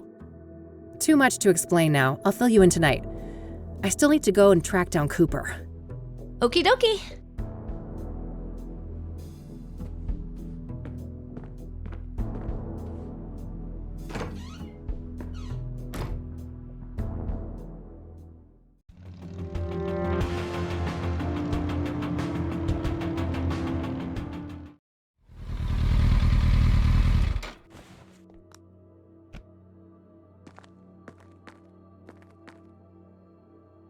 Just some guy on a break. I shouldn't bother him. I really lost control there, didn't I? That must be the spot. I don't remember the actual impact. No trace of the gun in this area. I should keep looking.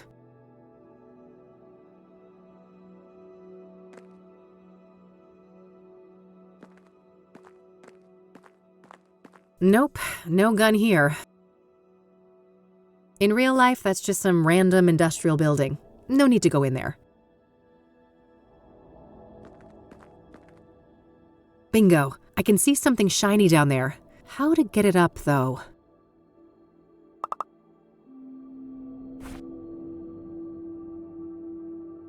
Not a bad idea, but I'll need better reach with the magnet. Standard pair of scissors. That must be the spot.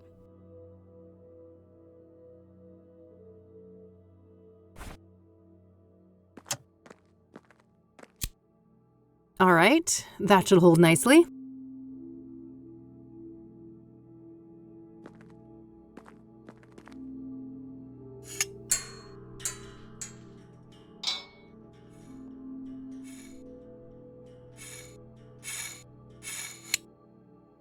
Yes, got it. This thing is nearly out of bullets, though. I should keep an eye out for more.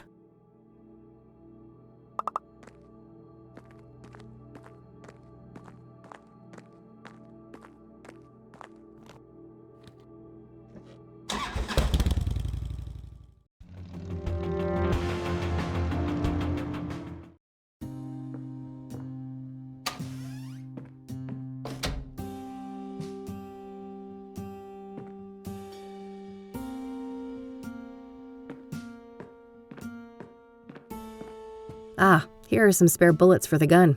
I better take some. All right, that should be plenty. I've reloaded the gun.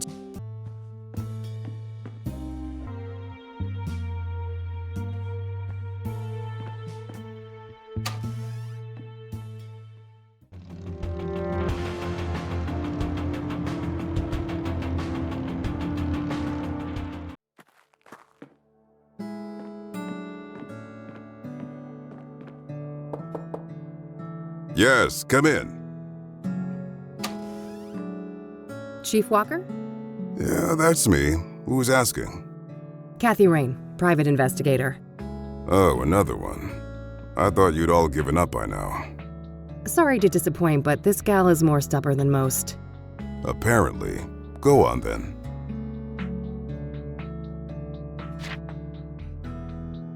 I'd like to speak to Ranger Cooper. Can you arrange that? No can do. Ranger Cooper is on leave for the time being. He is? Why? Personal reasons. He'll be back on duty in a few weeks. I can pass on your details if you wish. I can't wait that long. Surely there's no harm in providing his phone number. I just need to speak with him. No phone, which is the case for all of our resident rangers. Resident rangers? That means they all live within the confines of the park, right?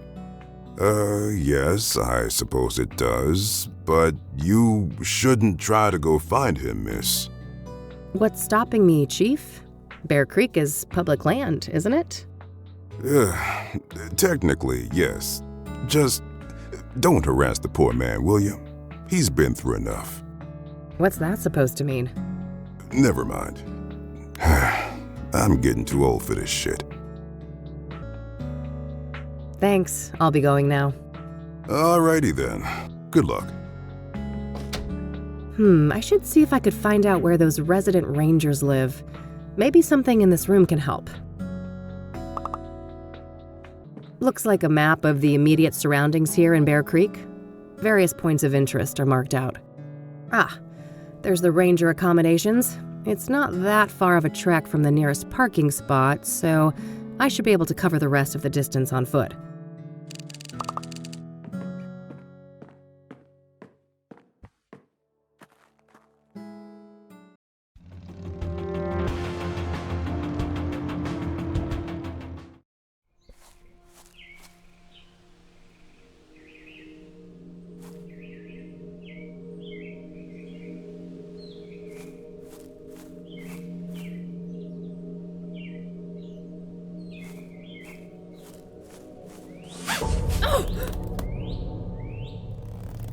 Well, fuck. Oh, my head. This is not good. Need my pills. No!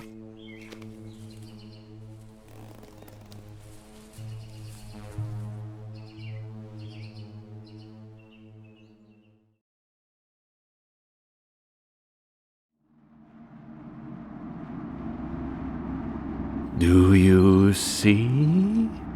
The noose, the iron. Those were the holy instruments of my rebirth. Wait, this is how Isaac Price died, that psycho priest in Conwell Springs. Nearly there. Fight your ignorance, child. No, it can't be. You can't actually be him. Can't I? I told you, there is no death, only change.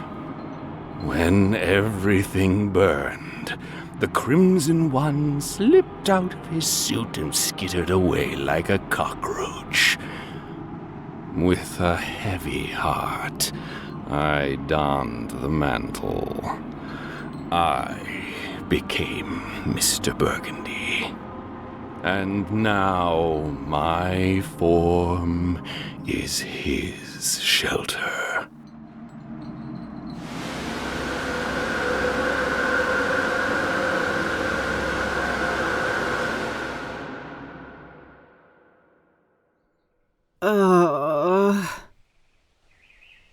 Easy. Don't try to get up just yet. I don't want you to faint on me again. Oh, it's you. Tom, was it? Yes. My name is Tom Ward. But for the longest time, my name was taken from me.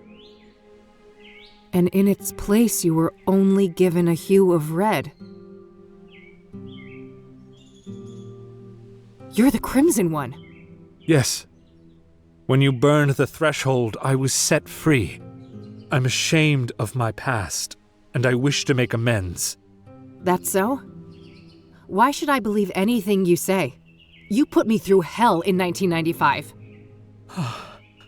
Things were out of my control. You don't wear the suit wears you. You can stretch it, bend it, but if you go too far and rip the fabric, you rip yourself. I see you haven't lost your penchant for nonsense metaphors. At least you're not fucking rhyming again. There's the Kathy we all know and love. I was afraid I had lost you there for a while. I'm still me. Not that that got me anywhere. I'm broke and brain damaged, my friend was killed, and I'm chasing some of the most dangerous people on the planet. Dangerous indeed. Which is why I will urge you to reconsider a cooperation. We have a common foe, and you will need allies. Puh. For all I know, you're the same bastard you always were, and this is all some kind of double-cross. If it was, it would be quite an elaborate one. Weren't you completely helpless a few minutes ago? I guess so. I should say thanks for that. You're welcome. I understand that all of this is a lot to take in, and in due time, I'll explain everything. You better. I don't know what the hell is going on, and you're just giving me more questions. I realize that, but this is neither the time nor the place. When circumstances allow, I'll come find you again. Just wait a minute. Oh, getting woozy again.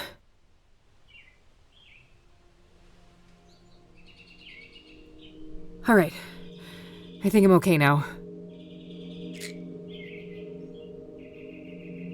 I guess there's nothing I can do but check out the cabin. Locked. What a shock.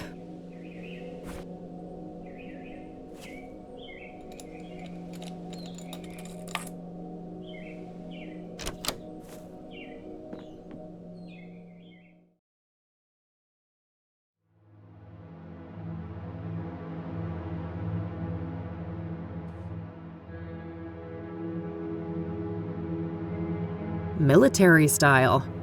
Maybe he used to be in the army or something. A sack of potting soil.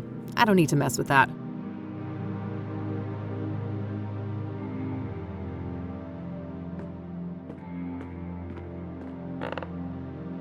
Huh?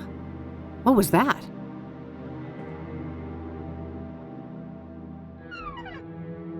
A secret compartment. There was a hand-drawn map and also some kind of document in there.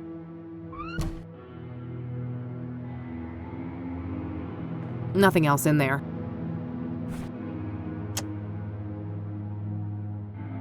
Whoa, this is an Ingstrom discharge form from last year. The name on here is Victor Kopernik, though, not Victor Cooper. Cooper, Kopernik? They're quite similar. Maybe he changed his name after they let him out? The timeline fits perfectly with Rose's affair, too. This guy has got to be her secret lover.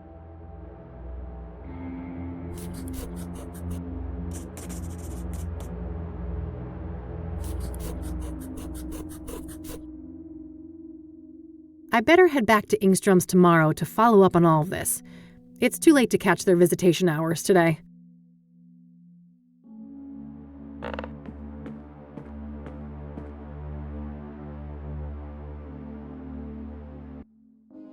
I should have a look at these things I found before I leave. Looks like Cooper has drawn a map here. A path through some kind of tunnels. There's no indication of where this is, though. Maybe if I had something to compare it with? Oof, long day. I better get back to the office and share all of these findings with Eileen.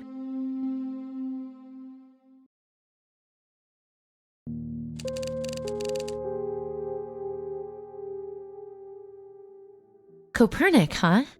I wonder why he changed his name.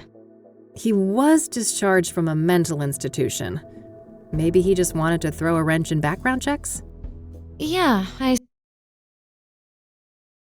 suppose that could be it. What about this Tom guy then? Do you think we can trust him? I don't know. I think so, but it's complicated. It has to do with everything we went through in 1995. Oh, you know we never really talked about that. Over the years, I've started to remember things. Fragments. It wasn't just some nutty priest, was it? No, it was something much more sinister than that. And I think that these murders are somehow connected to it. All the more reason to stop the Soothsayer then. Agreed. How did things go at KCU then? I never imagined you'd go back to school. Huh. Me either. Let me tell you what I found.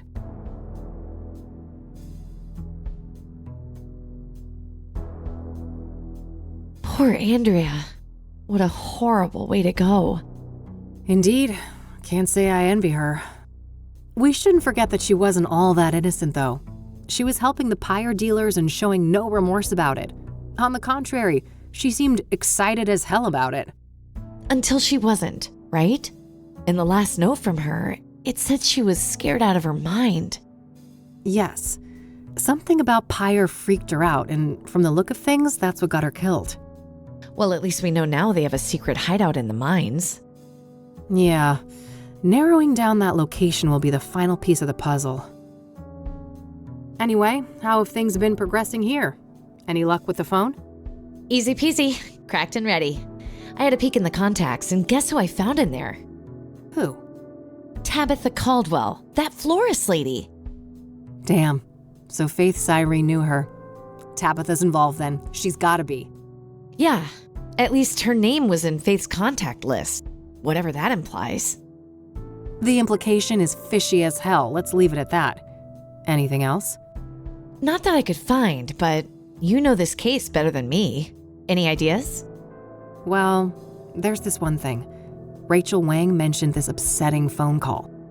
Oh, right. Outside Eric's apartment, wasn't it? You even had the date and time. Yeah. Here's the transcript. January 14th, 4:15 p.m. Okay. So? Got it. Lasted a couple of minutes, apparently. The number is not in the contact list. 555-059-325. Oh, fuck. What? I know that number. That's the Ingstrom Psychiatric Hospital. Oh. Well, that's easy. Probably just this Copernic guy, right? He was a known patient and in cahoots with Faith. No, that's impossible. He was discharged last year. And this was January. So someone else made that call. Well, I guess I have a plan for tomorrow then. Tabby's garden, then Ingstrom's. Yes, I'll stay here and look into Copernic more, now that we have his original name. Sounds good. You want the bed? Nah, couch is fine. Sleep tight.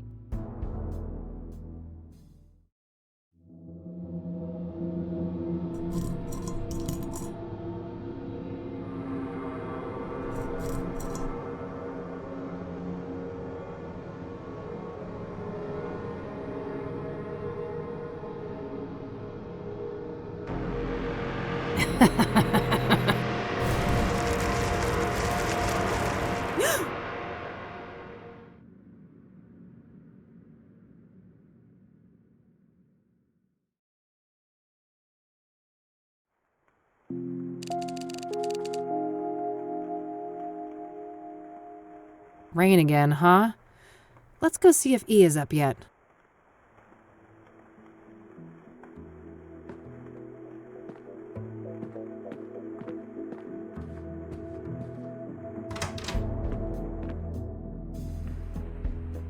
Morning, E. Hey, sleep well? Nope, but that's par for the course. You know that. Yeah, I suppose I do. So what's on the agenda for today? Tabitha Caldwell, first of all. She knows more than she's letting on, or she wouldn't be in the contacts of that cell phone. Right. Just don't underestimate her. She could be dangerous. And then there's Engstrom's, right? Yeah. Somebody called Faith Cyrene from that place and made her throw a tantrum all up in Eric's face. Yup. That was an odd one. Anyway, if you need some help, remember I'm only a phone call away. Plenty of minutes left on that cell phone, so you can reach me from almost anywhere. Ah, that's convenient. Pocket phones, huh? What's next, robot cats? Oh, I would never. You're the best girl. You two are just adorable. Oh, quiet you. What's E gonna entertain herself with then? Victor Kopernik, I think. Yeah, sure that guy's a fucking hoot. Oh, you know what I mean, silly. Research. And maybe I can dig up what he tried to hide with that name change. Not a bad plan. Let's get to it and touch base tonight. Okie dokie.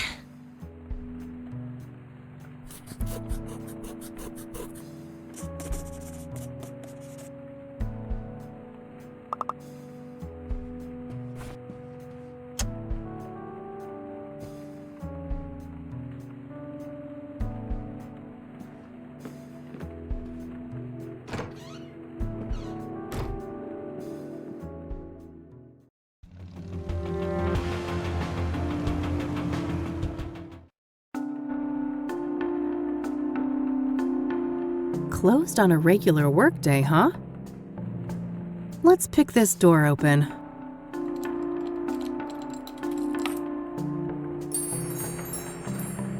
Hello? Tabitha?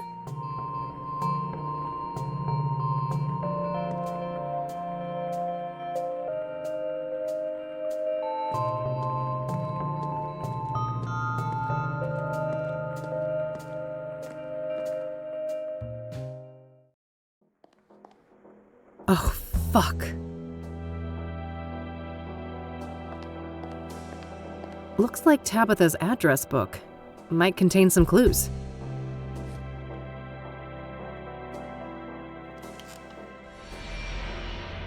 God, I'm sorry, Tabitha. I'm so sorry.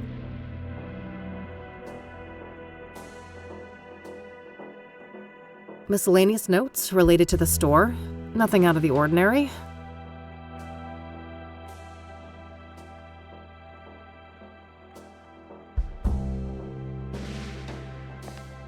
An assortment of chemicals.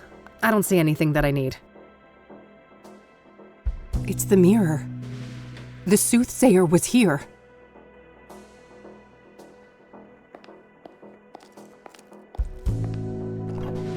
Oh, damn. These are red scythe flowers. She's been growing them. Something tells me I just found the key ingredient of pyre. The question is, was Tabitha an unwitting participant or a full-on co-conspirator?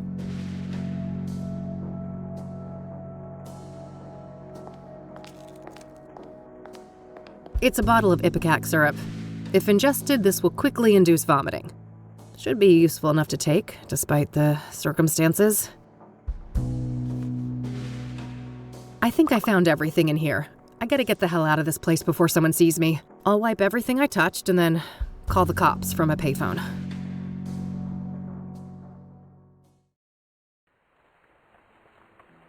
That poor lady.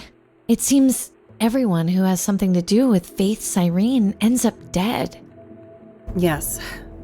I wish I'd pushed Tabitha harder the first time we met. Maybe she'd still be alive. It's not your fault, Kathy. At least you found some clues in there. Yeah, I'll follow up on those now and see what I can find. All right, I'll stick with the research. Be careful. And call me if you need me. I will.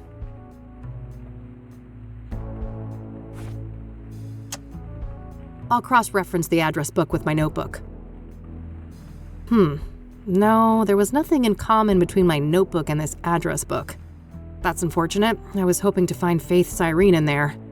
I should check again if I add more clues to my notebook. Unlocked and ready. I could make a call with this, but I don't see a point when there's a working landline nearby. Mildred's abode.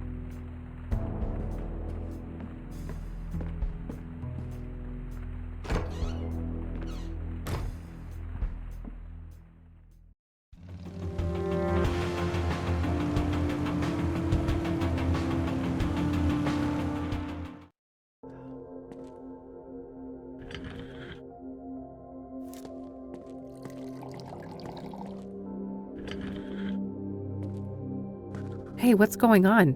There's police tape. Oh, shit. Nobody call you yet? Nope. Should they have? Well, I hate to tell you this, but your mother, she was in a group that escaped last night. What the hell? How? Outside help. I don't have all the details, but it was organized. They disabled the cameras and everything. Our tech guy still can't get them online. Christ! Do you know anything about the people who broke in? No, it wasn't my shift. I just heard this morning. The cops are all over that wing now. But why, Mom? This doesn't make any sense. Can I look at her file? I'd get it right now, but you know the rules. You need a court order for that kind of thing.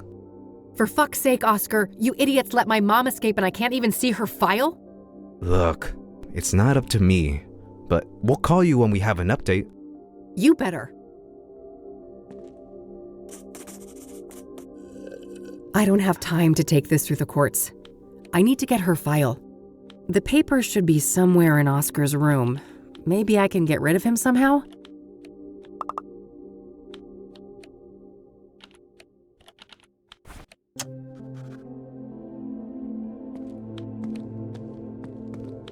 Hey, that's employees only. Geez, okay, take it easy. Well, that didn't work. Maybe Eileen can help.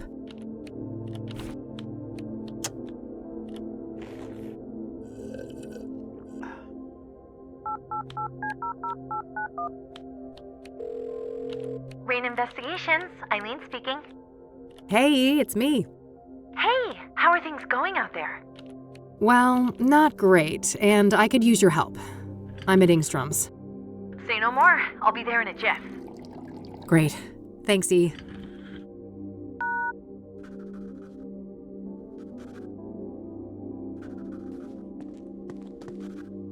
Good, you made it. Hey, what's going on? What's with the police cars outside? A fucking breakout, apparently. Whoa, seriously? Seriously. Several people escaped, including Mom. Gee, that can't be a coincidence, can it? I doubt it. If we can get access to the patient files, maybe we can find some clues. Sounds like a plan. How can I help?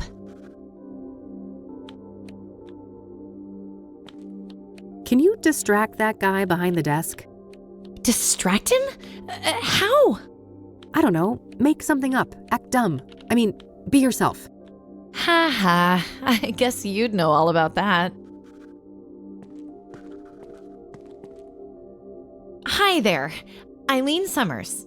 I'm with the... Oh, yeah, I guess so.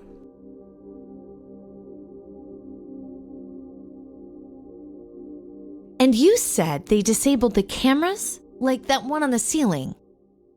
Yeah, exactly. Our computer nerd boss here on site... don't print that. Our head of IT, that is, he's still working on it. Perfect. That's all the questions I had. Thanks, Oscar. Anytime. So, when will this print? I gotta tell my mom. Le va encantar. Very soon. Gotta go. Bye. Any minute now.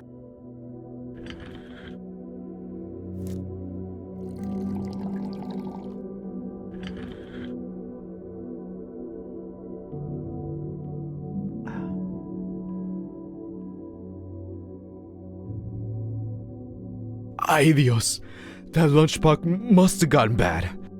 Clear the way! I'm about to hurl!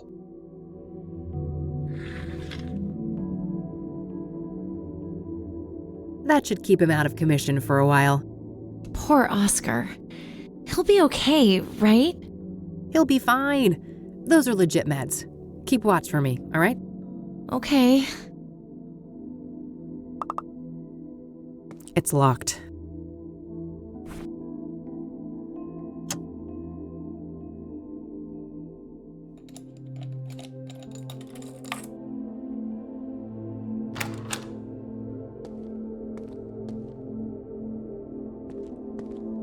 All right, where do we have Sharon Evans in here?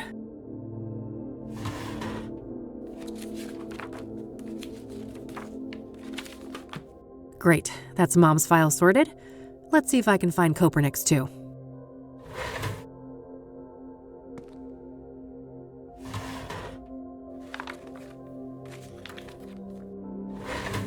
Perfect, got that too.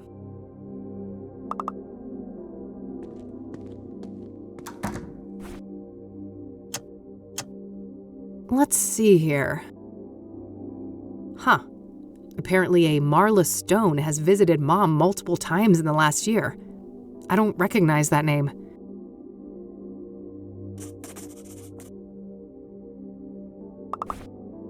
Well, it seems our boy had quite the stint at the facility. He was first admitted 13 years ago for severe schizophrenia. There's a veritable smorgasbord of symptoms, including hallucinations, delusions, paranoia, violent outbursts, you name it. Then last year, apparently he had some kind of unexplained, miraculous recovery. Very strange. I guess somebody fucked up big time when they released this guy. Huh, interesting. There was an audio tape in this folder too. I'll have to listen to that.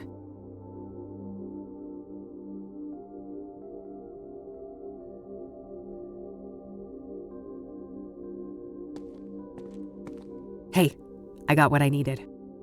Nice. Meet at your office later? Yep.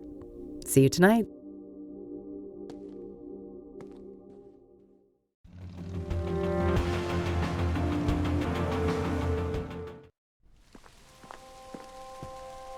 Tom was a no-show today, huh? Guess he's out and about?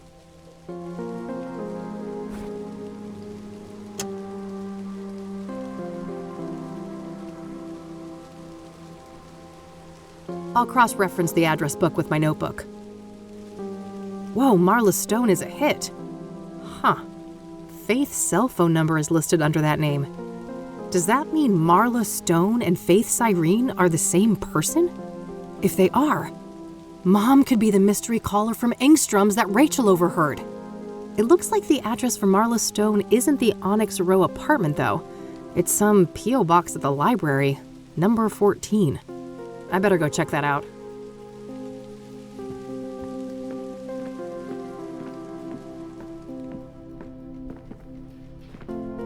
Here's number 14, Marla Stone's box.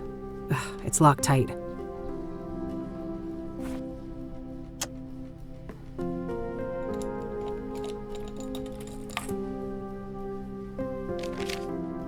There was a letter in there. It's a letter addressed to Marla Stone from a retired mining foreman. Interesting. He seems to be answering questions about obsidian veins in the mines around Cassidy. There's some kind of topographical map of the mines here, too. I'll separate it from the letter.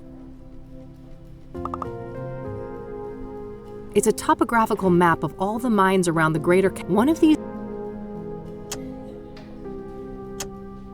Good idea. Let's see if I can find any tunnels that look like this sketch. There it is, right next to an entrance to an old quarry. Fuck. I think this is it. This is where their hideout is. Only one thing left to do then. Follow up on what I found on Cooper at Engstrom's.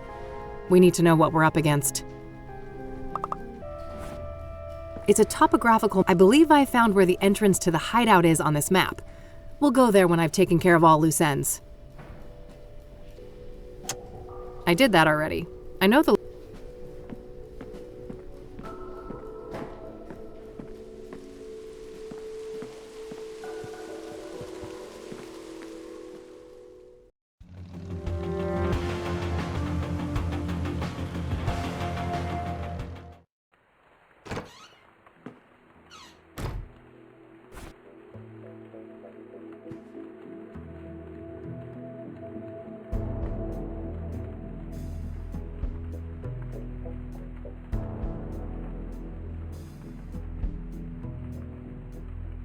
Well, it seems our boy, I guess it's a letter addressed to Marla. Interesting. He's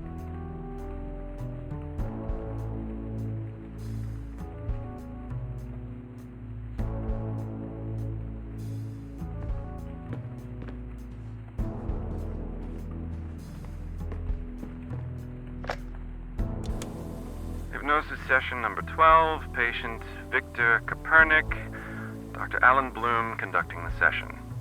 Victor, can you hear my voice? Yes, I can hear you, Dr. Bloom. Okay, Victor. I want us to go back to the forest. Can we do that? Yes, I'm in the woods. I'm in uniform. A work day like any other. Pleasant weather. This is nice. No people. Very good, Victor. Now take me forward to when you start to feel that something is amiss. Okay. I've wounded a stag. I'm tracking him. He's run off the beaten path. There's a strange smell mixed up with the iron of the blood. Probably nothing. I need to catch up with him before dark. There he is, finally, collapsed in a clearing. Red flowers all around him. What a neat display. Wait, a sinkhole. It's not on the map. How far did I... That god-awful smell is making it hard to think. It stings. My eyes are watering. Wait. He's still alive. The stag is standing up and staring at me now with those shiny black eyes. They look like polished rocks. He speaks. What is he saying, Victor? I have made a great sacrifice, and you must offer up a piece of yourself in return. Fair is fair, I suppose.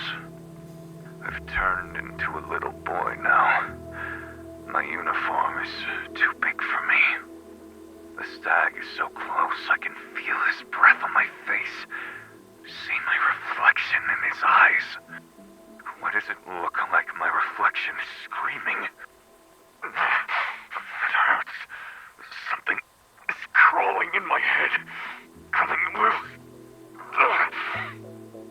No! No! The eye!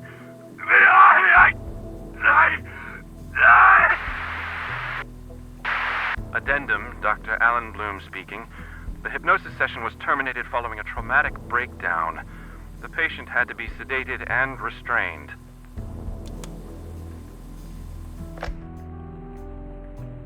That was Conwell Woods he was describing, wasn't it?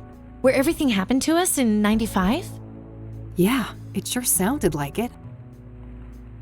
That confirms what I learned just now. Before he ended up at Engstrom's, Copernic worked as a ranger in Conwell County. Well, damn good work, E. Let me fill you in on everything else I found.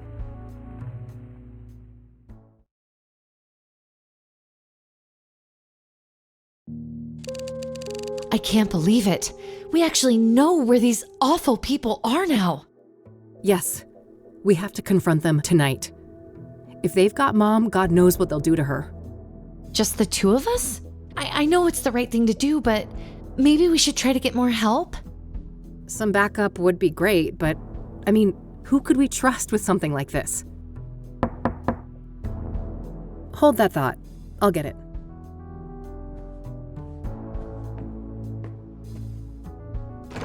Detective Rain, we need to talk. Someone's got impeccable timing. Come on in, buddy.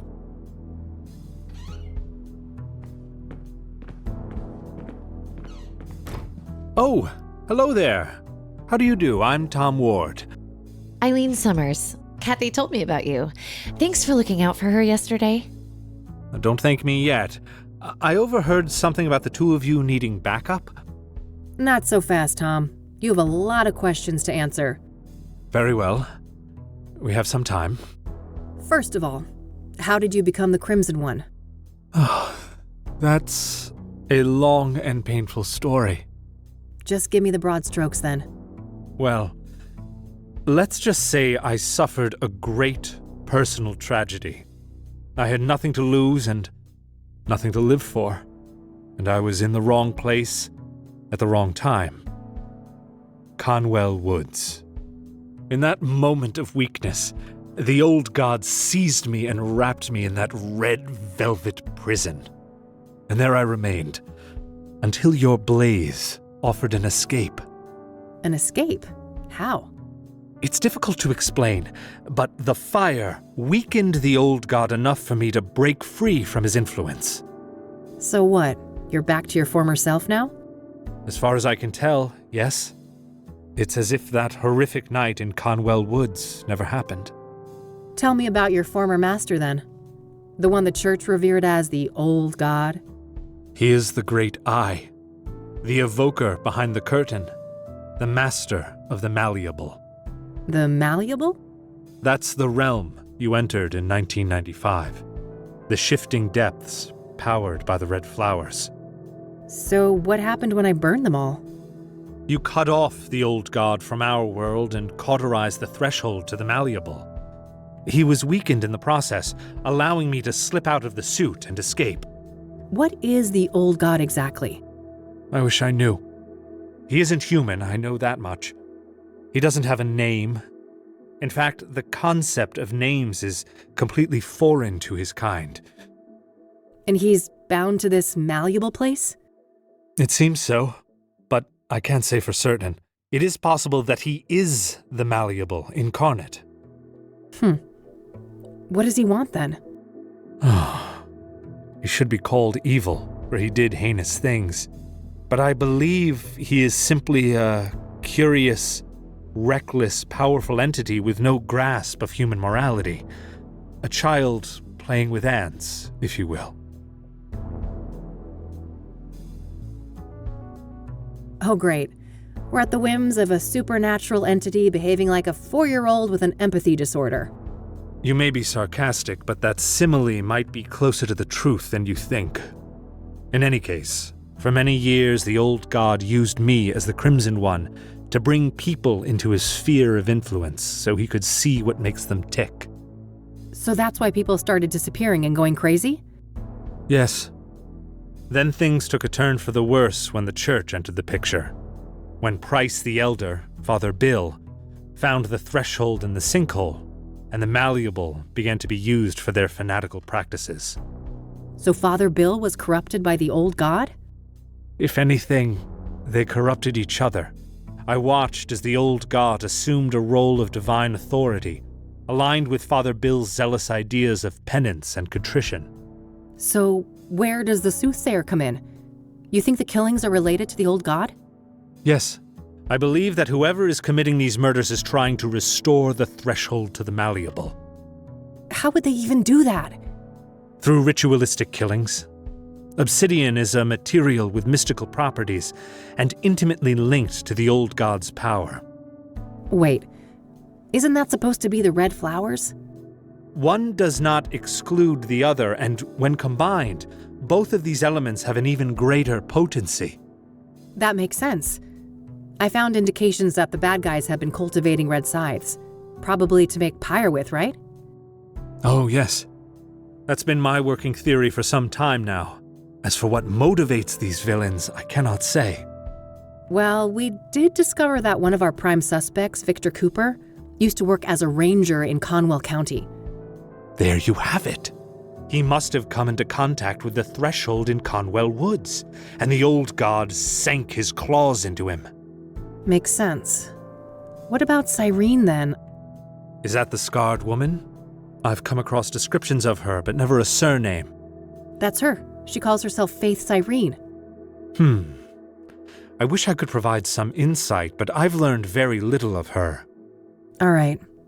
I also wonder why the heck these people may have broken Mom out. Both Cooper and Sharon were at Engstrom's at the same time. They must have had some contact there. I guess so. Regardless, if she's with these people, Mom is in serious fucking trouble. Agreed. I'd go as far as to say mortal peril. Another thing, Tom. You mentioned a planetary conjunction? Ah, yes. When Saturn and Venus meet, the planes align and the malleable draws close. So that's when you think the bad guys will try to reestablish this threshold? That's what I fear, yes. At that moment, the conditions will be ideal. When does this event occur exactly? Oh, Meadow mentioned that before. It should be about 6 hours from now, give or take. All right, shit. Guess we're on the clock. Indeed. So how about it, Detective Rain? Shall we work together? What do you say, Kathy? 3 is a good number, isn't it?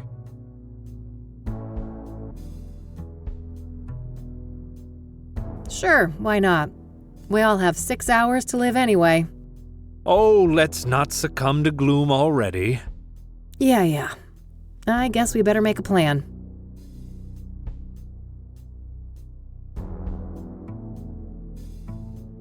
In case we lose contact, these radios should come in handy. Good. Only one gun between the 3 of us, though? I guess I better not miss. At least we've got the element of surprise in our favor. I wouldn't be so sure. Andrea's notes mentioned a wireless surveillance system. Underground, those signals would likely be sent on a narrow low-band frequency.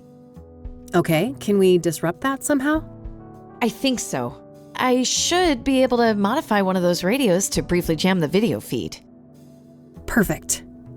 You got a car, Tom? I do.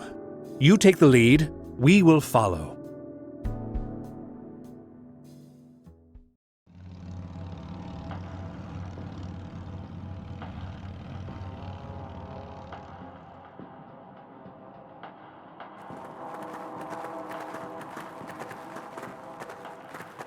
All right, this should be it.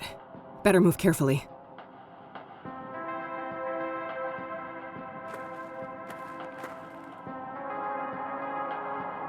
As expected, we've got a camera. Better not stay in view for long.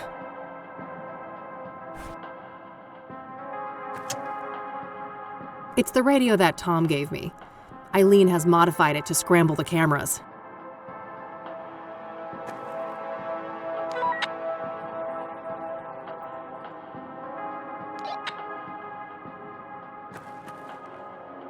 All right, the coast is clear. Let's go.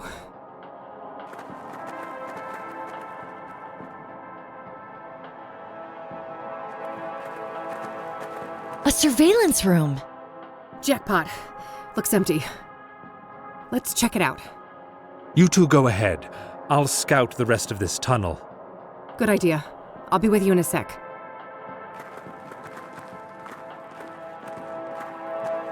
Got anything? No Cooper, no Sharon. I've got somebody that could be Faith Cyrene, though. Show me. Right here. Yeah, I think that's her. Any idea how to get to that room? Nope. There's no map or layout anywhere. I'll bring Tom and look for her. You stay here and keep an eye on the monitors. Okay, call me on the radio if you need me. Will do. Oh, and... Yeah? In case something happens to me and Mom's here, you'll get her out, right? Don't talk like that, Kathy. Promise, Eileen. Okay, I promise. Good. Keep that radio on. Just some scribbles from when the mine was active. Faith Cyrene is still there. I better hurry.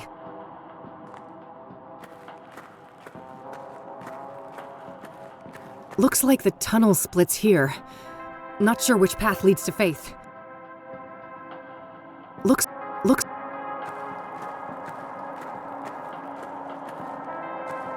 like it splits off here. Yes. I'll take this path. You go straight. Any sign of trouble will connect on the radio. Fine. Take this at least.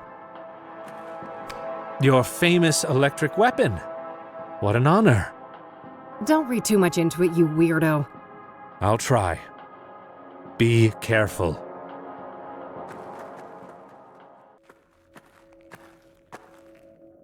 Took you long enough. I'm here to avenge my friend. Murderer. I may have killed your friend. But you killed my world. No. It can't be. You're her. My doppelganger. Thought you'd won back then, did you? In the burning woods. So you escaped from that place?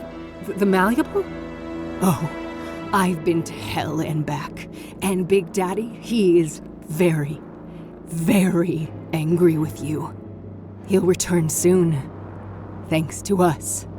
And when he arrives, he will tear you from limb to limb. Whatever you're planning, you won't live long enough to see it. This is for Lucas, bitch.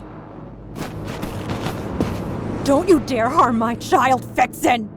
No, Mom. You've got it all wrong. Victor, get your useless hide over here.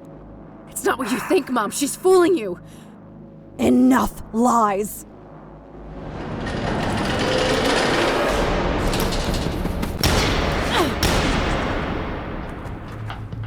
Kathy, come in.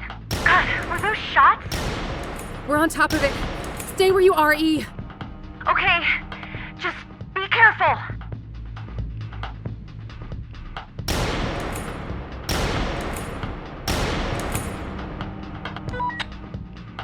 Hey, Tom, come in. Over.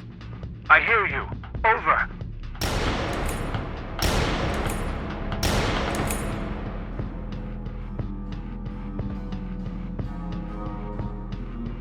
Could you make a run for that valve? I'll do my best. Cover me. I'll make a move shortly after we hang up. Will do.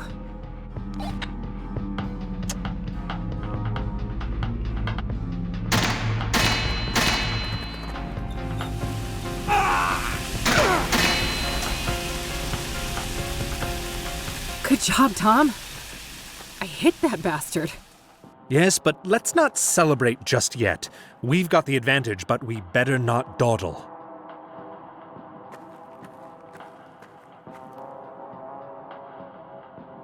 Empty. Guess he ran out of ammo just now. Hey, Eileen, come in. Over. I'm here. I saw you on the monitor. Great job. Over. Yeah, thanks. It got a bit hairy there, but we've sent him packing. Let's talk. Hey, you have a view of the keypad in here from that camera on the ceiling, right? Yeah? Why? Well, can you rewind the footage and check what code they used? Oh, great idea. Give me a minute. I found the right spot, but I can only see the first 3 digits. 599. All right, I can work with that. What were those code digits again? 59. That's all for now. Over and out.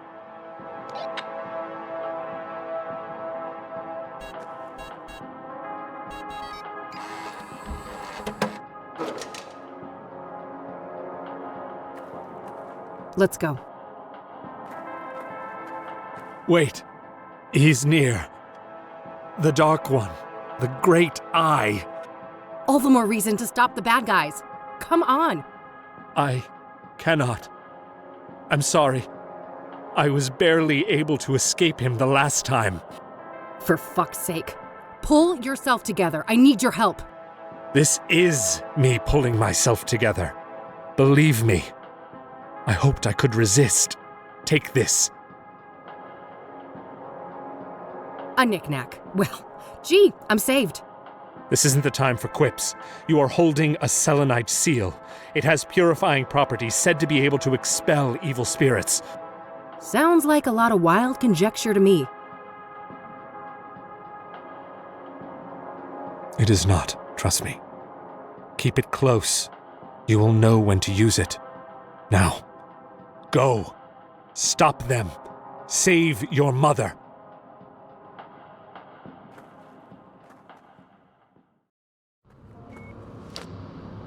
Damn it, she's here! Move aside, Mom. She's the fake one. She's the imposter. She's the fake one? She stopped at nothing to get me out of that torture chamber. That's what a real daughter does.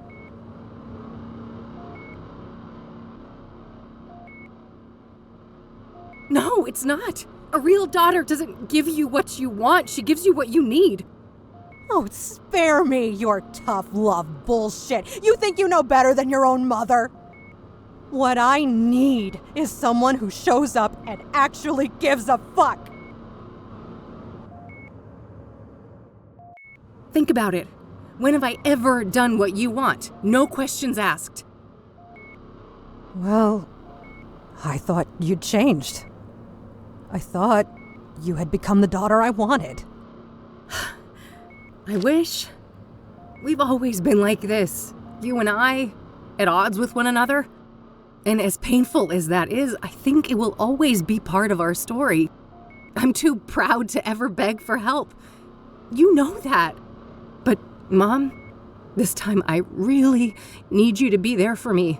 I really need you to see me. Catherine? I don't understand. Well, I guess that's that. Drop the gun, bitch, or I'll paint the floor with Mom's throat. Let her go. This is between us. Petty fools, with your pointless little feuds. We are on the cusp of a glorious transformation! Victor, you fucking idiot, it's too early. It won't be stable. Quiet, Tulpa. You are nothing but a lowly familiar. The fire in my veins will bind the threshold, once and for all.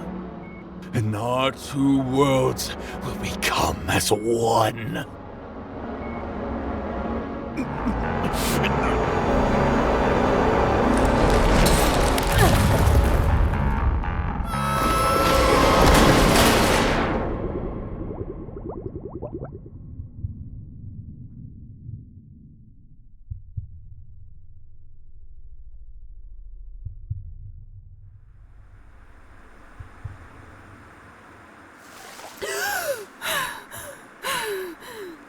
No, not again. I've beat this place before. I can do it again.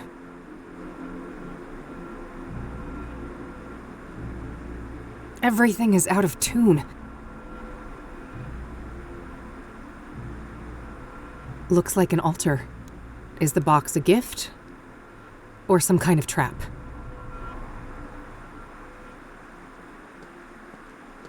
It's a box with 3 locks requiring 3 keys.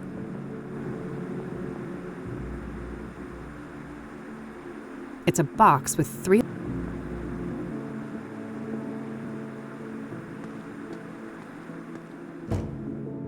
Well, well, well. Look what crawled out of the gutter. Ready for a world of pain? The malleable will make you squirm, and I've got a front row seat. When I get through this door, you'll be the one in a world of pain, Soothsayer. Soothsayer, huh? Don't give me too much credit. For all his faults, that deranged psycho Victor managed to stab 3 out of 6. Deranged is an understatement, sacrificing himself like that. You think that was deliberate? No. That was just a stupid overdose. That idiot couldn't even follow a simple plan. Stabbing women was more his strong suit. Mommy issues, I'm sure. What a brute. Unlike him, I kill with finesse. It takes cunning to murder someone by a fall, to burn them alive, hang them by a noose. Why'd you even do it like that? You should know. You're the one who taught me.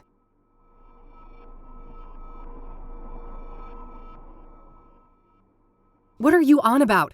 I never killed anyone. Don't make me laugh. In 1995, you left a trail of corpses in your wake. Wait, are you talking about the monsters in the Malleable? They're not fucking monsters. They think, they feel, they suffer. And you stabbed them, pushed them down a pit, burned everything, did this to my face. What I've brought to the world is justice. So, Wait, hanging the deacon? That was because of how Isaac Price died in jail? Penny finally dropped, huh? Good for you. So you basically use these murders to enact your own little revenge fantasy. Oh, but they were so much more than that. Each sacrifice for Mr. Burgundy brought us closer to the old gods awakening. So you're just Mr. Burgundy's obedient pet, are you? Aw, jealous. We both know you never stop longing for a daddy of your own. Poor broken girl, always searching for a new daddy to take you away. And oopsie, I took one from you, didn't I? That old fat pile of misery on the roof. You actually cared about him, didn't you? Yes, I cared. And you'll fucking pay for what you did. Oh, we'll see about that. At least you never got to slit Mom's throat, you unhinged freak. That was a ruse, you imbecile. I would never actually hurt her. I love her like you never could. I'd go to the ends of the earth for her. Why do you think I broke her out of that fucking death trap? For some demented, selfish reason, I bet. I don't trust a word coming out of your mouth. You really don't know anything. I'm tired of this. You go and have a nice torment, bitch. Come back here, you coward.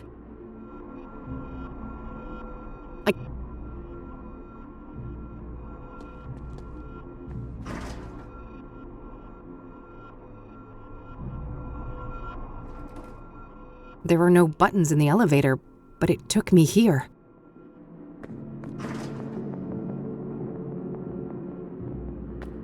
Looks like a stack of newspaper articles. Shit.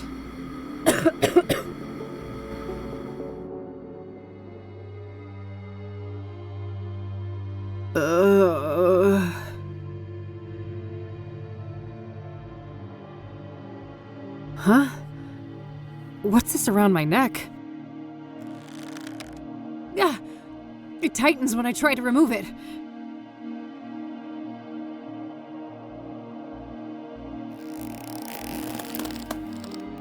My God. Kathy Rain, judgment awaits. Ben Townsend? Is that you? Benedict Townsend is with God. I was made in his image.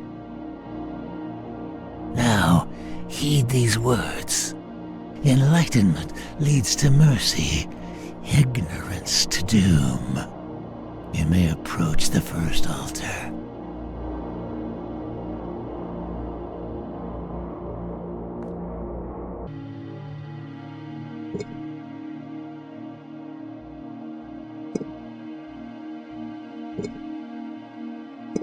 State the sacrificial pattern.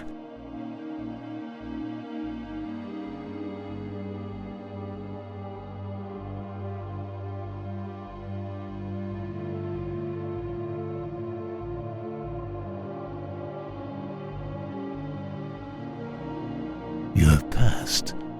Proceed to the second tribulation.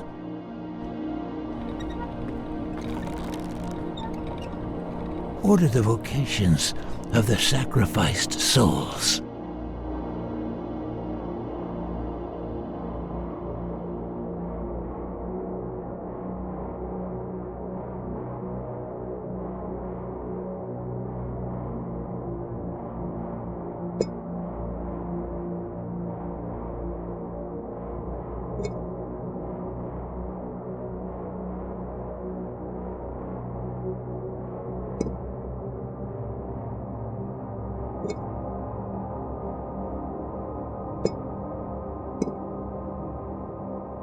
You have succeeded.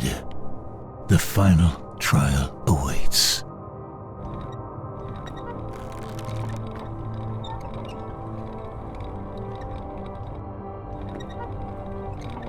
State the sequence of the sacraments in the ritual.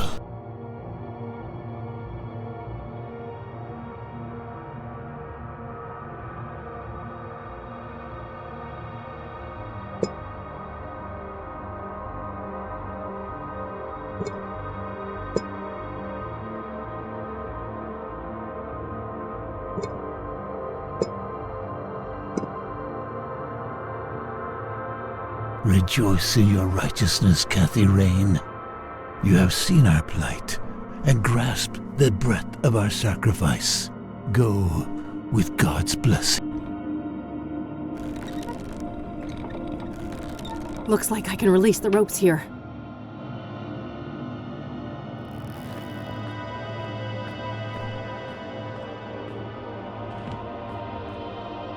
Is that Mercy? I am unconstricted. What happened to you, Ben? The Dark One tricked me, put a taint in my drink, dulled my senses, made me obedient. I failed to see the devil in her eyes until the noose was chafing on my skin.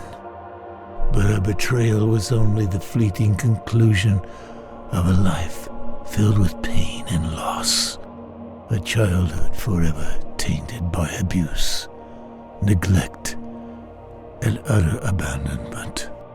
Alas, the sorrow in this heart granted no respite until its final, mournful beat. That's horrible. I'm so sorry. You are blameless, Minda, but be aware that the malleable is far from done with you. The only way to emerge victorious is by defeating the true enemy, the one who assumed and grasped beyond his station. Who are you talking about? Sadly, I'm not allowed to say. This wretched shell cannot defy its creator, as certain boundaries are out of my reach. But take this before I depart for the void.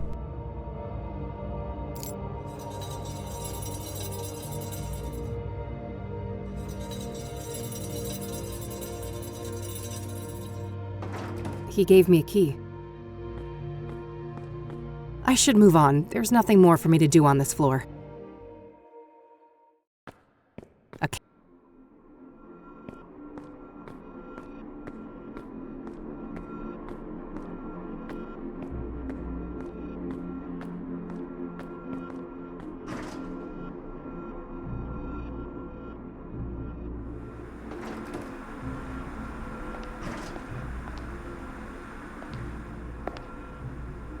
Sarah. No, I'm not... Eric? Sarah! I'll get you out!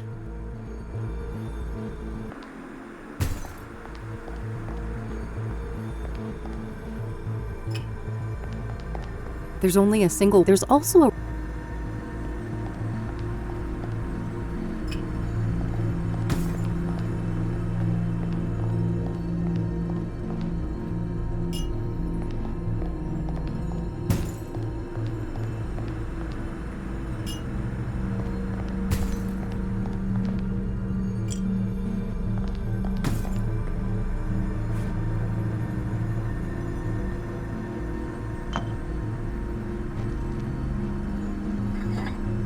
The shards fused together, repairing the urn. What's that familiar, warm light? Bring the vessel, please.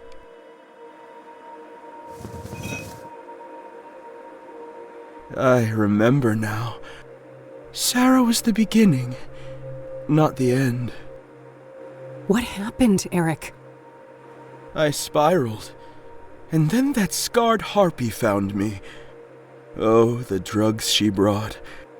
Oh, how well they fit in the holes my rotting love left behind. Pyre was the worst of them.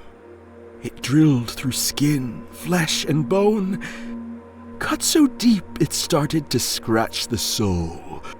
And now, that broken spirit fuels the malleable. I need your help, Eric. How do I leave this place? If I knew I wouldn't be here. I can feel the pain in every inch of this wretched body. But soon, the iron chain will grant me blissful oblivion, and I'll crawl back into the womb of the machine.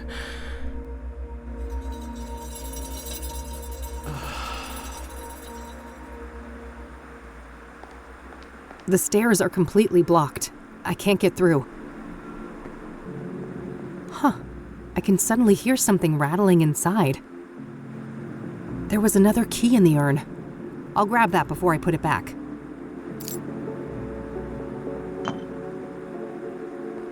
I guess it's time to move on. I think I'm done on this floor.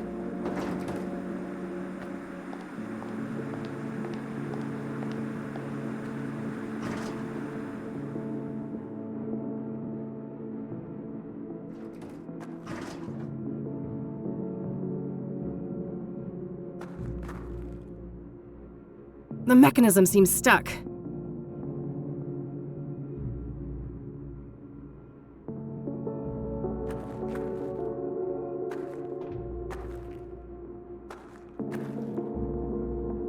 Andrea? You did this to me. No, that was Faith. I'm not her. I need you to feel what I feel. I need you to burn!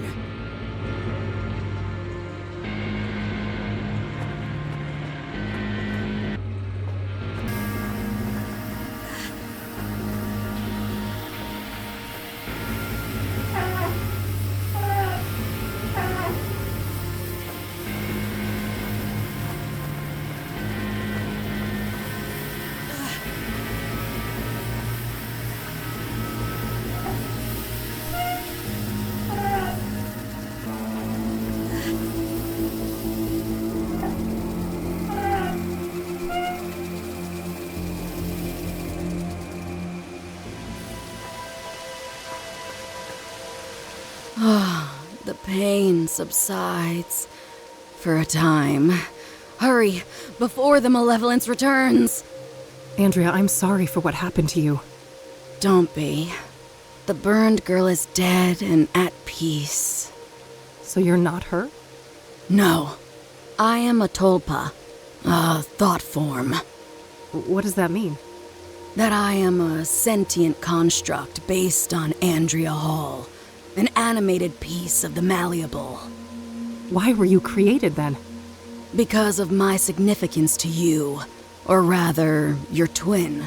The one who calls herself Faith Cyrene. So Faith's presence here created you? Yes. I was the victim of her greatest betrayal. And the fiery Punisher is my role to play. You seem more coherent than the other constructs I've encountered in the malleable. I was made in the burned girl's image, and she had the most brilliant mind. She just had one fatal flaw. And what was that? Love. That old cliché. She was in love with Faith Cyrene? Tragic, isn't it? Even now, knowing all the suffering, I can feel a deep longing to be close to her, even if it would mean to be consumed by her flames again and again and again. That's horrible. None of you had to die. If I hadn't unleashed Faith all those years ago, none of this would have happened. Those are dangerous thoughts in the malleable. Strength of spirit is the only commodity here, and doubt means death. Help me then. What am I really up against and how do I fight it? All I can say is, Mr. Burgundy and Faith Cyrene are both deluded, ascribing their own selfish motivations to the old god. They fail to see that they cannot understand the unfathomable, and that will be their undoing. What does that even mean? How can I leave this place? I'm sorry, but I cannot say, and I must leave soon. This existence is unbearable for me. Please, not yet. I have so many questions. I'm not sure I can do this alone. I have faith in you, Kathy Rain. Trust in your own truth, and I know that you will live to see another dawn.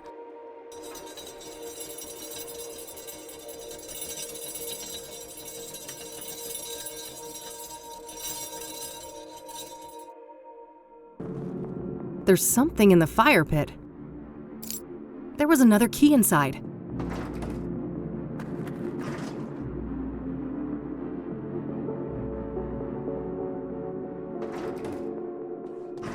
The elevator took me back here.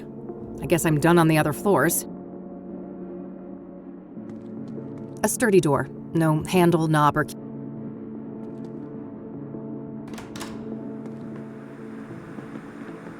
It's a box.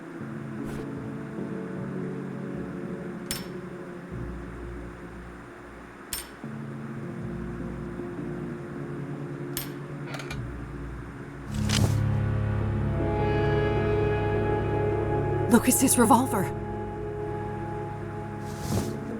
Only one bullet in it, though. Better make it count. Time to end this.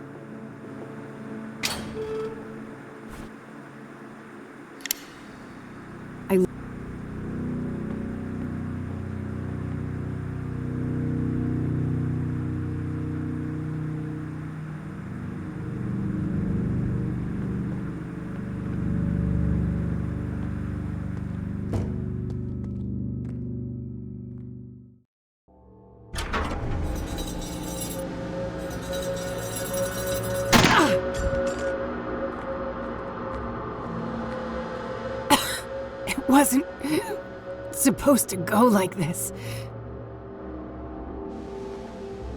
Oh, thank God you're here, Mr. B. Help me. I've done everything you asked for. I killed all those people for you, just like you wanted. There, little thrall. It will soon be over. Alas, your time has come. But you promised. You said I'd be the one. That the old god would... that he would make me prime. That he'd make me the real one. Hush now.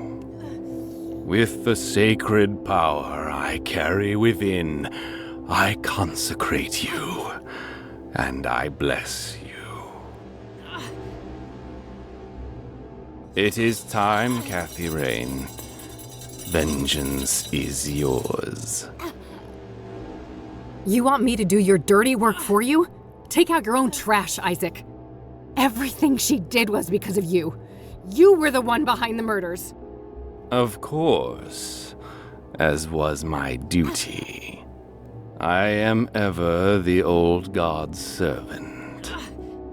Every sacrifice made his voice clearer, his will more tangible. Soon, his dormant spirit will be ready to emerge from the confines of my flesh form. And his glory will be greater than ever before.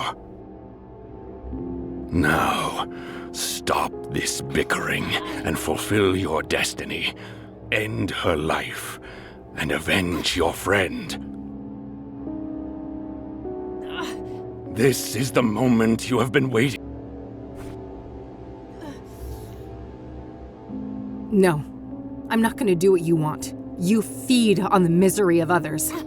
I know who the true enemy is. You fool. Nothing from the malleable can harm me. Oh, I don't doubt that. It just so happens I brought a little present with me. That insolent betrayer slipped you something, didn't he? Goodbye, Isaac.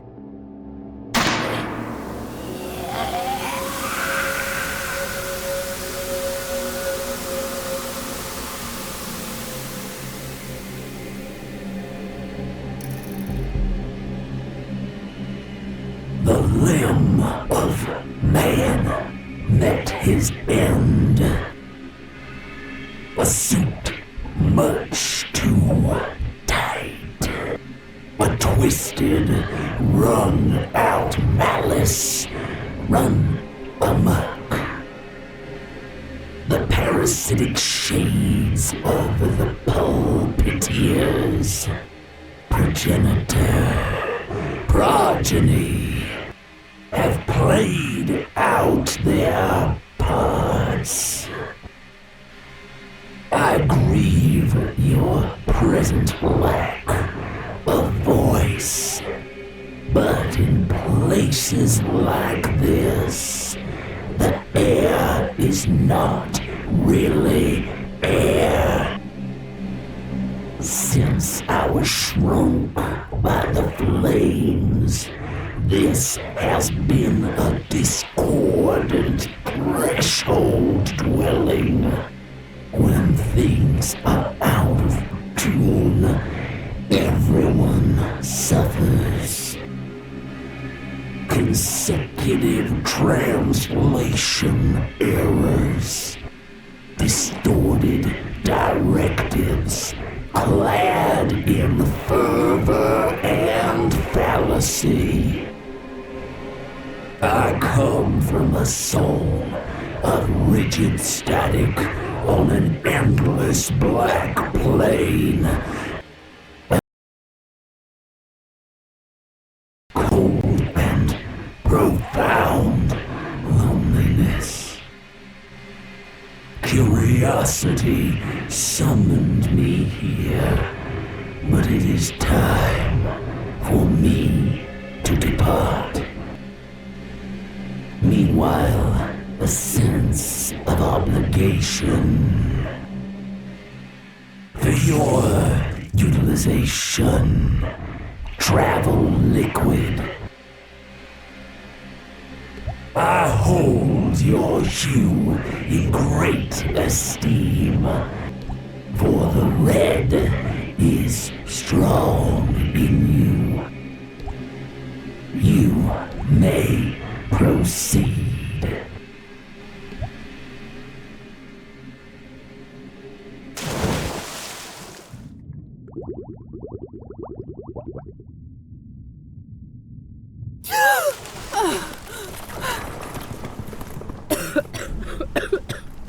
Fuck. I can't believe I'm still breathing. I gotta hurry. This whole place is about to come down.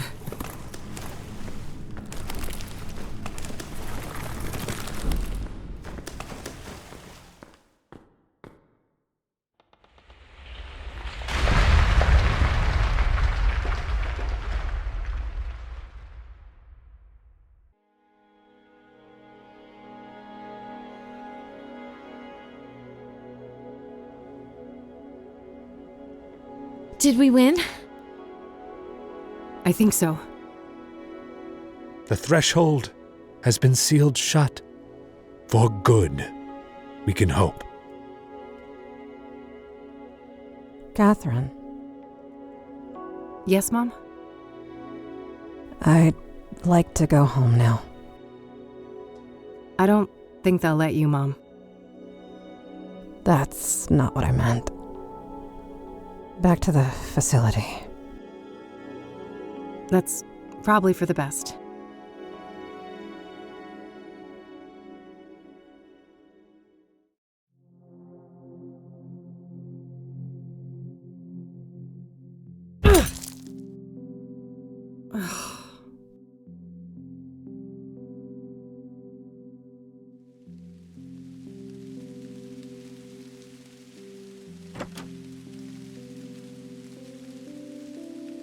Hey.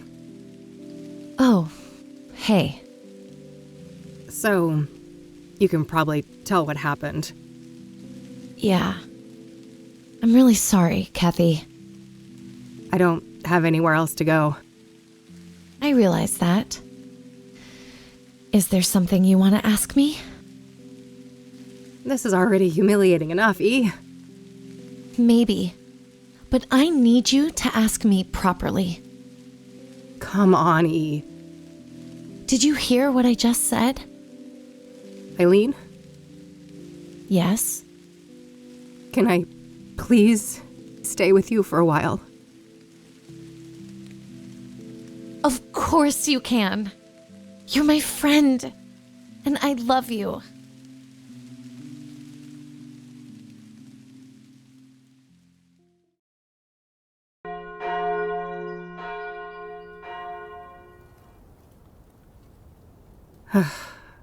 So, you really died for nothing, huh? All that evidence buried under tons of rubble. And the reward goes bye-bye. But hey, look on the bright side. At least the cops didn't pin your murder on me. Fan-fucking-tastic, eh? Miss Rain?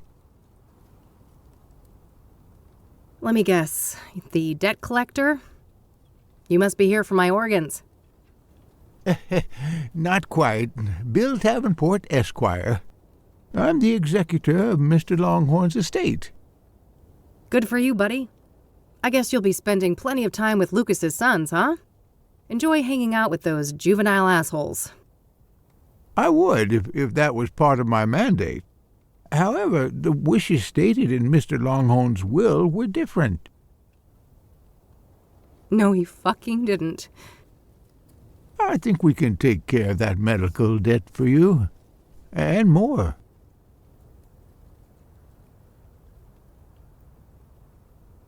Thank you, Lucas.